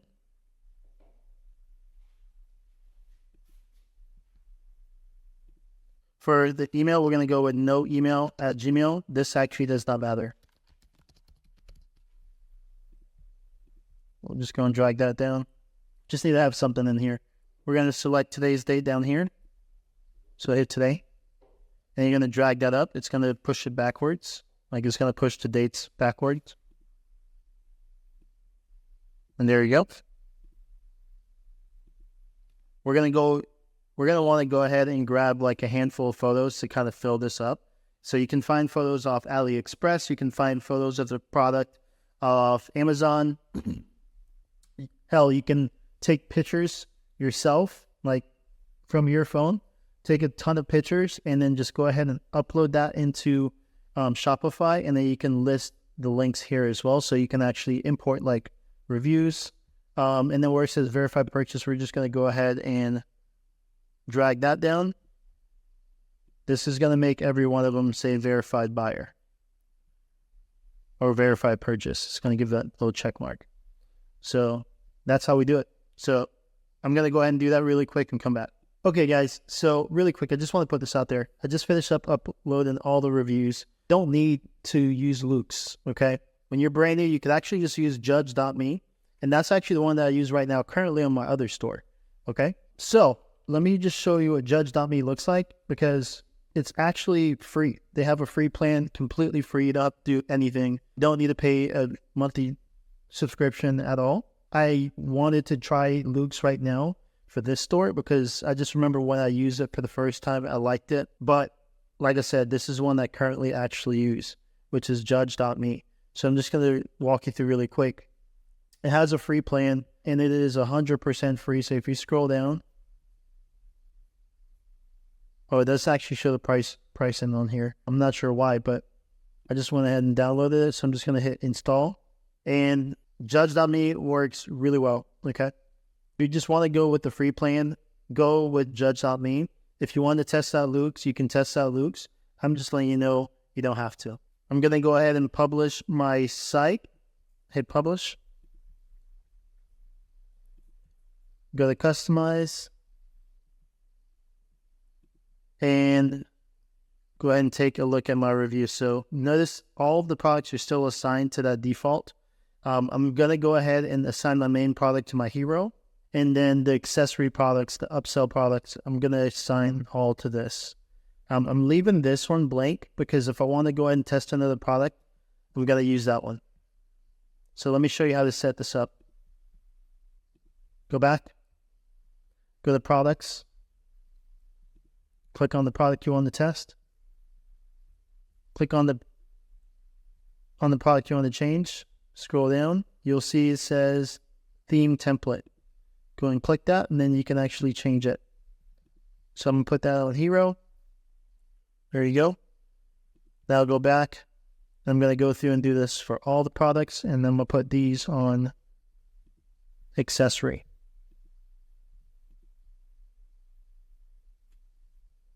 Okay, and for me, now that I've done that for all of them, I'm going to go ahead and actually set up UpCart. I'm going to set up my one-click upsell and my free gift offer. So first, let's set up the free gift offer. Going to go ahead and next, start with this template. Okay, guys, so you can see it's set up right now to where I spend X amount to get gifts. I don't want that. I'm going to actually set up a different option. I don't want to have it based off the cart amount. I want it to be based off buy product A to get product B as a gift, and that's what we want. So I'm going to go ahead and set that up. Multiply number of gift with number of products. So if they buy 2 callus removers, they're going to go ahead and get 2 gifts with it. And the selected product is going to be, scroll down, there we go, hit select. So if they pick any one of these, they're going to go ahead and get all gifts and select that because it's just going to be one gift. And the gift is going to be this mask. Hit save. And just do a quick review. Buy X amount to get gifts. So they're buying this to get this. Hit publish. And there you go. It should now be set up. And we can go ahead and click over. Okay, guys, so you can see it has this part on here. I actually don't want that to be on there, so I'm going to go ahead and take that off. Right, so just to check, you can see it does pop up. And it's active on the store. Let's go back. And to take it off, go to customize. And on customize, you'll see it has a lot of options of being able to tell the customer that there's a gift option available. So the option I want to turn off is right here. Okay, guys, so you see where it says gift thumbnail? We can go and toggle that off, and it's not going to show up anymore. So I hit save. You can also turn off this icon as well if you'd like. I'm going to keep it on for right now. And when you come back here, you'll see that it's no longer on here, right? So it's going to still say this free gift option right here. And I think I want to keep that on, but it's no longer going to say it here. Now that we took that off, okay, so we're going to go ahead and edit where it says today offer. And we're going to go ahead and change the widget icon to match my theme. So it automatically is going to come with this one. And we want to go ahead and change it to this. It's going to keep us on brand. And its icon only, it's going to be in the bottom right-hand corner. And we'll actually make it a little bit, let's go with 60. 60 should be good. It's going to display on all pages. And it's going to say today's offer. Claim your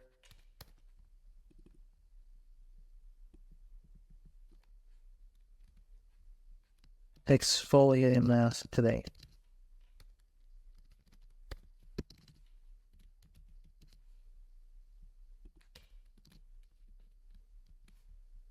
And that will be today's offer. So when they click on it, that's what it's going to say. Okay, now once that's saved, we're going to hop out of here. Okay, guys, I don't really use any of this stuff right now. I typically like to use Ka-Ching bundles for something like this. But I'm going to go ahead and name our offer. Because right now the name is this, and we don't want customers to see this. We actually want to set it up to where it says something like this, where it says spend $100 and get a free mug, right? So we actually want to change the name and the title of it. So we're going to do today only.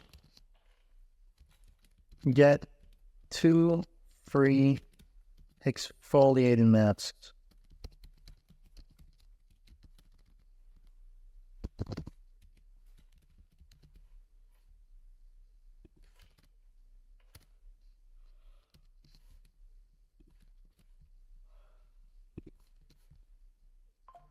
I also like to go back into the products after I set up the offer, and you'll see that it's right here. Okay. I like to go ahead and actually edit this. I'm going to do two exfoliating sole masks. And I like to put the normal price right here. And when you put the normal price, it'll actually show up in the cart properly. Okay, so let's go ahead and check that. I'm going to hit refresh.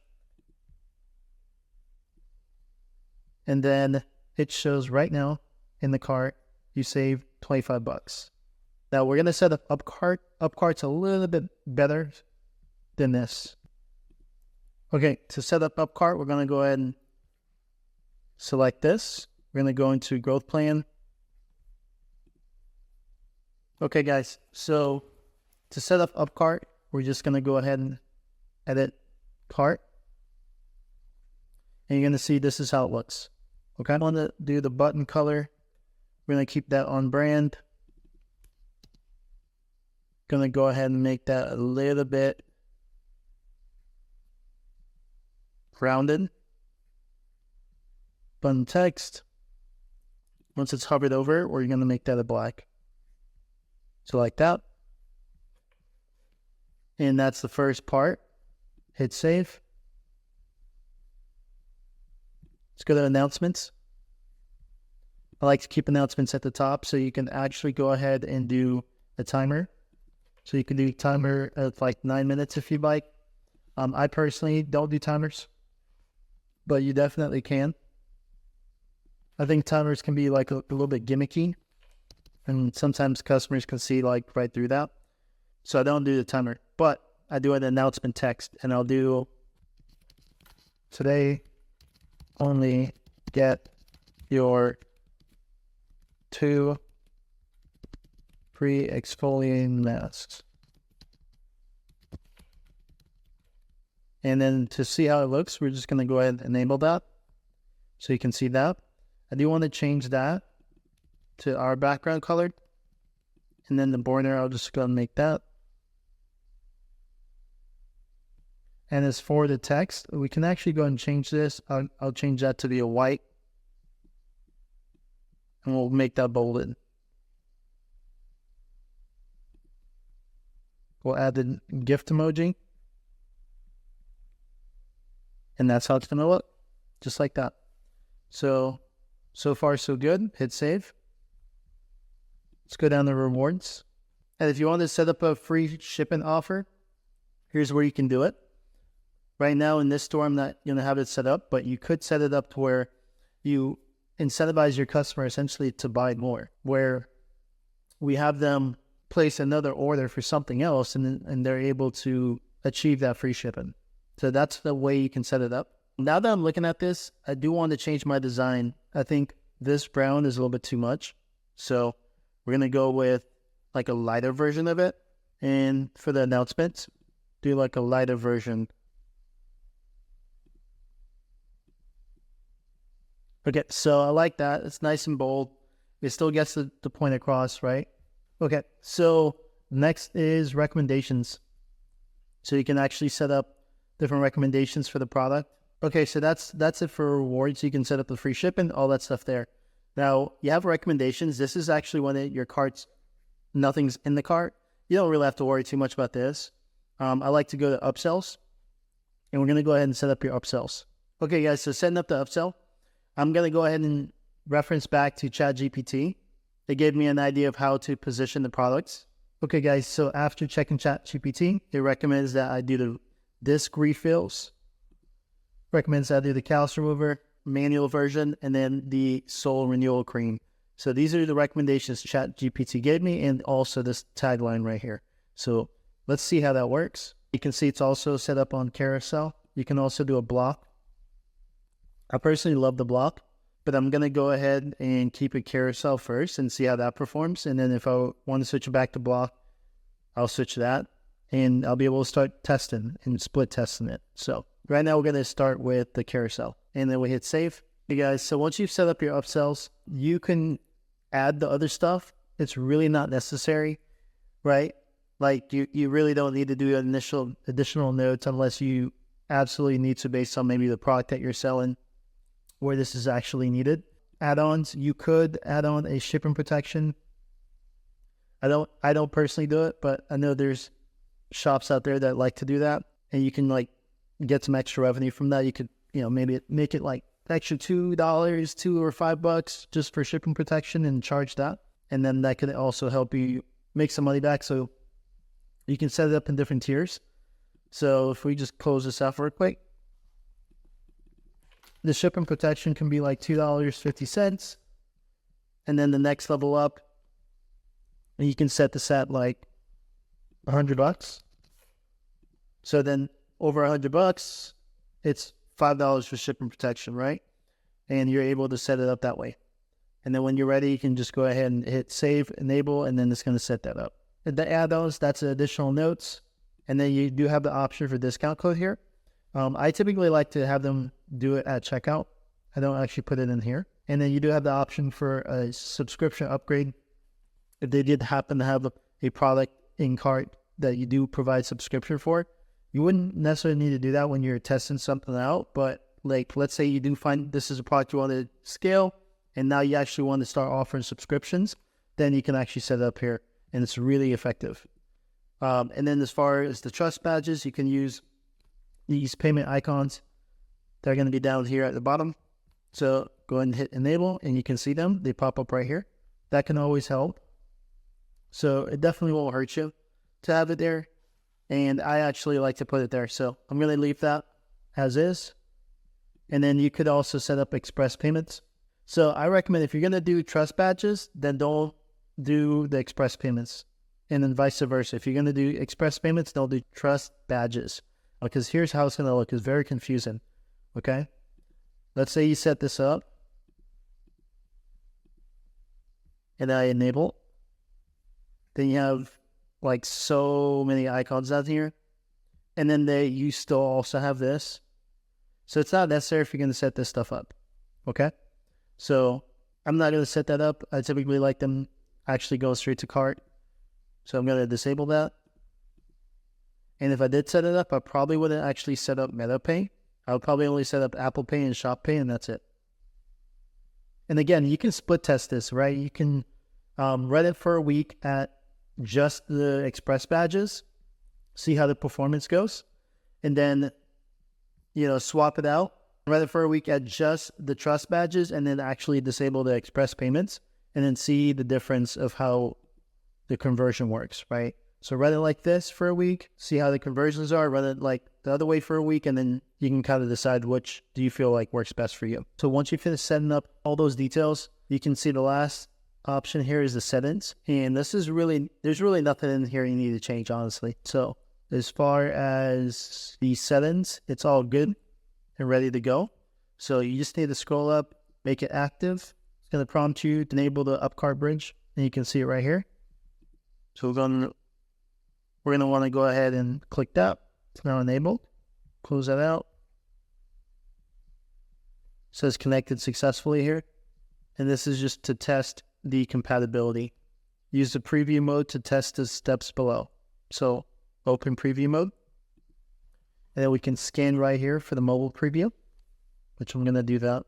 Okay, so now it wants us to go ahead and do all of these things. I'm going to go ahead and do it on my phone first, and then I'll come back and do it. And it's telling us to do it. And it's telling us to do it on the laptop first, and then do it on the mobile as well. Okay? So we're going to do it on the laptop first, and then we're going to do the mobile. So it says click the cart to open UpCart and see if it opens up quick and smooth. So we'll go over here. It's pretty quick, really smooth. There we go. Try adding the product to cart and make sure it shows up in up cart. So we're going to go ahead and take these out, and there we go. Going to add some stuff to cart real quick. Add this to cart. Go back and add this to cart.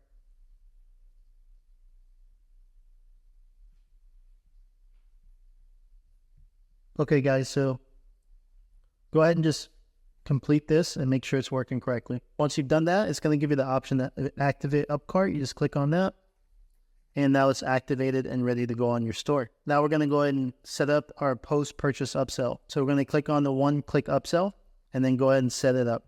Okay, it's going to need you to provide permissions, so you're just going to simply follow the steps, follow the instructions, and hit save. So okay, so it takes you here.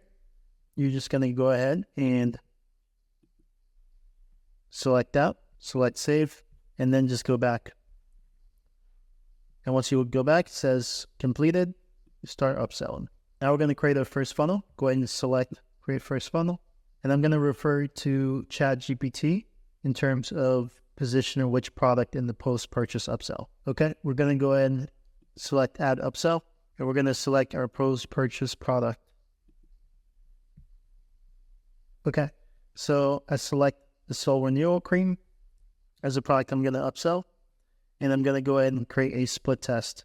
So we're going to go ahead and do a split test with a different product. So we're going to add the Purify pads. All right, and we're going to do split tests in between the two. Let's go ahead and edit the offer in the first one. We're going to set this up on a percentage discount. We're going to go with 20%. And then this is just pretty much this entire setup over here.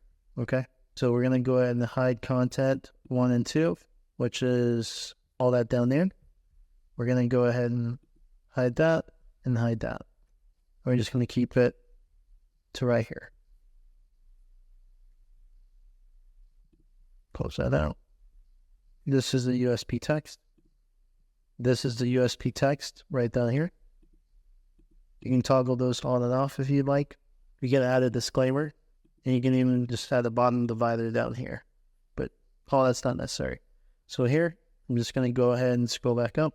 That's the buy box. Incentive 1 is that right there. So just like that, it's set up, hit save, and that's post-purchase 1 upsell. You can just go ahead and rename this offer Soul Cream. We're going to want to set up the same thing for the Purify pads. And then if they say yes, we're going to give them an offer of 30%. If they say no, we're going to give them an offer of 30%. So I'm going to set up another split test to see which one is going to be given the offer. So here, we're going to go ahead and add the Purify pads. We're going to put this at 30%.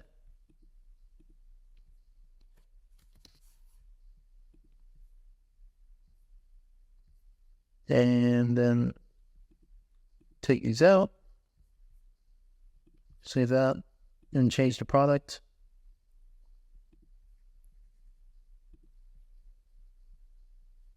And there we go. Do again 30% here. Hit save, go back, and then do the same thing for the downsell. And once you're finished, don't forget to hit publish. Guys, at the end of the day, start with dropshipping to minimize your risk, right? This is a great setup. Test the products, gather data, and once you know that you have a winning product, consider bulk orders in order to scale it further. Okay, guys, so then there's the bulk order route, all right? And there's the right way and the wrong way to do things, and here's how to do it right. If you go the bulk order route, you're going to need to know about MOQ, right? Minimum order quantity. Most suppliers will ask you for a minimum of 50 to 1,000 units, okay? And then obviously you're going to want to talk about customization. If you want a logo on your product, be prepared for higher MOQs like 1,000 units plus, right? And then you're going to have to deal with shipping, okay? You're going to always want to ask your supplier for DDP, which simply means delivered, duty, paid. And that is the shipping that you want. This just simply means the supplier is going to handle all the import duties, the taxes, and you don't have to do anything. and you don't have to have any unexpected custom fees. And then you're going to want to get the right files. For logos, for packaging, you're going to want to ask for Adobe Illustrator, PDF, PNG, and die cuts from your designer. Now, I'll cover this a little bit more in detail, right? Okay, guys, so this module is on conversion rate optimization. Now, when it comes to conversion rates, what is good and what's not is really industry standard. Is 2 to 3% is pretty good, okay? Anything lower than 1% is like, man, it's really rough. And then between 1 to 2 is like, there needs to be some improvement there. 2+ is definitely solid. And then 3, anything over 3 is like, you're doing a great job. So if you can get to 3, 4, 5, 6% conversion rate, you're absolutely crushing it. I do know people that are at 6, 7% conversion rates, and it definitely helps in your sales, right? Now, some things that we want to look for to optimize your conversion is going to be this checklist. So this is the section that you really just want to look at. What are some things that are missing from your site, and what are some things that you have on your site, right? So the first thing we're going to look at is your website set up perfectly for mobile. That's really all that matters, is mobile. You're going to have some website visitors on laptop, but majority, 90+% is going to be mobile. Some themes I recommend is the free Dawn theme page. You can always try that one out. You can try Sends. The mid-tier route to go is using Pagefly if you want full customization. You can also use Shrine, and then there's Shapes. And then a very high premium paid version is Replo. These are just some extra themes you can use if you choose to switch it up. Those are some ones I recommend. But you don't have to switch anything. Like the theme that you guys have right now is great, okay? And it's going to have high conversion. So you can keep it as is. So things to keep in mind that's necessary is you're going to want to have a special offer banner, okay? And that's the banner that you guys see right up here at the top that I went ahead and did. Right up here at the top that I went ahead and put on the website. So I know I have that. Check, right? Is it a simple or clean menu and logo? Check, right? Are the colors on brand? I'm pretty sure we can say that it is. Keep your copy and messaging tailored to your customer avatar. We did that because we made sure we used ChatGPT. And then when we look at the homepage, right, is it product focused banner? In this scenario, it's close. It's not showing the product. So if I can get something that's going to be showing the product and feet, then it's going to be better. So I would say it's not quite. That's something we can improve. Simple and clear headlines. Well, we know that came from ChatGPT and it's very simple and clear. Strong call to action button. That's going to be the shop now right here. That's pretty strong call to action is shop now, add the cart. So these are very straightforward and to the point and strong call to action. And then you have the review count. Like, do you have your review showing? And right here, I don't actually have the review. So this is something I can add to our section here to improve it. And then credibility. Are you showing logos, right? Like featured in, things like that. Now, I didn't set that up on our homepage, so I think that's a room for improvement there. I only did it on the product page. Bestseller list. Do you have that showing? Yes. Do we have benefits on there? Yes. Do we have contact us? Absolutely. Do we have track your order? That we never got set up, guys. So this is something I would need to go ahead and make sure I do in my final check. And then about us section, we have that. We don't have an email pop-up. This is another thing that we can do to increase conversion. So that's something that I can add later on. So you guys can see this is an easy checklist for me to know I need to improve on this, and these two. All right. So let's head over to the product page really quick. So if we go to full details, and then this is it. We just designed this. So now I'm going to check it, right? Do I have high quality images? Absolutely. Do I use the gallery to sell? Well, absolutely, right? We talked about making sure the specific images are going to be the 5 best images a customer can see to convert. High quality, so use gallery to sell. Did I do that? Absolutely. We talked about making sure our best first 5 images that we see can really help make that sale. Do we compare the pricing? Yes. Do we have reviews? Yes. Do we have the payment options? Yes. Do we have a color swatch? Now, I don't have an actual color in there. So what that means is this. Can I turn this into, instead of it saying black or pink, can I actually show a color? That we find really helps conversions in general. So I don't have that. We can probably add that. For flavor swatch, this is just simply meaning like being able to swap different flavors. So if you can put like a picture of maybe like an icon, that can really help.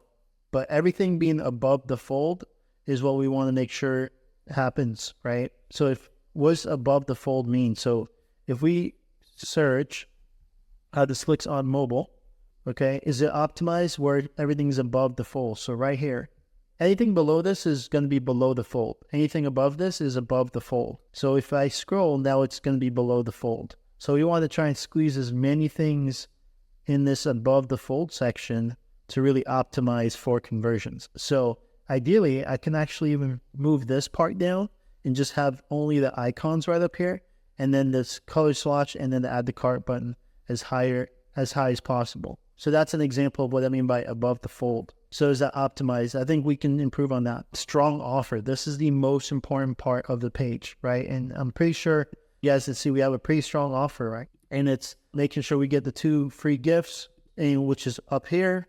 And we also have it right here. We also have it right here. So I think it's a pretty strong offer that's being shown right now. And then we have the add to cart button. Does that pop out to you? And you can see in our scenario, it does. It's the only thing on the page that's like bright brown. Just kind of pops out at you. We don't want it to blend in. And then you have the tabs. You have any tabs for like description, size, and model info, warranty stuff. We don't actually have that on ours. So that's an area of improvement right there. So what that would mean is like these being drop down tabs, right? So I can actually probably put this into a drop down tab and make these into some tabs that can be dropped down to learn more. And then maybe even put this in the drop down tab and then be able to pull that up. So these are small things that we can think about when we need to optimize conversions. These are just some things that could help, right? We don't know until we actually test it. Do we have icons? Absolutely. And these are the icons like this, like emojis. Do we use custom icons? Yes. And then we're using, do we show our shipping times?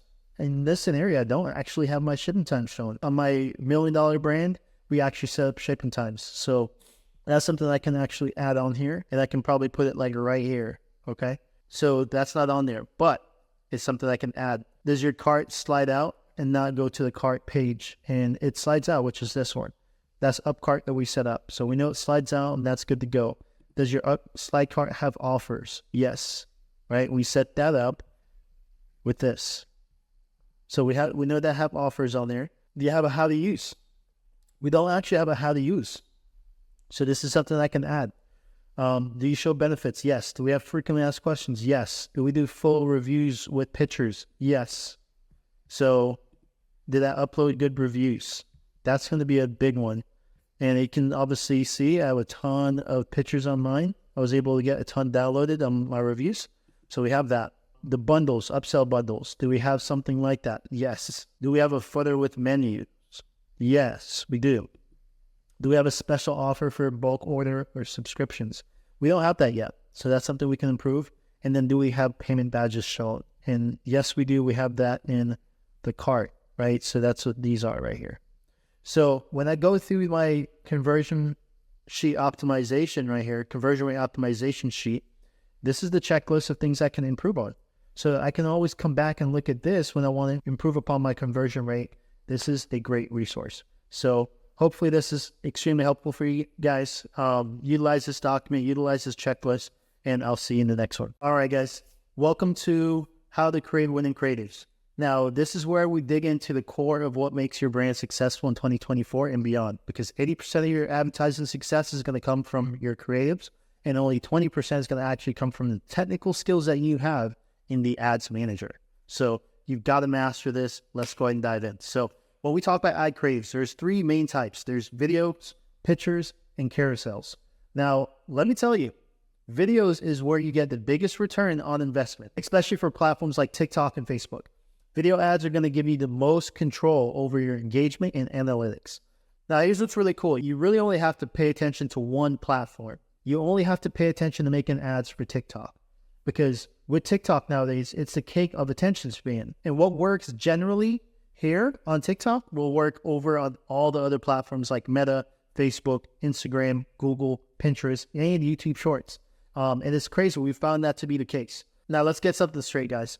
People are going to be on social media to be entertained, not to be advertised to. Your job is to make sure that your ads feel native and not like ads. You need to blend in with the platform's trends and keep it casual, keep it real, and keep it short. And like I said, what typically works for TikTok works for normally all the other platforms. Because what you find is that all the creators are doing the same thing. They make content for TikTok and then they funnel it over to the other platforms, right? They'll make a really great viral TikTok and then they'll just repost it on their Instagram Reels. They'll repost it on YouTube Shorts. They'll go ahead and repost it on Pinterest videos. So these are what we are finding to be the case. And of course, same thing for Facebook Reels. So your aim is going to be to keep it casual, keep it real, keep it short. You're going to want to aim for 2 to 5 seconds to hook them in, and then that's going to help increase your chances of success.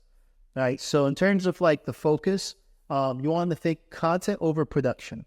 Okay. That's a really huge key focus. Forget overly polished, professional filmed ads. You don't want that. You're going to want raw, native TikTok style ads.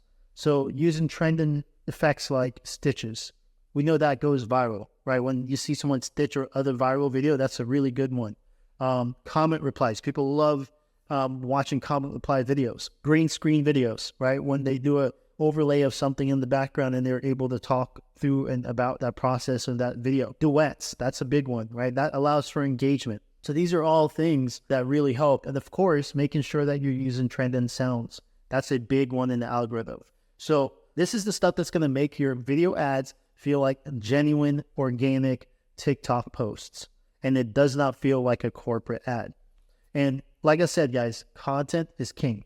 And if your content is strong, it will perform no matter the strategy or ad account that you use, whatever ad setup that you use, none of that shit matters if you have great content. And that's the real name of the game. If you don't have good content, that other stuff does not matter. So when you're creating content, whether it's for an ad or for just regular content, it should always do these 3 things. It should inspire someone, which gives the viewer the urge to want to do something after watching. It should entertain someone, which gives them the reason to watch using emotions.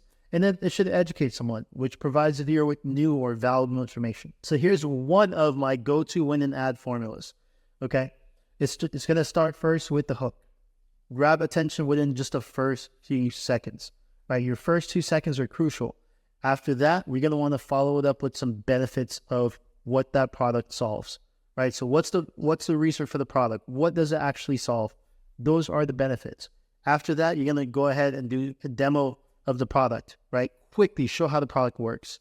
After you show how the product works, then you're going to follow that up with identifying the problem, okay? And you're going to want to make it relatable. Make it something that they understand and they can tie into their pain points. And then you follow that up with the social proof, okay? So you have a hook, benefits, demo of the product, identify the problem, and then you hit it with some social proof and some validation. Show other people using the product why the product is so well known and so successful at solving that problem. And then once you have them all riled up, you've gotten their attention, you've gotten their focus, you hit them with the call to action at the end. You have to tell them what to do next. Whether it's buy now, shop now, whatever fits, you got to give them a call to action. Okay? That is one of my go-to winning ad formulas. You do that, you will make sales. Here's another one of my go-to winning ad formulas. This is a really great formula. The first is hit them with a hook. Okay? And that could be whether it's like asking a question or you make a really bold, audacious statement, something that just gets the viewer's attention.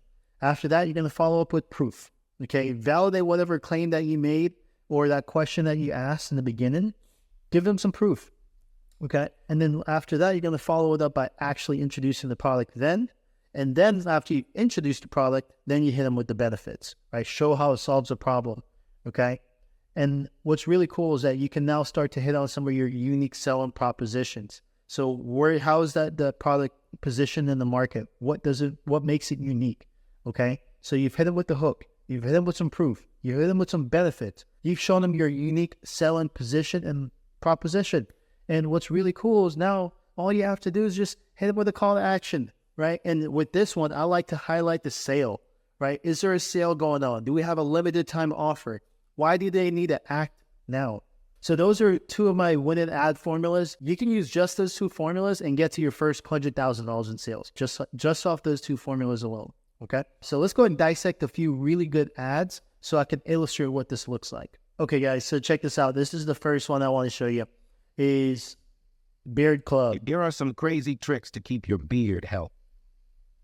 Here are some crazy tricks to keep your beard healthy. 3 tools from Beard Club's Beard Growth Kit that helped my beard grow fuller and faster. The first is this powerful beard oil that accelerates growth and fills in gaps and patches. Then there are these beard growth vitamins designed to improve beard health. Last but not least, this derma roller designed to stimulate hair follicles. James Harden uses this same kit for a reason. Not to mention, this many positive reviews can't be wrong.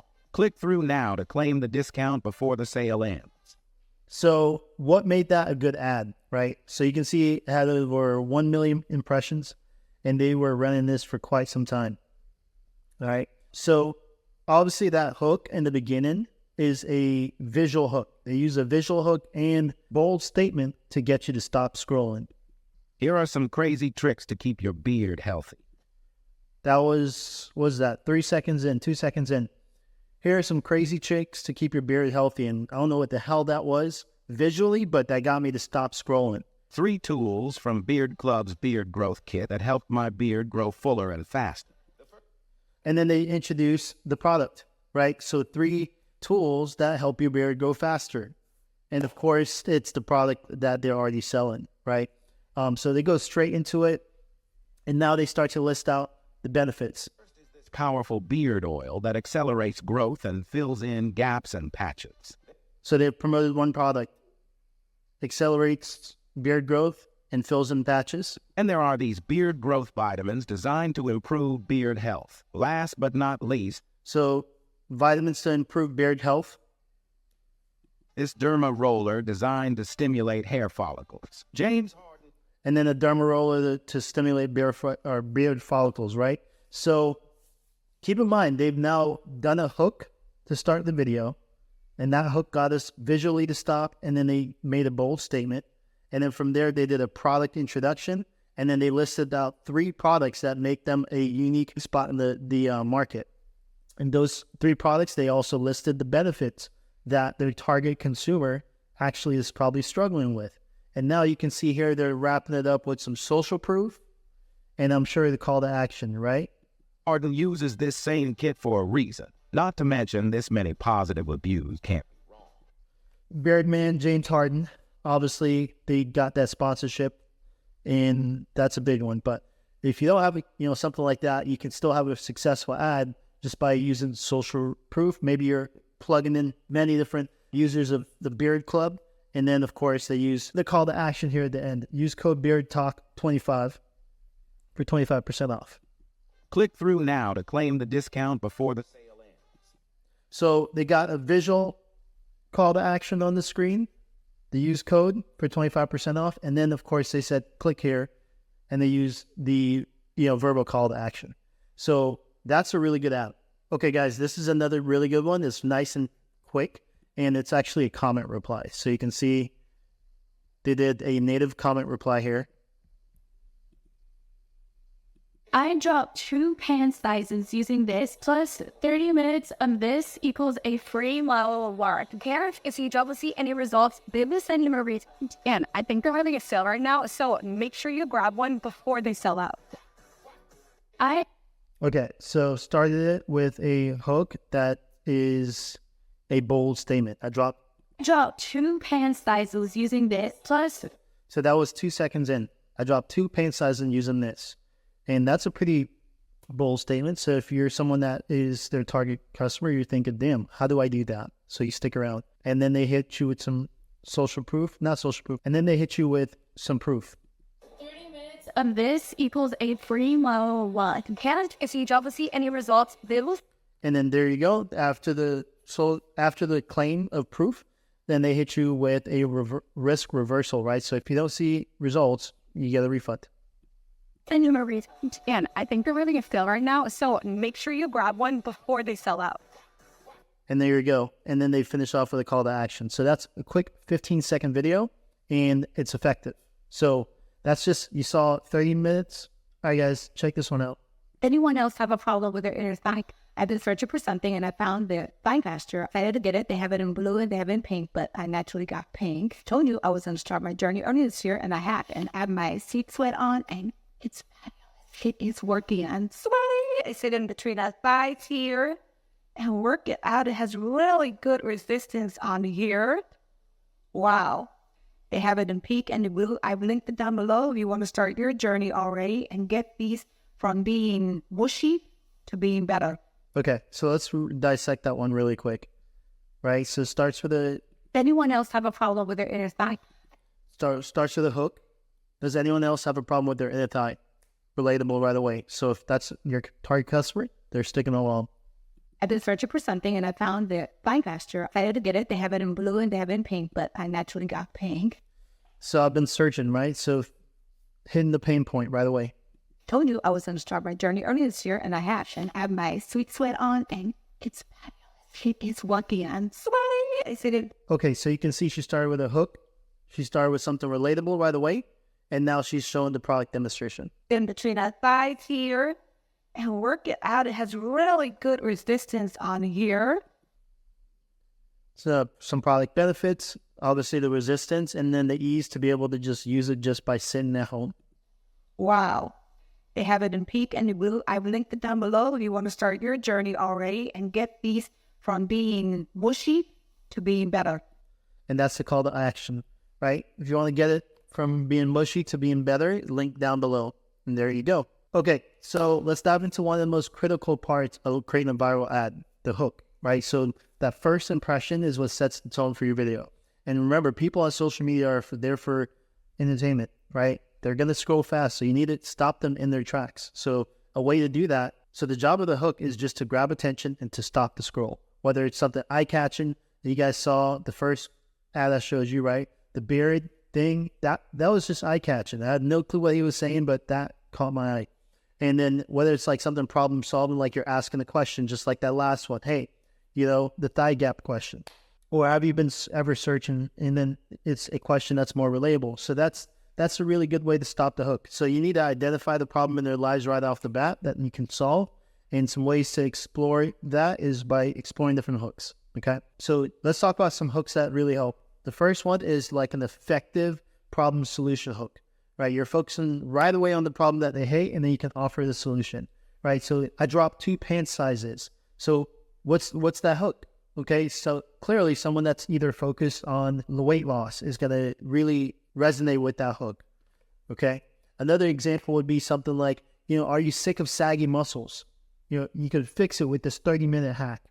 Boom. There you go. And then whether it's like a push-up board, that's a really popular one, right? Or another one would be like 3 reasons why. And you can give the 3 reasons as to why the product would benefit them. And that goes back to the Beard Club that we talked about earlier. So they used the hook and they kind of went in with the 3 reasons as part of their actual product. Okay.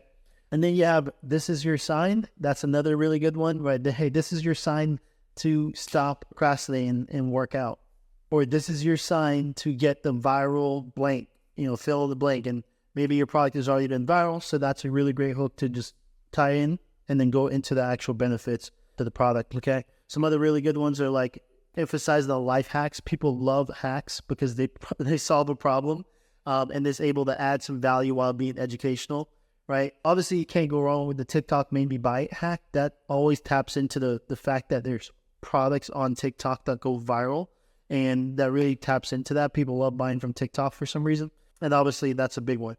And you have a lot of hooks you can try. There's my secret. Hey, here's my secret to weight loss that I've been using daily, and that's an example you can kind of go into.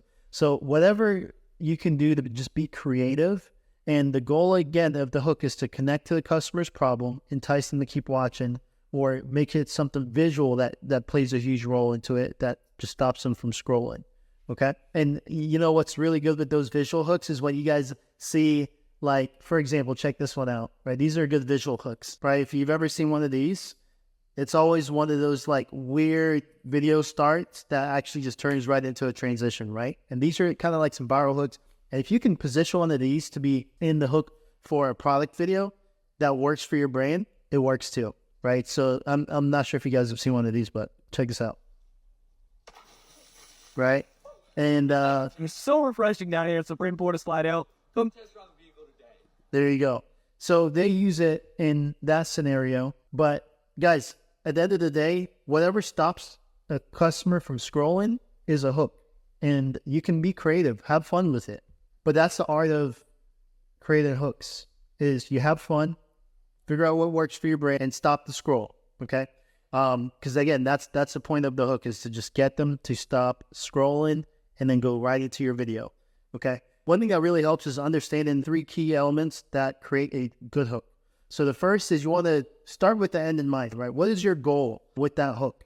And the goal should be to retain the customer for as long as possible. So when you do hooks like 3 reasons why, naturally the customer is going to say, man, well, I'm now intrigued to know what all those 3 reasons actually are.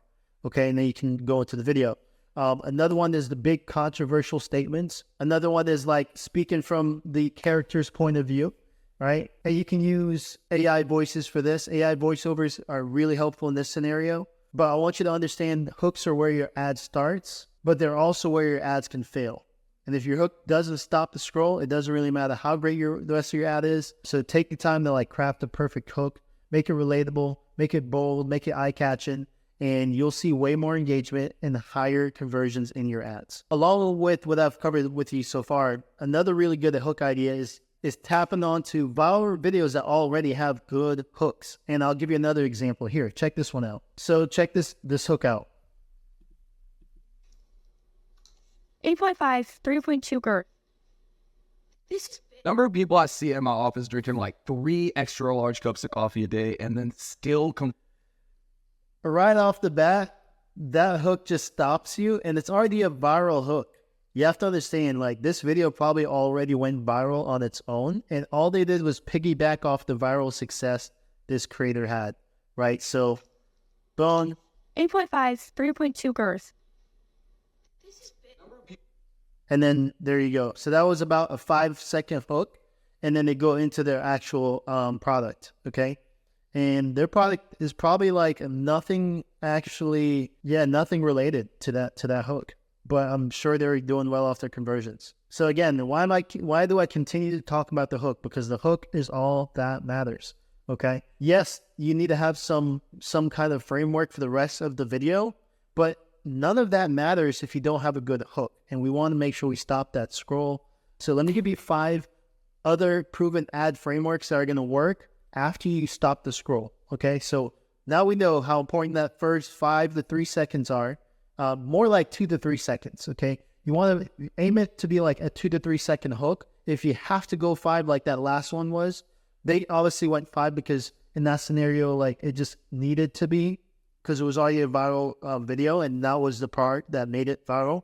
So after that, they obviously implemented a framework that followed towards like the product, and I'm sure at the end, I didn't even watch the end, but I'm sure at the end they did some type of call to action, okay? So here are 5 proven ad frameworks that can take your brand from $10,000 a month to $100,000 a month, okay? These frameworks leverage emotional triggers, problem solving, and urgency to drive conversions, okay? And each framework I'm going to share with you serves a specific purpose. So we want to break them down and understand why they work really well, okay? The first framework is a problem solution framework. Now, this is one of the most effective frameworks in advertising because it directly addresses a pain point and it provides your product as a solution. So we talked about this earlier. You want to have the hook. So here's the structure of this framework. You're going to have a hook, and you start with the problem that the audience faces, right? The example would be like, are you tired of back pain from sitting all day? Agitate the problem. That's the second thing, right? So emphasize on the consequences of not solving the solution. So are you tired of sitting on are you tired of back pain from sitting all day? The discomfort is going to drain your energy, drain your focus. That's an example of agitating that problem. We've already identified the problem, agitate it, and then provide a solution. Introduce your product as a solution. So our ergonomic seat cushion is going to give you immediate relief. So are you tired of back pain from sitting all day? The discomfort is going to drain your energy, drain your focus. You're not going to be as efficient. And that's why we have our ergonomic seat cushion that's going to give you immediate relief. And then you plug in a ton of proof, show testimonials, build credibility. You can do some mashup videos of UGC that you've already had, saying how much they love the product and how much it's helped them, right? And then at the end, you hit them with the call to action, grab yours today and say goodbye to back pain. So you have a hook that stops them, and then you can go straight into agitating the problem, solution, proof, call to action. And why that works, right? because people are more likely to buy if they can identify with the problem and see a clear solution. So that's the first framework. The second framework is the lifestyle transformation framework. So here you want to focus on how your product is going to fit into your customer's aspirational lifestyle and help them to achieve that desired transformation, right? So you're going to start again with a hook that's going to agitate a problem that your audience is going to face. And the hook needs to showcase the lifestyle that the audience desires. And here's the structure. You're going to want to start with a hook that showcases the lifestyle that your audience desires, right? So for example, imagine waking up pain-free and full of energy, and have some kind of hook that's going to have a visual, right? That's going to also tie into the words that you're saying in that hook. And then obviously from there, you can show the product in action after the hook. And in this scenario, you want to now demonstrate the product in a relatable setting, right? So like see how the busy professional uses our cushion for comfort, and then either plug in a couple of UGC explaining that or having that experience, and then include the before and after that. So you have a hook, you have product in action, you have before and after. So you want to create some contrast to the life that they're currently having versus the life that they want, or the life that they have right now, which is without the product, and the life that they could have. So from there, you wrap it up with call to action. Transform your day today with the ergonomic cushion. Get yours now. 50% off with free shipping or whatever your offer is. And the reason why that works is because people are driven by lifestyle goals. If they see how your product can help them and achieve those goals, they're more likely to connect with you emotionally. And now the third framework is user-generated content testimonials, okay? Because social proof is an incredible, powerful tool. And real customer testimonials or influencer reviews add a layer of authenticity that builds trust. And this structure is going to be hook. So you're going to start with the real customer statement. I didn't know a cushion could change my life until I tried this. Boom. That'd be a hook. Or find another hook and then have that be right after the hook. Okay. And then go with the customer experience. Let the customer explain how the product solved their problem. Let them explain why they no longer struggle with the same pain points that they used to. And then have the customer demonstrate the product, right? Show the customer using the product, whether it's like different B-roll clips stitched together. And then you have the results and benefits that you want to share with them. So you want to focus on highlighting some of the positive outcomes of the customer experience, right? So you're going to have the hook, you have the customer experience, you have the demonstration, you have the results and benefits. And again, you always wrap it up with a call to action, right? Try it for yourself and then join the thousands of happy customers. And the reason why this works is because when people see others benefiting from a product, it reduces skepticism, it boosts credibility, and it's going to eventually lead to higher conversions, okay? And then you have the next framework. It's going to be the comparison framework. This is going to be the fourth one. Now, this framework compares the product to a traditional solution or a competitor, and it's a great one because it's going to highlight some of the unique features of your product, some of the unique advantages, right? So you're going to want to start with a strong hook, right? Make sure that hook can be a little bit more common. Start with a common, flawed solution. So example being like, if they're still using cushions that wear down in weeks. So ours doesn't do that, right? Like that would be the comparison. So the comparison will be showing your product how it's better, highlight the flaws of a traditional cushion and the traditional solution, and the strength of your solution and why it's much better. By doing this and using this framework, you're able to have a direct comparison with your competitors. And now you can actually demonstrate with side-by-side comparisons, right? And this really helps because it's allowing your customer to be able to switch from what they already know and into your product and why it's superior. And of course, you have to follow that up at the end with a call to action, right? Upgrade to a comfort that's going to last, right? Order today, 30% off, and you get this free gift. Always with a call to action and an offer at the end. And then the last framework I want to share with you guys is the urgency framework. Urgency and scarcity. Now, this framework drives immediate action by creating urgency and scarcity, and is perfect for like a flash sale. These are perfect for holidays, perfect for those periods of the year that everyone's doing a sale, okay? Like Valentine's Day. You're going to want to start the hook already with urgency from the start. Guys, there's only 50 left in stock. Act fast, right? Or, oh my gosh, if you got it last week I am sorry, it is now 50% off. Whatever it is. You want to have something that's going to drive urgency right off the bat. And this is a really big tool. This framework is huge on TikTok. You'll notice a lot of brands do this framework very well. A brand that does this framework so well is Beach Waver. Beach Waver, they're always having sales. And it's because they're just going with this framework. They're going with the urgency and scarcity framework.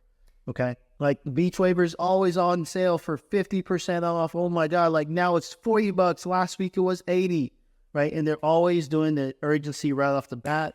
And then they go into the product highlight. And then they go over explaining the product details. So you start with urgency at the top. You go over product details. You reinforce some urgency right away. So hit them again with some scarcity. Like, this offer is going to end in 24 hours. Hurry up and get it before it, ends.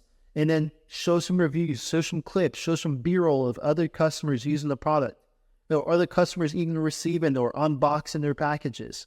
And then hit them with the call to action at the end. Order now before it's too late. Don't miss this, right? And this works because it really taps into FOMO, the fear of missing out, okay? And this urgency is going to trigger that action to buy. It's going to motivate someone to act quickly, make a purchase that day, and that's why this one works so well. So some bonus tips I want to share with you for kind of scaling the frameworks once you understand them is you have to test multiple angles. So you could have a very well put together ad that has a great hook, a great angle, and what's going to naturally happen is it might get fatigue, okay? Now, that doesn't mean cut off the ad and don't run it again. It means take the hook, test a different angle now, right? Use variations of the framework that you just tested prior and test different pain points, test different benefits, right? Use a framework, but swap out the benefits, swap out what you're saying. And another way that you can do this is by leveraging different creators. You can leverage a different creator in the hook. You can leverage a different creator in the benefits section, and maybe keep the same hook.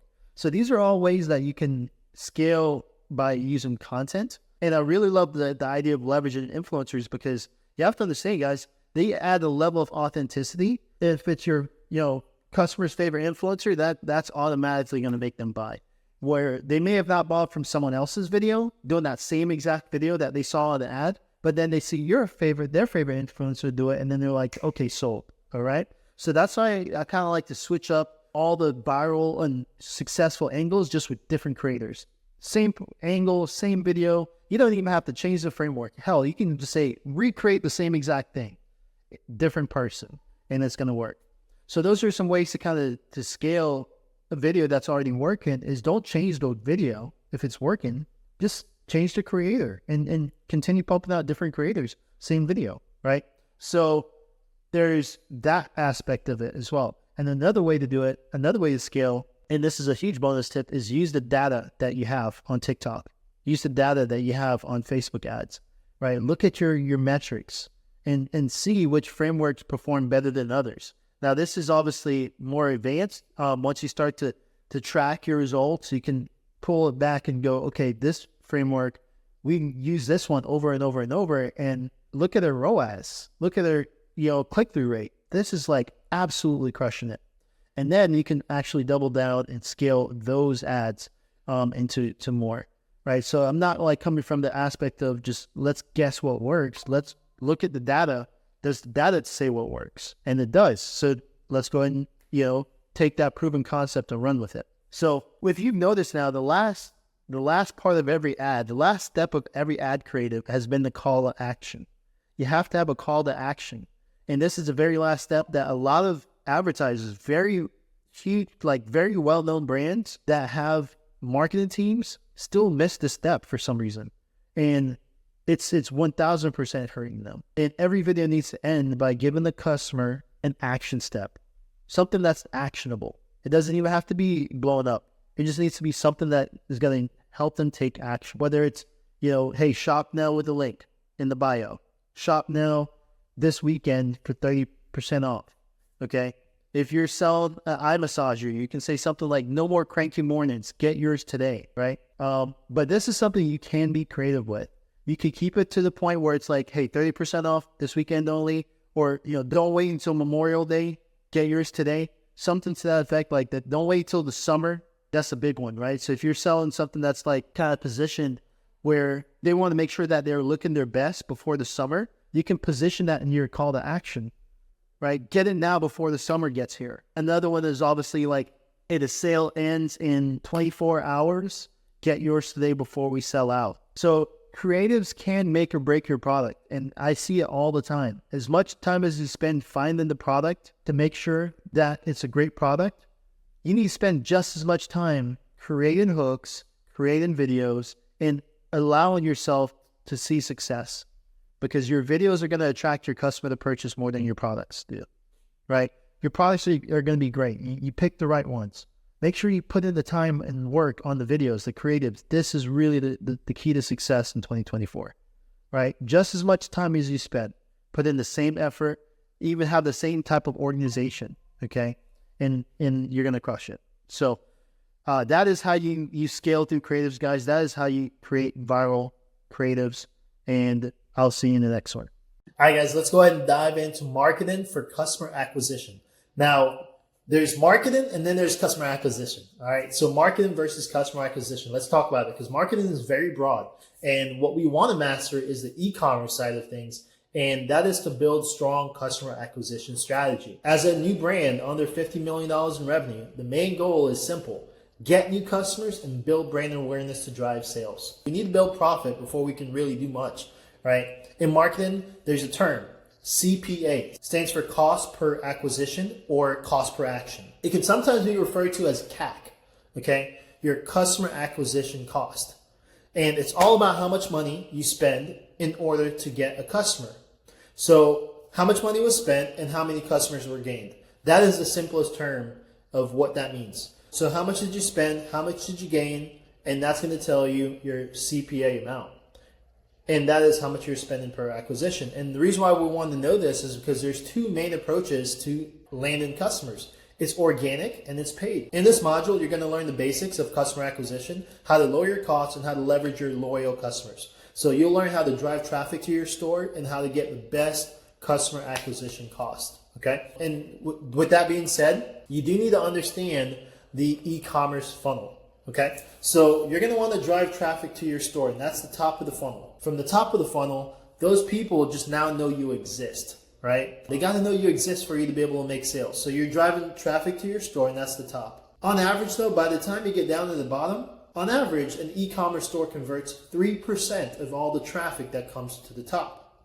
And by the way, 3% is solid. So that's like a solid, pretty good conversion. 4% is absolutely crushing it. 5% is you're on top, okay? It's a very high conversion rate. 7 and 8%, like you're blowing that shit out the water. So like underneath 3, we got some work to do.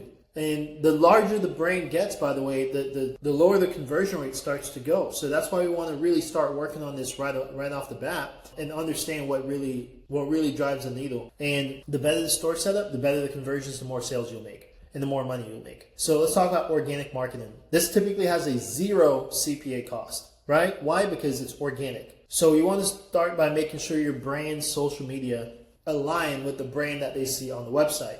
So having your brand socials are going to be the primary way for you to drive traffic organically versus the use of paid ads. So you need to have some type of organic presence even if you're going to run paid ads, because this is going to also help build trust in your brand. Because automatically, a lot of times when people see an ad, they go straight to the social media of the brand just to see what the brand is all about. And having some type of organic presence is going to then help in that aspect. And on top of that, you're going to be able to get more customer feedback to improve upon your ads, improve upon the brand.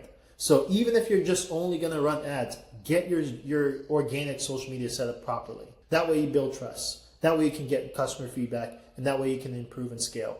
So this is when I like to set up what's called UTM parameters, and I like to make sure my SEO basics are set up, okay? So UTM parameters, you want to head on to Google. You're going to want to type in Campaign URL Builder by Google Analytics. Okay, it's going to look like this. You're going to come on over here, and this is it. And in here, you're going to actually type in your website. So this would be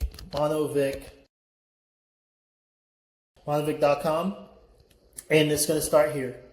And then from here, you're going to make either a campaign ID, campaign source, campaign medium, and then campaign name. So really all you need to do is, you don't have to worry about this part, the campaign ID, but when we set up our Instagram, we're going to go ahead and do Instagram. We're going to just call it Instagram sale. And the reason why we want to call it that is because this is going to be in the bio, right? So this link is what's going to be in the bio for my Instagram. And I want them to think they're going to get a sale by clicking on this link from Instagram. So Instagram sale. Now, when I see this link on my orders, I know this is an organic customer. This wasn't an organic purchase. And this customer came directly from this link. So that's why we're setting it up with this parameter. So the campaign source is Instagram sale, and you don't actually need any of this other stuff right now. But this is what's going to be here, right up here at the top. When you build it out, that's why you end up seeing some people's like website link look long as shit back here. It's all from UTM parameters that are set up, and it allows you to pull data so you know where like people are actually coming from. Okay. But as far as setting this up, all you do is, that's all I'm going to do right now, is monovic.com. And also you don't forget to put this stuff in there. So I need to put in like the HTTPS like that, monovic.com, and then Instagram sale. So it's going to have the backslash Instagram sale with the UTM source, Instagram sale right here. Okay. You technically could shorten it if you want, but it's really not necessary. So like, let's say you shorten it, you can actually go to bit.ly or bit.ly.com. And you can make an Instagram URL, but this part's really not necessary. In fact, it's taking forever to load, so we're just going to say screw that, right? But right now, I'm just going to go ahead and take this, and that's going to go on my Instagram page. And by the way, you could add a space here if you want, because you will see how it changes right here. If I just add a space, it's going to just add that plus sign right there, okay? But all this means is just, this is going to now track in the system that this sale came directly from Instagram, right? So I'm just going to leave it like that. I don't really care. But that's going to be my Instagram now, and we want to go and do that for Instagram. We want to go ahead and do that for TikTok, and all your social media channels that you're going to actually be posting content on. So I will actually do, this is going to be my Instagram, and I'll copy paste, put it in the notes section, and then same thing for TikTok. Okay, guys, and then from here, all you're going to want to do is set up the social accounts. Now to start, I would say TikTok and Instagram. You don't have to worry about anything else from there. So when you set up your socials, make sure you use the ChatGPT prompt. It should look something like this. Okay, guys, and here's the thing. My take on followers, okay? Once you've already set up your profile with the ChatGPT responses, you'll be good to go. Make sure you put your website link. I know on TikTok you won't be able to put a link until you're over 1,000 followers. Don't worry about that unless you set up it on the professional page. If you set it up as a professional account, you can actually put in your link in the bio. Now, as far as like followers go, I would not recommend buying followers because you're going to get followers just by running ads. Okay, people are going to start liking your page and following your page just from ads alone. And this allows you to actually know a little bit better organically where people are coming from, because again, the followers are going to come from your paid ads, so you can kind of know where the people that are following you are obviously interested. Right, they saw your ad, they were interested, and that's why they followed you. So that's kind of a way to organically get it, just from paid ads. And I wouldn't buy followers just in general because you're going to get it just from posting content. So post your creatives, post all your creatives on social. So you're going to start by uploading your product photos if you want to Instagram, or any lifestyle photos of the product in use. That will be the best thing to do right away, is upload some product photos, lifestyle photos, and go ahead and start posting your creatives on your social. And the reason why you want to do this is, let's say you go ahead and create some, like your first 5 ads, right? That's the key. Create your first 5 ads. Once you do that, post it on your social, and then it's going to naturally drive more traffic organically to your store using TikTok and Reels on Instagram. But make sure to implement the creative formula when you do that, right? The creative formula from the previous module. And the reason why you want to do that is because once you are able to post it, you're going to be able to start running ads directly from that post, okay? And this is what's called a spark ad on TikTok. And then I think on Meta, they call it like whitelisting. But either way, what you're able to do is you're able to essentially take that video and push it through ads, right? So it's an organic post that you just made, and then you're able to push it through ads. And this is really, really helpful because it's going to link back to your account all naturally. And you're also going to want to use the same method when you start to work with like influencers and creators in general, is have them post the creative on their social, and then you get the ad code for that video, for that link, and then you're able to push that creative on ads. So what we want to now do is go ahead and get a good base of what organic marketing is going to look like. So let me give you a couple of really good examples to follow. There's going to be some accounts that you can actually follow. The first is going to be SudScrub. SudScrub, this is a great account to follow that does all organic, okay? And this is really helpful because you will see from the founder's perspective. Now, this is obviously really helpful too if you're going to create a product that's a little bit more unique. You can kind of see how he transitioned from the beginning of explaining the product to audience and the process and all that. So you can kind of see his trend. But he does a really great job of posting organically. So let me share it with you. Okay, so here's SudScrub, right? This is the account I'm referring to right here. He does a really great job of posting organically. So he has his pinned videos, but you can see just outside of his pinned videos, his videos perform pretty well, right? 5,000 views, obviously a little bit lower there, but 12,000, 11,000, 17, 20, 22, 10,000. He's consistently getting like 10,000 to 50,000 and 100,000 plus views. And every now and then he'll pop off at like 1 million, 2 million views. And it's simply on his product. All he's doing is making videos about his product. And he's engaging with his audience. And he's doing it all organically. And I'm sure he's probably thought about ads. I'm not sure how much he's looked into ads. I haven't looked it up. But you can kind of see just off this alone, he's able to get a lot of traffic to his store, right? And I'm curious to know what his conversion rate would look like. But he's a great example of organic marketing done well as a founder, okay? Let me give you another example. Now, this would be another great example of someone that did not want to show their face, right? So let's say you didn't want to show your face, but you want to get traffic to your store organically.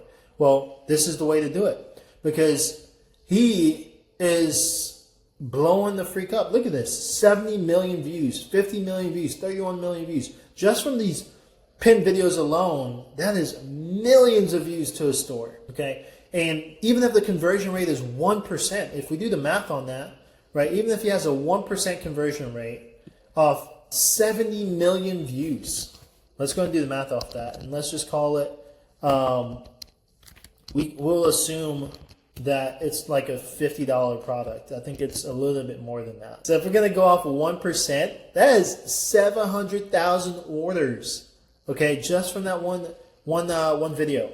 No, I think it's probably less than that. It's probably even 0.5% maybe. Even if it was 0.5%, that's 350 orders just from that video alone. And this is why it's worth you doing organic marketing. It's always worth doing organic marketing because let's just say his net profit from every order was like $20, okay? That man just made $7 million probably from his living room, from his dorm room. Now, this is probably not super accurate. Maybe it's less than 0.5%, but I gotta believe that 50 million views, 70 million views, 31 million views adds up, and you can see why he continues to make content because it's working. It's driving organic traffic, 14 million views, and all he has to do is sit and cook food in this electric pot. Okay, so what the product actually is, and I'll click on one so you can see it.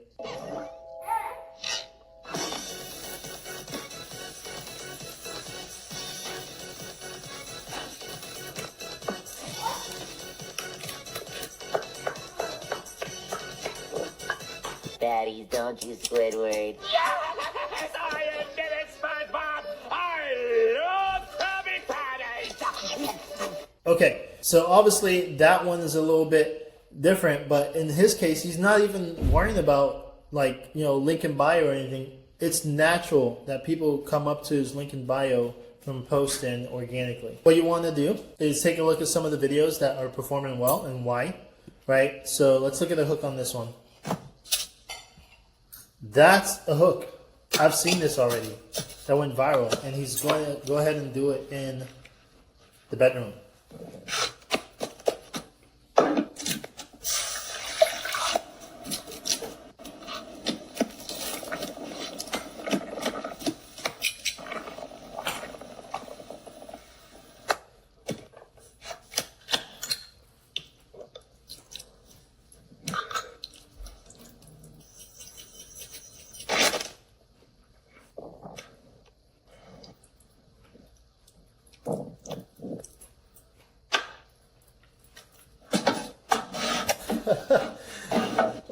my goodness. All in a bedroom, right?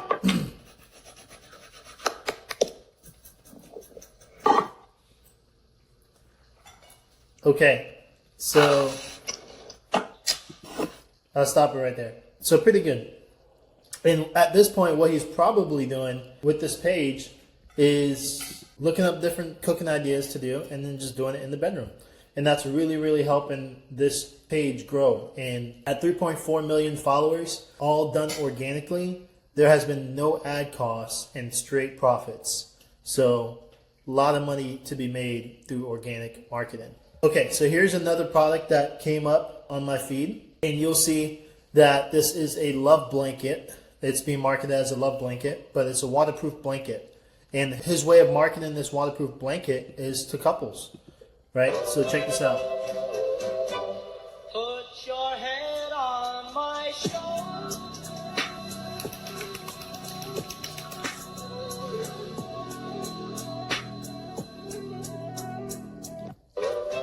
So that's a good way to market it. He's driving traffic to a store. The store is in the bio, and there you go. So that's organic marketing, guys. These are some great examples just to observe what's making it go viral, right? Obviously a viral hook, and then a lot of B-roll, a lot of clips, and just kind of, you got to know your money shots. What are some things that are going to get people to comment? And all you notice in the comments are people talking about the money shot. Obviously, one of his money shot that he does in almost every video is the pour on the blanket and then the tap, tap, tap, tap, tap. And that's consistent. And he does it over and over and over. It's bam. At this point, he's spamming that exact money shot and he's trying different angles. So obviously this one worked. He tried it again. He's going to keep trying that. And he's just trying different angles by changing up the text. But he knows doing it in this format in the bedroom, laying it out, is working.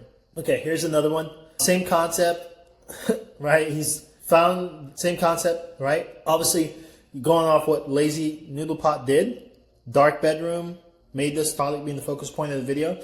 And then, of course, in the background, they have a video playing on the laptop. So very similar concept to what Lazy Noodle Pot did, but they're switching it up, as you can see, and trying out different things. But 32,000 followers, lots of viral videos, and even at a 0.5%, you know, they're getting some sales. They're getting some sales. Okay, so here's another really good example. Now, so you guys saw those last two were very similar concepts, right? Like they found the angle, they kept spamming that angle. I mean, it's driving sales for sure. Here's another way to look at it. This is very much in between the styles of like Sud Scrub and those last guys, is you can plan out your posts a little bit better, right? So you can take this angle where you go back on camera and then you actually have certain concepts that you're always doing. You're replying to comments. You're making content based on what your followers are asking. So you'll see she'll do a lot of lives. She'll go live a lot. And she has a lot of content that blows up, but she's always making content, right? So you can take inspiration from that. You can take inspiration from others. But at the end of the day, they're all working. So you gotta just figure out what works best for you. All right, guys, so those are some examples, right? Either way, you just wanna make sure you start, do something versus nothing. And again, you could go all organic marketing if you don't have the budget to go with ads. But I highly, highly recommend going with ads. So I'm gonna cover how to go with ads. But before I do that, could do this manually where you post all the content manually, or you could use a automated reposting tool. Now, let me give you some feedback on that. Because while these tools offer like the convenience of automation to cross-post on multiple different apps, there's a ton of platforms that provide this. I will tell you, every single time, manually uploading videos yields better engagement and views because we've done it both ways for our brand. Okay, we've done it where I automate the posts and the videos never performed that well. And we've also done it where we've done the posts ourselves and they always perform better. So I highly recommend that you manually post them because you're going to get better engagement, better views, and the algorithms tend to penalize you when you automate a third-party scheduling app. Because you have to keep in mind, their goal as a platform is they want users on the platform. So if you're using an automated posting app, then you're off the platform and you're not having to go on the platform. And they want that. So because you have to do it manually, I would recommend you hire a VA, right? Or consider hiring a VA that can post for you. All right, because ideally you want to make content for TikTok, right? Your one platform, and then you actually have Facebook here, Instagram, you got YouTube Shorts, you got Pinterest and Snapchat, and you just make content for TikTok, and then you post it all on all those different platforms. You just repost it, and that's really the strategy that's really going to get you views. It's going to get you traction. It's going to get you exposure, and it's also just going to get you sales, right? Another tip I would say is on Instagram, TikTok, respond to comments on TikTok and Instagram. Answer questions, right? Ask questions in your comments so that way you can get more engagement from your users. And here's the thing, guys. The more you engage with users on these platforms, the more interactive you're going to be, the more the algorithm is going to favor your post and show them to a wider audience. So engagement does boost your visibility on both TikTok and Instagram's algorithms and their platform. So that's going to lead you to more exposure and more potential traffic and more potential sales, right? So definitely work on crushing it with organic, because if you can crush it organically, you can definitely crush it on ads, okay? And by focusing on this strategy, you can be way more consistent with sales, and you're going to be able to grow your presence on both TikTok and Instagram, and this can actually lead into more affiliates. It can lead into the ability to not have to rely on ads, right? Now, I say that to say when you go into the next program, it's going to be the affiliate program. And this is another way to get organic traffic, but it is going to be paid to some extent, okay? Here's what I mean by that. The affiliate program, your CPA cost is actually going to be your commission cost, right? So whether that's 15 to 30%, whatever commission cost you choose to give out, whatever commission payout you choose to give out, that's going to be your CPA cost, because the ideal goal is that you can have a lower CPA by using affiliates, because you can target influencers to be affiliates, you can target content creators, and that can consist of like UGC creators, affiliate marketers, or you can just target anyone really. And you're going to utilize the affiliate program apps like Shopify Collabs, that's free. We set up a Promote Together, right? And that's free. And you can also set up Lead Dino, and that's a paid one. So there's a ton of ways you can automate the affiliate program, but the ideal goal is that you can leverage this doing gifted collaborations. So what does that really mean? Well, the person that promotes the product, they'll receive a commission, right? So you want to leverage that concept of being paid higher on commission for every single sale they create. And we want this because obviously the CPA is low. Okay, so for example, you have a $100 product, you give a 20% payout, that's $20. That's a $20 CPA. I will take that every single day. And obviously that 20% compared to your gross profit margin is absolutely nothing. And you're in a pretty healthy margin because of that. And not to mention, you probably get a winning video from the collaboration if it's a successful collaboration, right? And you'll have multiple winning videos. So you kind of want to get to the point where you have multiple affiliates that are making content for you on a weekly basis. And then you can actually lock them into a retainer where maybe it's like $50 a video, $75 a video. And then on top of that, they get their commission. But then they're more committed to actually working with you weekly, and they're committed to making videos for you weekly. And this can get you to a place where you have a constant influx of content coming in. And that's the place you want to be. So let's talk about how to find these creators, right? So first things first, what do we look for? Any creator under 50,000 followers is going to be someone you should target. Okay. What I find is that once they get over 50,000, a lot of times they'll expect for payment, and they'll sometimes be just outrageous amounts that they ask for. Like we've had girls ask us for $1,000, $10,000 for one post, one video, and I know their video is not going to generate enough like revenue for us to be profitable on that. Okay, but that will happen, and you'll realize how outrageous some of those demands are. So anything under 50,000 is kind of what we look for, and you want to go to TikTok. So my first step to doing this is go to TikTok and search the keywords in your niche.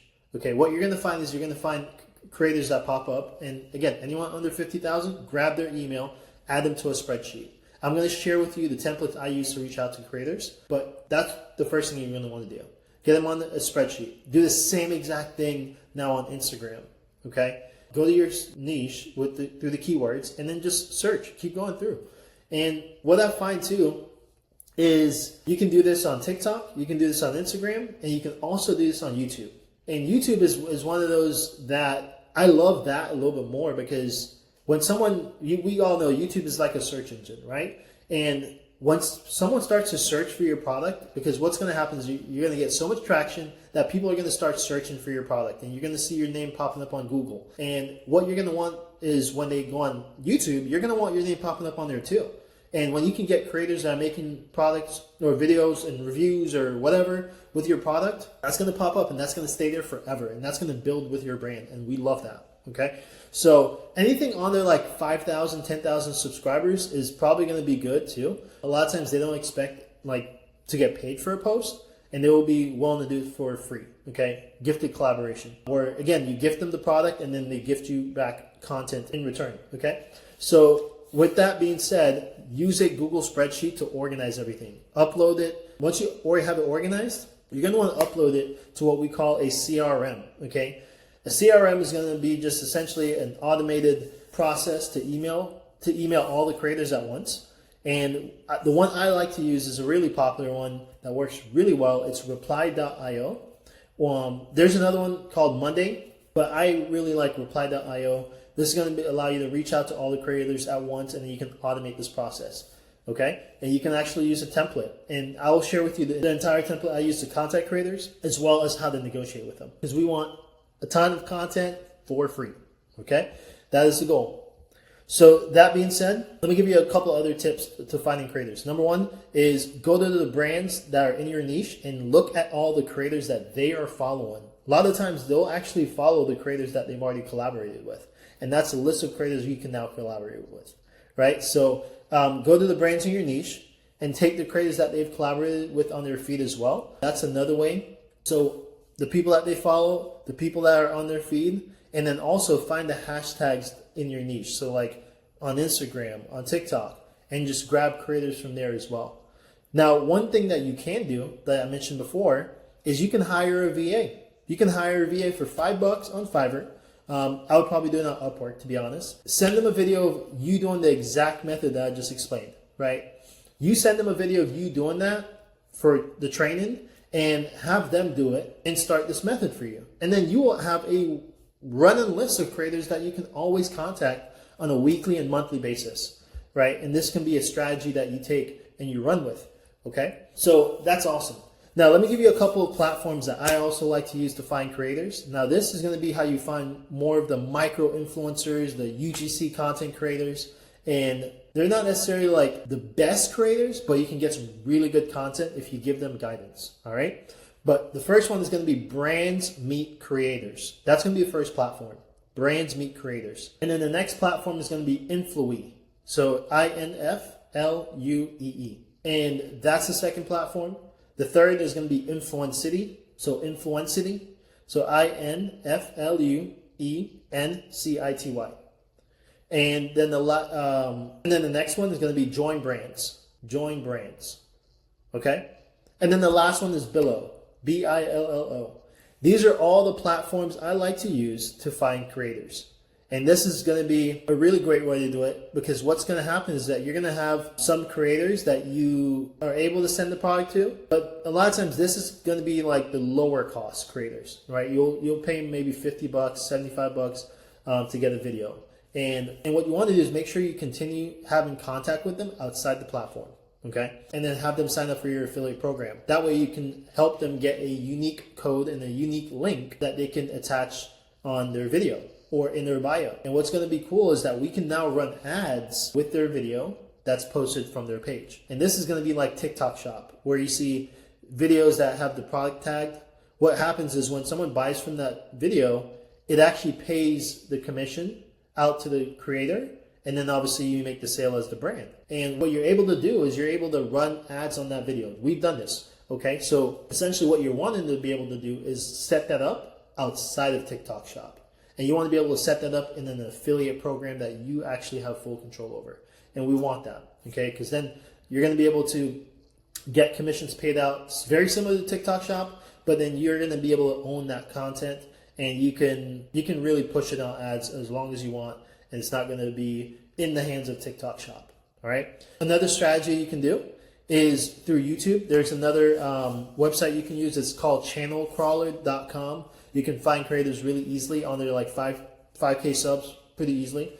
Most likely, again, guys, anyone over like 5, 10, 15, 20K, a lot of times they might ask you to pay, but YouTube could be worth it. So it depends on the price that they're asking.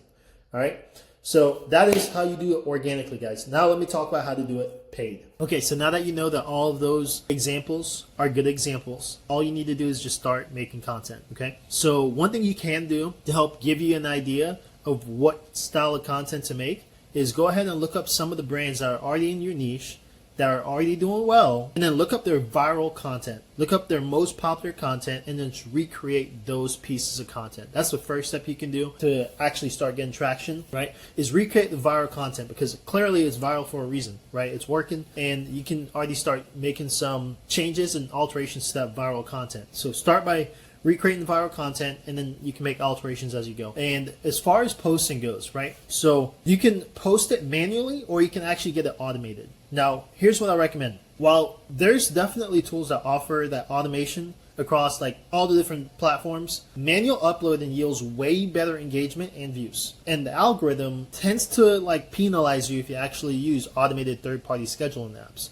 So I highly recommend to not do that, and consider just hiring a VA. They're going to be able to do everything for you, and all you have to do is just essentially give them a schedule, give them your login, and they'll automate the posts. And you also want to make sure that your VA responds to the comments, right? Also let them know to make sure they're asking questions during those comments, because this is going to be helpful to drive engagement. And the more you engage other users' content, the more interactive you are, the more the algorithm is going to favor your posts and show them to a wider audience. So this is huge. Engagement is going to boost your visibility in both TikTok and Instagram's algorithm, which leads to more exposure and potential traffic. All right. By focusing on these strategies, guys, you will be able to drive some consistent organic traffic to your store, and you'll be able to grow your presence on TikTok and Instagram without having to rely on paid ads. Now, of course, paid ads is the way to go, but you want to have that base of organic. Now, along those lines of organic growth, you really have to lean into your affiliate program. This is one of those programs that can really change your business, because your CPA cost when you're dealing with your affiliate program, your CPA cost when you're doing your affiliate program is basically just your commissions, okay? So if you're charging 15 to 30% commission out to your creators, right? That's the CPA cost. That's how much it's going to cost you to get a sale. It's based on what you pay them commission. And you can target influencers, you can target content creators, you can target UGC creators, as well as just affiliate marketers and regular people. And why is this big? Because you can already utilize the affiliate commissions as a leverage point for you to be able to get gifted collaborations and to be able to get free content. We want as much gifted collaborations and free content as we can get. Okay? So the affiliate that promotes the product and they receive the commission for every sale that they create allows for a low CPA cost. For example, you have a $100 product, you have a 20% payout, that's $20 in CPA, okay? And not to mention, you probably get a winning video and a winning video ad from that collaboration if it's a successful one. So we really, really want to drive the affiliate program and lean into it, okay? So let me talk to you about how to find them, because we did about $300 to $400 grand in just organic affiliate content, and this is the strategy we use. First is TikTok. Go on TikTok, search the keywords in your niche. On TikTok, anyone under 50,000 in followers, grab their email, use my templates to reach out to them. Okay, I'll actually have that linked in the resources below. Do the same exact thing on Instagram. Go on TikTok, search up the keywords. And why is this important? Because you're going to find creators that are actually in your niche, making content, and a lot of times there's a lot of creators under 50,000. Okay. Don't reach out to creators over 50, because what's going to happen is they're going to typically charge you some outrageous price, and nothing is worth $1,000 or $2,000 in the content piece. Okay, trust me. Like, they can drive you a ton of sales, but it's not going to be as profitable. It's really just not worth it. Okay, unless you can get a really, really good deal, but again, in most cases, it's not worth it. So that being said, the more micro influencers you get, the better, because then you can also spread out the views across multiple different audiences. So once you do it on TikTok, go over to Instagram, do the same exact thing. And you're going to just keep everything organized in a Google spreadsheet. And by doing this, it's going to make it super easy to automate the process of reaching out. Because you're going to take that spreadsheet and you're going to upload it into a platform called reply.io.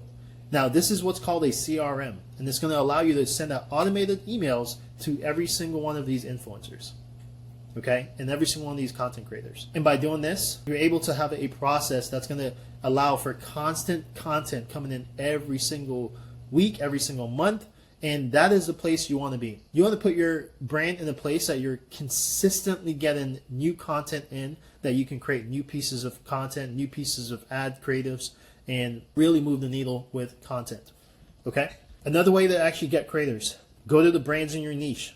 Look up the creators that they are following. Like, actually go to their following list, and you'll be so surprised. A lot of times the creators that they're following are all the creators they've collaborated with. Okay? So go on there. Also, go to a brand in your niche and take the creators they've also collaborated with on their feed as well. Okay? Some of those creators are not in their following list, but that can also add to your list. Another way, find hashtags on IG and on TikTok, and then grab the creators from there too. And then also do it for YouTube. YouTube is huge. I love YouTube. And any creator between like 1 to like 5,000, even 10,000 subscribers are best, because they're not going to ask you for any payment, but they'll post and they'll be glad to post. Okay? And then the cool thing about YouTube is the video now lives forever. Every single time a customer searches your name, your brand name, it's going to pop up. And we know YouTube is a search engine. It's not quite like TikTok and Instagram, where content that just kind of like lives for a week or two and then disappears. YouTube lives forever, which is awesome. Okay? And everything I'm explaining for you to do, guess what you can also do? Get a VA to do this for you. Right? Okay, so hire a VA, and for $5 an hour, you can send them a video of you doing exactly the method I'm explaining to you as the training, and just have them do the method for you. And then that way you have a constant list running. All right, guys, so here's 5 different platforms you're going to want to use to find creators as well. Now, when you use this, a lot of times these creators are what's called UGC creators, and they're not necessarily going to do a gifted collaboration right off the bat on this platform, because these are platforms you can actually hire them for like a pretty cheap price, like $50 to $100 per video. But you can keep in contact with them after and then actually offer a gifted collaboration, or I would position the brand in a way that, or I would position your affiliate program in a way that's more enticing, right? Maybe you give them a small retainer and then allow them to make more on their commissions, right? So what I mean by that is you're paying them $25, maybe $50 per video, and then you allow them to have that 20% commission on top, or 30% commission on top, and that could really entice them to stick with your brand and make content for you. So this is a really awesome way to just add to your affiliate program. Also, here's what I would recommend that you do. All the content that they create needs to be white labeled, or maybe you do a Spark ad. Okay, what that means is that you're able to have the creator post the content on their actual page, their social media page, and then they give you a code or a link. Typically it's a code. Like for Instagram and TikTok, they give you a code for that video that you're able to actually put in when you're about to publish your ad. And when you put it in, it allows you to pull that video that's posted organically and then run it as an ad. And that is huge, okay? And again, this is referred to as white labeling on Instagram, and on TikTok it's a Spark ad. But this allows you to get the organic content that also performs as an ad. For YouTube, there's actually a website you can go to, channelcrawler.com, and this is also going to be another way for you to find creators easily that are going to be on the 5 to 10,000 subs. And again, these creators are more likely to do it for free. Most likely anyone under 5K won't really ask you to pay, but everyone typically over 5K might. So YouTube, again, is worth it because, again, the video lives forever. Okay? All right, guys, let's go ahead and talk about paid. All right? Now, driving paid traffic is a little bit different than organic traffic. So with organic traffic, you may or may not be able to really control that conversion rate, simply because there's so many factors to it. So it could be lower, it could be a little bit higher. It's really hard to have control over that. However, with paid, it's a lot more controlled, and it's very typical to expect 3% conversion rates being average across the board in the industry. So if it's a little bit higher, if it's a little bit lower, these are things that you can control. And a lot of times it comes down to the optimization of your creatives and then the optimization of your actual website, okay? Like the landing page. And that's obviously why we spend a lot of time on the product page. So let's go and talk more about the ad setup, okay? And although I'm going to give you a strategy, it is a simple strategy. And you want to keep it very simple inside the ads manager, because your success mainly comes from the fact that your creatives are going to be good. Okay, it comes down to how good your content actually is. So I'm going to walk you through just kind of how to set up the ads for testing as well as for scaling, and really the strategies we take with that. Now, some important things to know is the metrics. Okay, these are really going to be the only metrics you really need to know, and that's going to be your hook rate. This is a custom metric we're going to set up. You're going to want this as high as possible. Then you're going to want your CPC, your cost per click. You're going to want this as low as possible. And then your CTR, your click-through rate, you're going to want this as high as possible. And then your CPA, which is your cost per acquisition, you're going to want this as low as possible. Another metric that's not on here, a lot of times you could also use, is your cost per add to cart, okay? Or cost per add to like cart, so CAPTC, and that is just how many people add the cart and what that cost is per add to cart. So really simple. But as far as these metrics go, and then last but not least is just knowing your gross margin, so that way you know what your break-even point actually looks like. All right, because a general rule of thumb when you start to test is you're going to want to test by spending up to at least 2 times the gross margin, just to make sure you can actually give a proper test to that product and the proper test to the creatives. A lot of times we'll test 2 creatives per product just to make sure that we're not spending too much, right? But we're given an adequate amount of test to that product. Now, if after spending twice the gross margin to test it and there's still no sales, kill it. Move on. So again, you're going to want to post all your creatives onto your social for the organic base, and then you're going to start by running them as ads. Now, just some things to keep in mind. And we're going to go ahead and use my product for example. Okay, so the selling price, I went ahead and changed that. Remember, I did to $59. Okay, and landing costs, gross margin being 42. So these are the metrics that we talked about. Your cost per click under $1, that's the ideal number.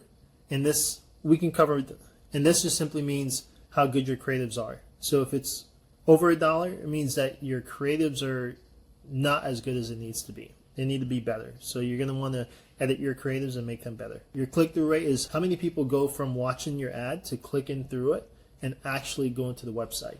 And you're going to naturally want this to be over 1%. And then you have your cost per acquisition. This is obviously going to be based on what your gross margin is.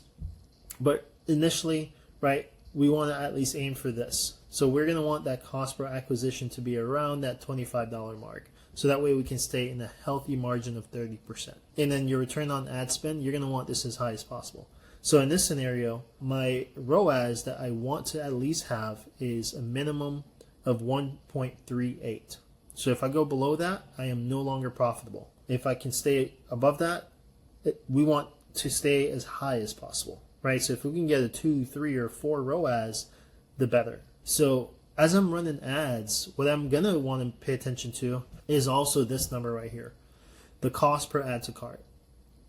Because we're going to want as many people adding to cart as possible. So this should actually be like $10, okay? So I'm going to want to look and see how many people are adding to cart, and if that number is at least $10, we're in a good spot. Even if I don't quite have a sale yet, I know it's coming, because then this is how many people it's going to take for me to at least get into the cart, and then of course eventually will lead to that actual sale.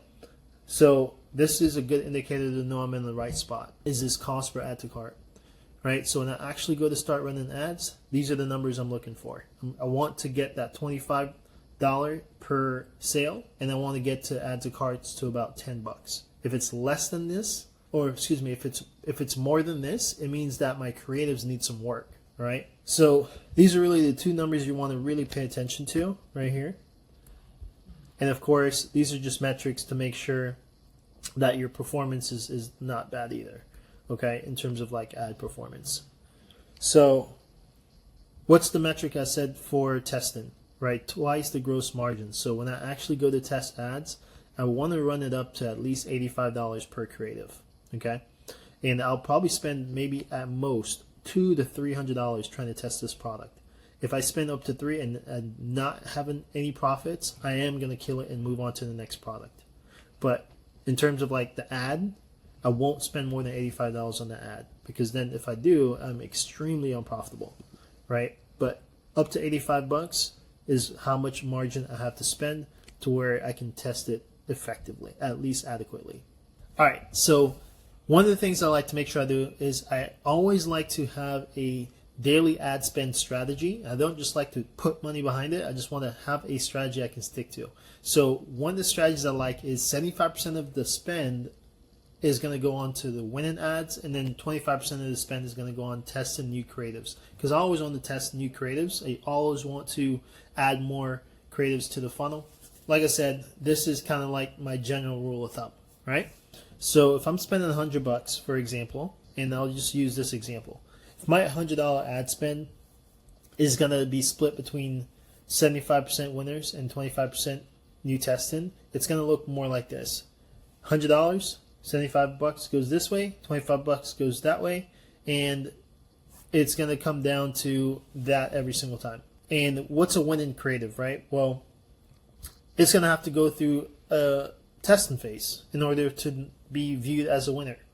So when you're brand new, all the ads are going to be tested, and they're all going to go through this framework. So this is kind of like the framework I like to use, and this is the first phase. I want to find my best creatives. So the way to do that is I'm going to put all the creatives into a CBO campaign. Don't worry too much about what this means or ABO, what that means. You'll see exactly when you're setting up ads what that means. So I'm going to have one CBO campaign, and it's going to have a one ad set. Now that one ad set is going to only have a filter of gender and age. So female, and then maybe like 18 to 65 or whatever. That number ends up being. Typically I like to do 18 to 65, kind of give myself a big range, right? And then in this ad set, I can actually put up to 10 creatives. And the reason why I like to do it like this is because it's going to allow me to test as many creatives as possible. And then what I do is I duplicate it out 9 times, because I want to have a total of 10 CBOs. So what does that look like, right? Well, $100 in ad spend, duplicate it out. It's going to be split between 10 CBO campaigns, and each CBO is going to be at $10 a day. And that's going to get me to $100 on creative testing. Okay? So this is the process. So I'm essentially going to be starting at 100% of my budget is going to the creatives. But once I start to find the winners, I'll start to transition my budget to where 75% is only going to the winners, and then 25% is going to the new creatives. So you kind of have to like work your way into that framework. But this is the way I would go about doing it. All right. So how does this look? Well, I know I have to spend up to 2 times my gross margin. In my scenario, I'm using $85, right? You guys saw that's kind of like the number. So for me, I'm going to spend like $85 on day one, right? I could probably spend like $150 just to kind of get it done a little bit sooner. But $85 is kind of like the minimum I want to spend to see if I'm going to get some sales. Right? Now, most likely I will get some sales before $85, but that's kind of like the max, right? Let's say I spend $85 and I don't have a sale. Well, what I'm going to do is I'm going to kill that ad, or excuse me, I'm going to kill one of the ads. Well, let's say I spend $85, okay? This is just assuming that one ad, and let's say I'm testing 3 ads. Well, I'm going to know from 3 ads, right? And I at least like to test minimum 2 ads per product. Okay, so let's say I'm testing 3 ads. Well, each ad has to at least spend $85 for me to cut it. All right. So until then, I'm gonna have a run. So that might end up being like $300 because I'm at least gonna test like 3 different creatives, and that's gonna be 3 ads, right?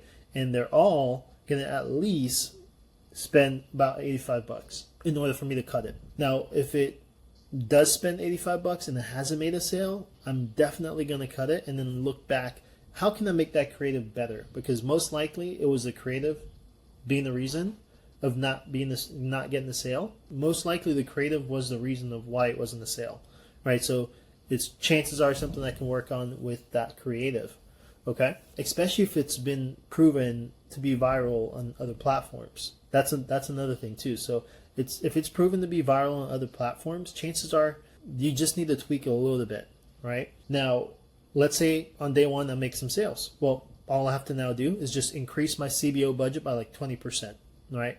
A small increment, but it's gonna increase, right, over time. And what I like to do is by day 2, 3, or at least by 10 sales, now I kind of know what my best creatives are starting to look like. By 10 sales, I really have an idea, right? So I at least want to take those creatives and then go ahead and put them into the test in phase 2, where I know it's one of my best creatives, so we can assume that at this point with 10 sales, or by day 2 or 3, I kind of, it will either have more than that, more sales than 10, right? If I let it run day 2 to day 3, or at least have 10, okay? So I'm going to now take that creative and I'm going to put it into the second phase, which is testing the interest. Now this comes down to the interest that we talked about, making a list of like 30 interests. And the reason why we wanted to do that was to give ourselves the opportunity to test the market with a creative. So now I have a creative that's good, and I'm going to put it into this phase of testing, which is all the different interests. And how I set this up, right? And again, this is an example of a $100 budget. I'm going to have one ABO campaign. In that ABO is going to have one ad set, and that's going to have a specific target interest for the ad set. So let's say I'm going to target, for example, I will use skincare. So if I target skincare, and that's a specific interest in this ad set, this is going to be my skincare ad set. And obviously I will filter, like I said, through age and gender, and I'm going to put that one winning creative into the ad set. All right. And then what I'll now do is pick another interest that I want to target. And I'm going to keep the same creative, but I'm going to duplicate this ad set into that new interest. So I'm going to hit duplicate. It's going to duplicate it. And I'm just going to change the interest from skincare to another interest now. So let's say I pick, I'm just thinking off the top of my head with the foot care. I have my interest laid out. But let's say I just pick something random, right? And I just pick another random interest. Now I have skincare, I have that second random interest, and all underneath that same ABO campaign, in each of those ad sets, all still have only one winning ad that we picked from that earlier testing. Okay, so at most I want to only test 2 to 3 interests per day, or every couple of days I'll test 2 to 3 interests. So that way I'm not trying to duplicate all 29 interests all at one time. I want to take it one at a time and see which ones are working. Now, if let's say that ad set doesn't have a sale after that second, that 2x gross, I'm just going to cut it because clearly that interest is not working, and I'm going to keep trying the next interests. Okay? If the interest does work, keep it, and then go ahead and try the next 2 to 3 interests. So what's going to eventually end up happening is that you will end up having 20 interests that are working, right? Or 10 to 20 interests that are working really, really well. And you just keep testing new interests over and over. But at least we now know our 10 to 20 interests are working really well. And this allows us to know, okay, we have the best interests, that works. And now we just need to continue getting more and more winning creatives. And we're just going to funnel it into that. And this is my way of testing the interest. This is my way of testing the creatives. And by doing this, I'm setting myself up for scaling. Okay. The way I like to scale is simply by putting them into a CBO campaign and an ABO campaign and doing it with this setup. So that CBO campaign will have my top 20 ad sets with the winning interest that we talked about. So each ad set's going to have a winning interest, and then each ad set is going to have 3 winning ads in it. And then I can just duplicate that out, and duplicate that out over and over. And the reason why we want to set it up this way is because this is just going to allow you to scale into different audiences. And the ABO campaign, I like to set this up with 1 ad set, 1 winning interest, and then 3 winning ads. And then I'll duplicate the winners as they go. So that is the way I like to personally do it. And I keep it simple. I don't overcomplicate this. So again, once I have a winning ad, I just take it over to the interests, figure out the interests. Now, the cool thing is by the time I figure out my top 20 interests, I don't really ever have to redo interests. I kind of know what my best interests are, all right? But what I can always do is test new creatives, right? Into those said top 20 interests. And then once they're performing, then I put them into a scaling campaign and then let them do their thing. So that is how I like to do it, guys. I apply the same strategy for Meta. Meta is Facebook and Instagram. I like to apply the same strategy for TikTok ads, Pinterest ads, Snapchat ads, and this is just my way of doing it. Now, kind of the way to look at which specific platform do you want to do? Well, I would say tier 1 is like get Meta ads going, get Google ads going, because Google ads are going to be helpful when even you're doing organic traffic, because even if you don't do paid ads and you're only doing organic, people are going to be searching you, and they're going to search you on Google, and you can actually rank and get sales that way. So definitely always set up your Google ads. And then obviously, like I said, Meta ads are tier 1. Tier 2, I would be like TikTok ads. It depends on the product. Sometimes on TikTok, you're going to be tier 1. Okay, that's going to be like your bread and butter TikTok ads. However, for most of you, it's probably going to be like Meta is going to be your best, because what happens is Meta has the most data. Meta is, honestly, out of all the platforms you can advertise on, Meta is like the GOAT. Okay, it's the best platform, the most data, and you can scale to millions of dollars in sales just on that one platform alone. Okay, so I really highly recommend making sure you have Meta set up, get your Google set up, and then you can dabble into like TikTok ads, Pinterest ads, Snapchat ads, because then tier 3 would be like Snapchat and Pinterest. Okay, these are platforms that you kind of have to have some niche products for it to really hone in, and that's kind of like my take on setting up your ads and really scaling it properly. So in this next section, we're just going to do a quick admin walkthrough of exactly how to set up the Google ads, exactly how to set up Meta, TikTok, and Pinterest, and Snapchat, and that's it. All right, you've got the blueprint now. Step-by-step guide of how to build your dream e-commerce brand. Now, the full walkthrough of the ads setup will be in the community, but now it's on you to actually take action. See, I poured countless hours into creating this because I want to see you win. So if you're serious about taking that next step, lock in, stay focused. The year just started. My motto is new year, bigger bank account. So hit that like button, subscribe, and if you got any questions, drop them below. I personally check my comments and try to respond to as many as I can. But don't just stop here. Join Steal My Brand community where you can get support every single day. Let's build something real together. I'll see you next time.